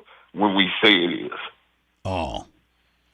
Just some good old boy, backward ass, white nonsense. So if the head man says this, you know it filters down. Yeah, of course. You're going to effect change. Then the lieutenant who wouldn't come see me when I asked the sergeant, yo, is your lieutenant on scene? And I was there another 90 minutes. That was just the first hour and a half when he got there. Then I had another hour and a half to wait. I asked for the lieutenant. He never shows up. And then writes an after-action report. And I'm in the sheriff's office, and he's telling me all kind of, you're not going to defend your case over my desk. I'm like, my case was dismissed 14 days ago. What are you talking about? Oh, yeah, you're right. I made an after-action report, made my office do an after-action report, and they did some things, and some actions have taken place because of your concerns. You know, I hadn't even filed my official complaint. Why he's saying this to me? And what actions have taken place about my concerns that I haven't even written to you yet? And then the man proceeds to tell me about this after-action report that is a public record, and I say, I would like to request it through you. That ain't how it works. I say, Florida Sunshine Act 119, that ain't how. I need the public tell you, the public servant, the public record that I want, that you just said that's available to me, and you tell your people they send it to my email. That ain't how it works. No, that ain't how. I got all this on body cam. This is crazy. So then I look at the man. I'm like, what? And he's arguing with me over and over and over again about this. I'm like, all right. So I walk outside to go get the after action report. He walks over to a window that's closed. I'm looking at him like, what? Come over here. I'm like, no, I'm good right here. He's like, stand over here. I'm like, what are you talking about? And he looks up and sees the windows closed. I'm like, she's over here. I've been talking to her all morning. That's why I came to get the body cam footage. She's over here. And now, can you do me a favor and tell her the public record that you were just talking about in your office? I will not. Like, what? So every step of the way, they have been uncooperative. No, listen, Bub, here's the clincher to this. I'm in his office on 3/15. Guess when the after action report was actually written in black and white? On March 15th. No, the 19th. He's a time traveler. Oh, okay. The 19th. It hasn't even been written. It hasn't even been written. So I think we're conspiring. You know, there's another one conspiring to deprive me of my rights to redress my government. Yeah. For grievances. You got them. I believe that's what they're in violation of too, because here's the clincher. I finally, after he done told me about the after action report, they give it to me, and I say, there's no date on this. When was this written? It's like, oh, let me find out. So Warren, have 319. Have you? No, wait, man, please, 319. So I said 319. I said, you know what? I need to file my official complaint because that would be the first step in, actually, getting to this. I call Internal Affairs.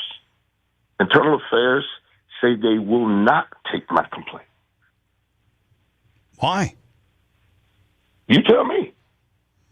So this is just a big. Well, they're freaked out that you got them every which way. Like there's no wiggle room at all. You got them so nailed, and so you got them so afraid of the whole deal in itself that they won't even internally investigate it. Because here's the deal: they need to start calling your lawyer and asking what this going to take to make this go away. That's what they need. And they need to change the training procedures. A lot of people getting fired because it's not about the money. No, this is about accountability and transparency. I am going to get it. And I'm still waiting on the metadata from the body cam footage. Because they stop, start, pause, do all this. There's an inventory of it. They won't give it to me. I've been asking for that since March. Still won't give it to me. Do you think you'll get it? I got to. That's our taxpaying dollars that we put in there. We pay for the officer, the camera, the car, the database that is held in, and the building that it's in. That's all us. Right. So that's what we pay for. So what's the next step, Warren? Like, where do we go from here? Oh, no, it's their move. It's on them. It's on them. They have 180 days to reply to what we file, and then it'll move along. And however they want to handle it, they're going to handle it. But what I want is to put them in depositions because, to write these lies. Yeah, because it's time to, because I know there's some termination and some Florida certifications that have to be taken because there's no way you write these lies in black and white and turn them in as truth. As a sworn police officer, nonetheless. Yeah, and then you do this to me. Just imagine what they're doing to the rest of the regular people. Imagine what they're doing to some brother that ain't got a lot of money. That's what I'm telling you. That ain't got the time or the knowledge or knows his rights. Were they so young that they didn't recognize who you were, Warren? Really? Did they? I thought it was ridiculous. I'm over a half a century old in this month, and I've been rocking a mohawk. For the last 2 years. But here's the deal, Warren. I'm not being disrespectful. It doesn't really matter who you are. You are just another. You know what I'm about to say. Just another one. You're just another brother. With 4 degrees and a PhD. You saw what they did. All right. How about the 11-year-old little girl that they pull over in New York? Talking about they looking for somebody that stole a car. What? 11-year-old little black girl walking down the street with her friends. They pull her over, talking about, we roll up on her, talking about, we looking for a suspect. Put her in handcuffs. We looking for a suspect that stole a car. What? Yeah. And then they look at the description of the girl. She's supposed to have pink hair down to her butt. This girl didn't have it. Red shoes. She don't have it. After they realize they're wrong, they release the girl. They let her go, take out her handcuffs, go get in their car. Guess what the cop says as he's driving off? You are an identical match. What? We used to fit the description. Now we're in an identical match when you're wrong, too? Yeah. I'd love to keep up on this, Warren, and give me updates as it happens throughout the. Listen. What you have is a new way of me and you getting in contact with each other. Don't worry, brother. I won't leave you out because I know you like me. We not against cops. No. But we got plenty of cops that we love and know because I love my Florida Highway Patrol because they've been on the sideline and up and down and we trade coins and do all jokes and everything. I don't like bad cops. Dion has offered me he's like, Sponge, you need to. I'm going to come out to a game this year, and I was going to bring Ty J with me. Me and Ty J come to a game, and so if you see us out there one weekend, don't beat me up or nothing. Wow! Can I get one in real quick, Sponge? Wow! I just want a picture. Wow! Wow, that's right. You do got to keep Crystal River on your side. You got to keep Crystal River on my side, cuz you know that. But come on, really? Now. Hey, remember the commercial we did when I was looking at your wiener? Remember that one? I was just about to say we made one of the hottest commercials ever, and I need a copy of that so I can bring that one back. I've been looking for it. And if Cowhead and Pete are correct, that's the day that I guess you had one of your friends there, and I say I didn't flick. That what started all this. Yeah. So, all right, cool. Yeah. I know. Yeah. See, you know it all. With your sensitive ass skin, bro.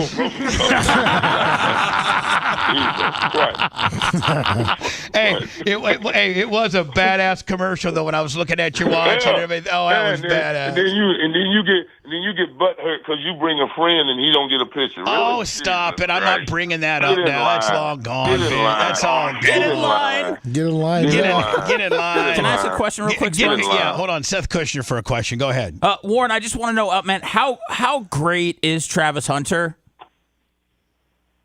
Brother, did you see my Rich Eisen show? Yeah. When I was explaining it to Rich? Yes. I'll do it for you, too. It was unreal every day to walk in there and watch the game. Because I got a sneak preview the year before because I went to go check with Dion, right before they went to TCU for game one the year before I got there.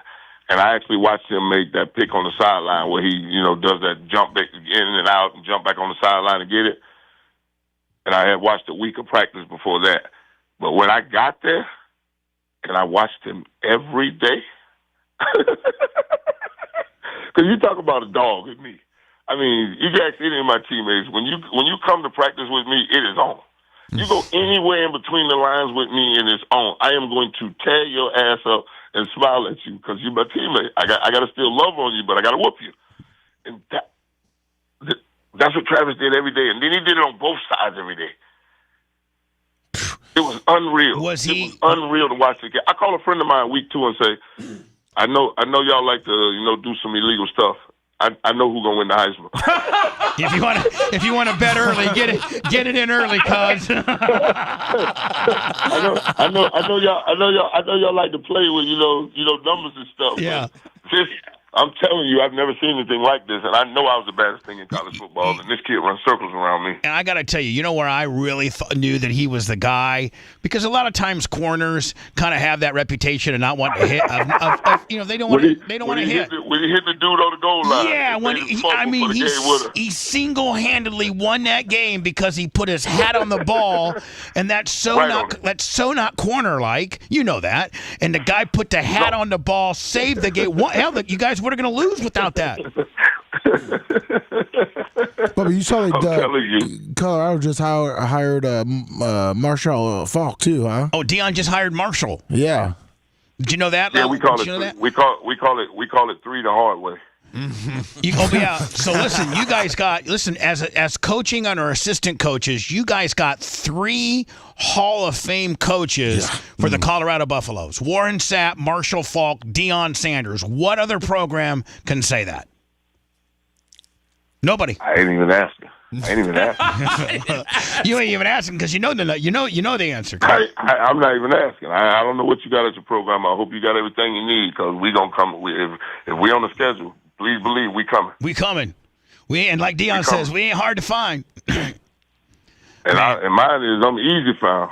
I'm twice his size. Now, you know, I'm easy foul. I always knew that you were good friends with Dion throughout the league and stuff like that. And many a times Dion would tell me, man, Sponge, you need to get along with 99. You know, so, you know, Dion always tried to bring us together. But what's Dion like as a boss and as a coach? Is he as cool? I mean, is he just, I mean, I know he demands excellence, but, you know, he's now officially your boss and you work for him. What's it like? You want to know what we call him? Dad? We call him the black Nick Saban. So if I text him today and said, hey, I spoke to 99 and I'm supposed to call you the black Nick Saban, I won't get in trouble for that? No, he knows we call him the black Nick Saban. He don't play no games. Yeah, no. He don't play no games. Yeah. He don't play no games. No. Boss don't play. Boss don't play, and we don't play with boss. Yeah. Boss is stiff, is he not, man? Boss is stiff. Woo. No. He's not stiff. He's rigid. Right. He's rigid and stern. You know, because you can, you know, it is what it is with him. I mean, first of all, with dads. That's first and foremost. Right. Your dads. With dads, and when you were around 18 to 22-year-old, mostly young black men. You want to make sure that they have an opportunity to get some generational wealth, and that's what's in front of them. Right. I'm telling you, you're talking about somebody that got $32 a weekend at Miami. Right.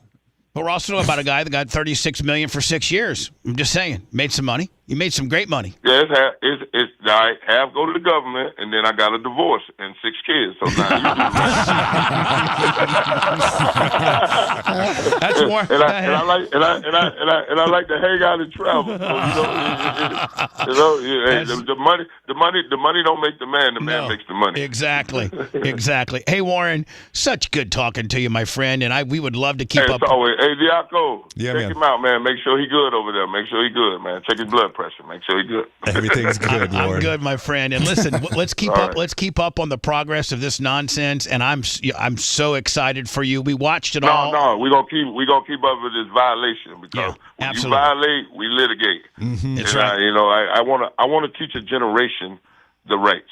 Because my vision is, but listen to this: a 17, and a 16-year-old are leaving basketball practice in any city in America. You know, it's cold.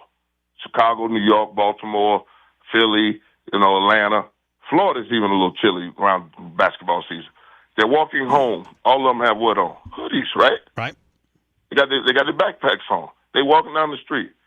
Officer get a little frisky, roll up on. Well, what y'all doing? Where y'all going? Right? They're in a high-crime neighborhood. That's the only place we live. and that's where they patrol. I want all three of these young men to pull their phone out because we gave the kids the greatest weapon they have. But now they got to know their rights to be able to do it. Pull out their phone, go to record, and say, name and badge number, and continue what you were saying, officer. Mm-hmm. It's a whole different situation, isn't it? It is, and it's not. It's not different situation. It's not disrespectful. It's not anything. Because when me and my boys were standing on the corner, they used to roll up on us, tell us get on the ground, and we had to get on the ground. For real, like back in the day, back in Plymouth, man, they'd throw you on the ground. But get on the ground. Get out. Everybody get out. Everybody get on the ground. Before Even body if you got cams. some nice white outfit on First Friday and you finna go out, you're getting on the ground.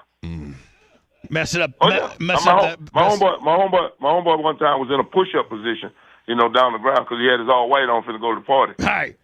Cop stepped on his back. He had a footprint on his back and dirt on his front when he got up. He had to go home and change. Yeah. Well, listen. Not knowing your rights is the worst thing in the world because these are rights that we were born with. Now I'm going to. They stopped teaching civics in high school, and they went to social studies and geography. I'm going to ask you a question that I don't want you mad at. But it's a question that I think a lot of people want to ask you because I think that it might be a path.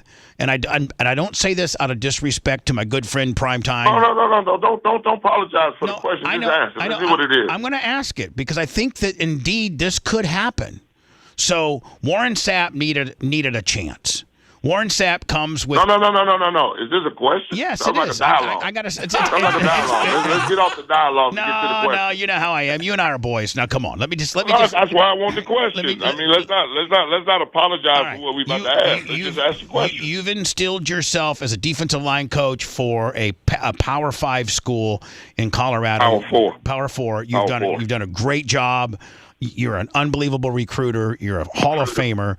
Do you see where this could potentially set you up for a head coaching job like at an HBCU or something like that? Because I do. I have no interest. Okay. I mean, it was a good question, though, wasn't it, bud? It was a fast answer, wasn't it? You're so stiff. You're so stiff. What you're failing to realize is that this ain't about me. My legacy is set. I have a bust in Ohio, a full statue in Tampa, and my name sit in 3 NFL stadiums. One I'm on a Saturday afternoon down at Hard Rock for the University of Miami. My name sits there. My name sits in Relon Stadium with the Raiders. You can walk around there and whole mural of me sitting in that thing. It's nice. And it sits in Raymond James Stadium, the baddest stadium in America. So it's not about me anymore. And what Deion did for me was allow me to put a blank canvas in front of young men who gonna paint with bold strokes. Have you ever seen a Picasso? It looked like an 8-year-old draw them stick figures on that shit. It's crazy to me. So I tell my young man, you can draw a masterpiece, young man. Do you understand? And that's all I'm here to do. Is I'm the curator of art right now, and I want some artists to paint and paint with bold strokes. And Prime gave me, he's gonna give me 15 to 18 a year that I can go at, and that's where I want to be because that's my comfort zone. I know what I'm talking about, and I know what I'm looking at, and nobody can come in here and do nothing except observe and smile. Well, I appreciate the answer to my question. A lot of people are thinking I have no interest in a defensive coordinator spot. I don't want to call play for play with some of these damn play callers. They're nuts. You just want to coach the dog. They don't do screen and draw go second and long anymore. They try to attack you. I'm like, what? You just want to coach the dogs up front and make sure they get great penetration, get some sacks, get some pressure on the boys. That's all you're there for. Let's hunt, baby. Hey, buddy. Let's hunt. It's about the hunt. It's about the journey.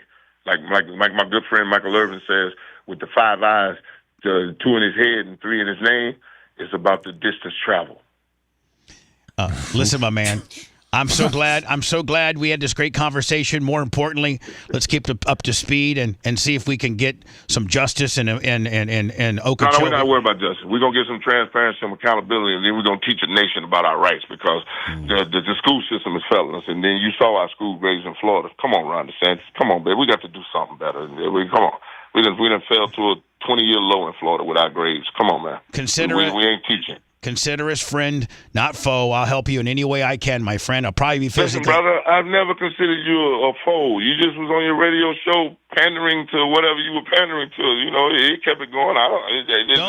It didn't take no turkey off my table, son. Don't judge me. I don't know why that one picture way back in the day ignited you all this time and you still haven't let it go. No, bullcrap, I haven't let it go. Hey, man, hold on. I got to stand. Hold on. No. I got a question. I got a question for the other 2 people. Go back I got a question for the other. Go back, nothing. I got a question for Diaco and the other young man that was on here that asked me a question about Travis Hunter. Right. Would you 2 say in this conversation today with me and Mr. Clem that he's let that go from that he don't flick? No, Bubba doesn't let anything go. That's what makes him Bubba. Thank you. Oh, screw you. Let me tell you something, 99. Hey, 99. Diaco, yes, sir. Would you answer the question for me? You answer it, not Jay. I would say you're pretty accurate there. Mr. Sapp, I have to tell you that Bubba has let it go. Hold on. He didn't ask you, Lummy. Go back and check your boss's text when you got that job, and you let me know if I didn't let it go. I'm talking about this morning, and even in that text in your explanation, you gave him a chance, and he'll be a good force in there for you. How would you know this? I know this because Dion believes in you, and you are a winner. That's and it. You know how to. You just got to be believed in. That's it. Somebody else just got to believe in you. He believes in you, and he gonna do right. And you, all you needed I don't was. get no credit. There's nothing with me. Just him. I know. I was texting him to tell him thank you. Conversation with someone texted that you're gonna come him. out one day to be a head coach, but it's because that guy believes in you. Not that. You know what, Warren? I think you're a little older, you're matured, and, some of the things you went through in your past might have molded you for this position right here. None of that came out your mouth. Oh, my God. I can't say the right thing all the times. I'm doing spontaneous. Come on, None of that came out your mouth. Come on, Warren. None of that came out your mouth. None of that. Come on, man. You just got to be a words ball matter. buster. Words do matter. They and do. You two guys on the and set you know what the agree with words me. I So have for you? It's a 3-0 judge panel that you, Todd Clem, Bubba the Love Sponge, our friend, our foe, or whatever you want to call it, because these are your words, not mine, haven't let go something from a great commercial a long time ago. So because wrong. I don't know who. I still don't even. Whoa, so wrong. You are so wrong. I want nothing but the best for you. I am so proud of you. I am so. No one said you didn't want the best for me. I'm just saying you haven't let go. I don't flick with your friend. I wouldn't be calling you. Years ago. I wouldn't be calling you if I didn't have an admiration for you and I didn't have respect for you. I got it. Have a good day. Warren, why? Well, he's great with the way he leaves calls. I mean, why does he got to turn this all around on me? You said all of that before the call, though. That he's got a second chance, and this. You mean almost verbatim what he said. You had just said maybe an hour ago before we called. I'm I feel as if this was adversarial. No, I think he was just giving you some good radio, man. He was smiling. I mean, and Dion obviously showed him the text because I texted Dion and said, Dion, I am so proud of you for giving Warren a second chance because I don't know how many coaches would be in the Warren Sapp hiring game, and you hired him, and this is going to be a great opportunity for him. But I think he was saying, too, is that you weren't giving him the credit for being older and wiser, which you were earlier. You're just like, does he think that he was just giving the credit to Dion for giving Sapp a chance? Yes. Is that what he felt like? Yeah. That's what I feel like it somehow spun to it. I don't know how that got spun into that. When I'm calling him, when I'm calling him, spun you out, Bubba. When I'm calling him to tell him we're here for you, you got violated. Well, Bubba, because he didn't hear the first hour before when you were saying all those things, and then when he got on, you're like, I told Dion, and Dion believed in you. He didn't hear where you were like, man, Sapp is wiser, he's older, he's got his head on straight, he's going to be a good coach. And I don't know. He just heard that Dion gave you a chance. I got to go to words because I'm way late. Are you shook? I don't know. Yeah, well, I'm just a little disappointed in the fact that he just completely. I mean, Jay, you were here and witnessed this how this all I thought went that was down. an incredible interview, and I don't think he's holding anything against you. I think it was just getting a little needle in on you at the end. I honestly do, because you're never speechless, Bubba. I don't know how I mend and then burn a bridge. You don't hold that against him anymore, right? No, I never spoke of that. In years. Has anybody hear me speak of that? Recently? Seth, you've been with the show for a while. I've never spoke about that instance. I thought we didn't like Sapp for a while. Well, we didn't. Okay. When he acts like that. Well, yeah, I think that was part of it. I mean, what was your whole spin on this whole thing? I mean, we were dancing together. Everything was great. My spin? I think it was awesome. I was glad. I was going to say yes to whatever question that he asked us. I was glad he included me in there, the young man that asked him about Travis Hunter. And Bubba, it's what just happened? A great segment, buddy. Let me go into words. If you want 24/7 on-demand Bubba and the crew, go to BubbaArmyHQ.com right now. The Bubba the Love Sponge show will be back after this.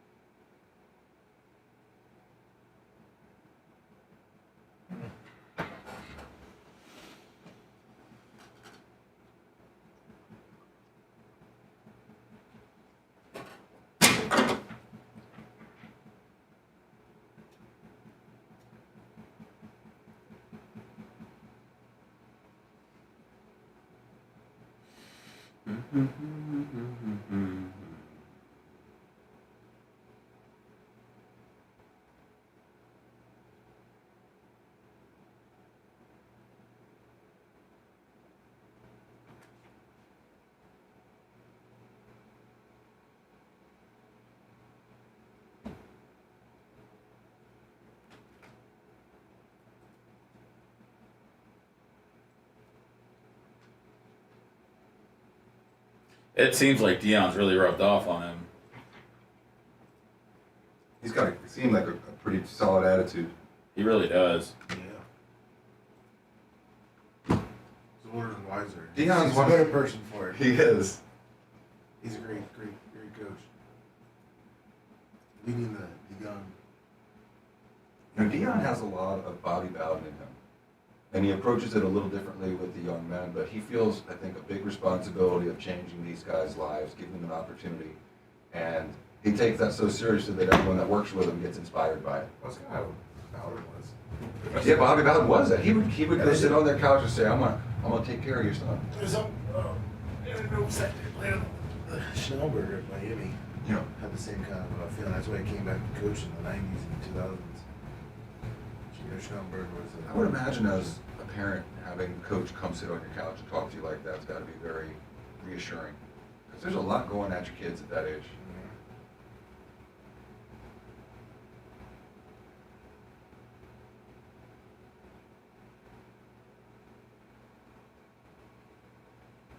Oh my God, the Philly parade's Friday. It's gonna fucking be crazy. Seth, you want to fly up?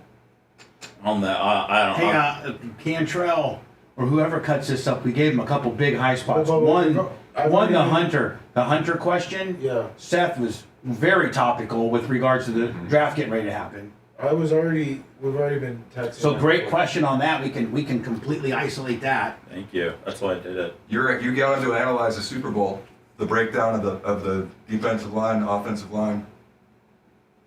Yeah, it's already once we can pull it, we're already clicking. We already got timestamps.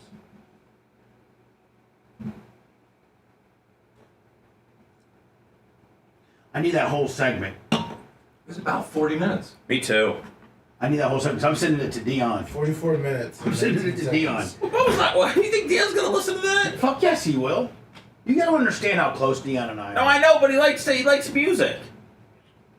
He likes it, Kirk Franklin. He's my friend. You can tell how close you are that he actually showed your text to him. Yes. That's like one of those things like, oh, wow, that's cool. Well, but my family doesn't even listen to my podcast. I mean, I understand that you and Deion are friends, but when it comes to listening to stuff, that's where people really draw the line. I've come to find out.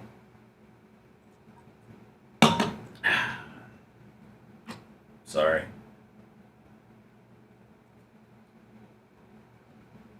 We're going to have to do a tight Clem Kush today. Yeah. Because of pigmentation. So I'm gonna try to be. Is there one after it or no? No. Okay. So just pigmentation after Clement Kush. Yes, sir. Chris. I will turn off the stream when I'm done. YouTube locals, I can do it all.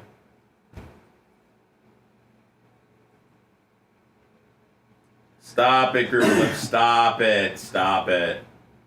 I didn't want to ask about Shador because I just saw a mock draft that has him going to the Steelers in the 20s. So I wanted to get... he's on his interview I saw, he said that he should play cornerback. He got up and left Radio Row toward the end there when people were asking him different questions like that. What up, Buller? Yeah, that was cool. That was nice of him to take the time to give a thoughtful answer.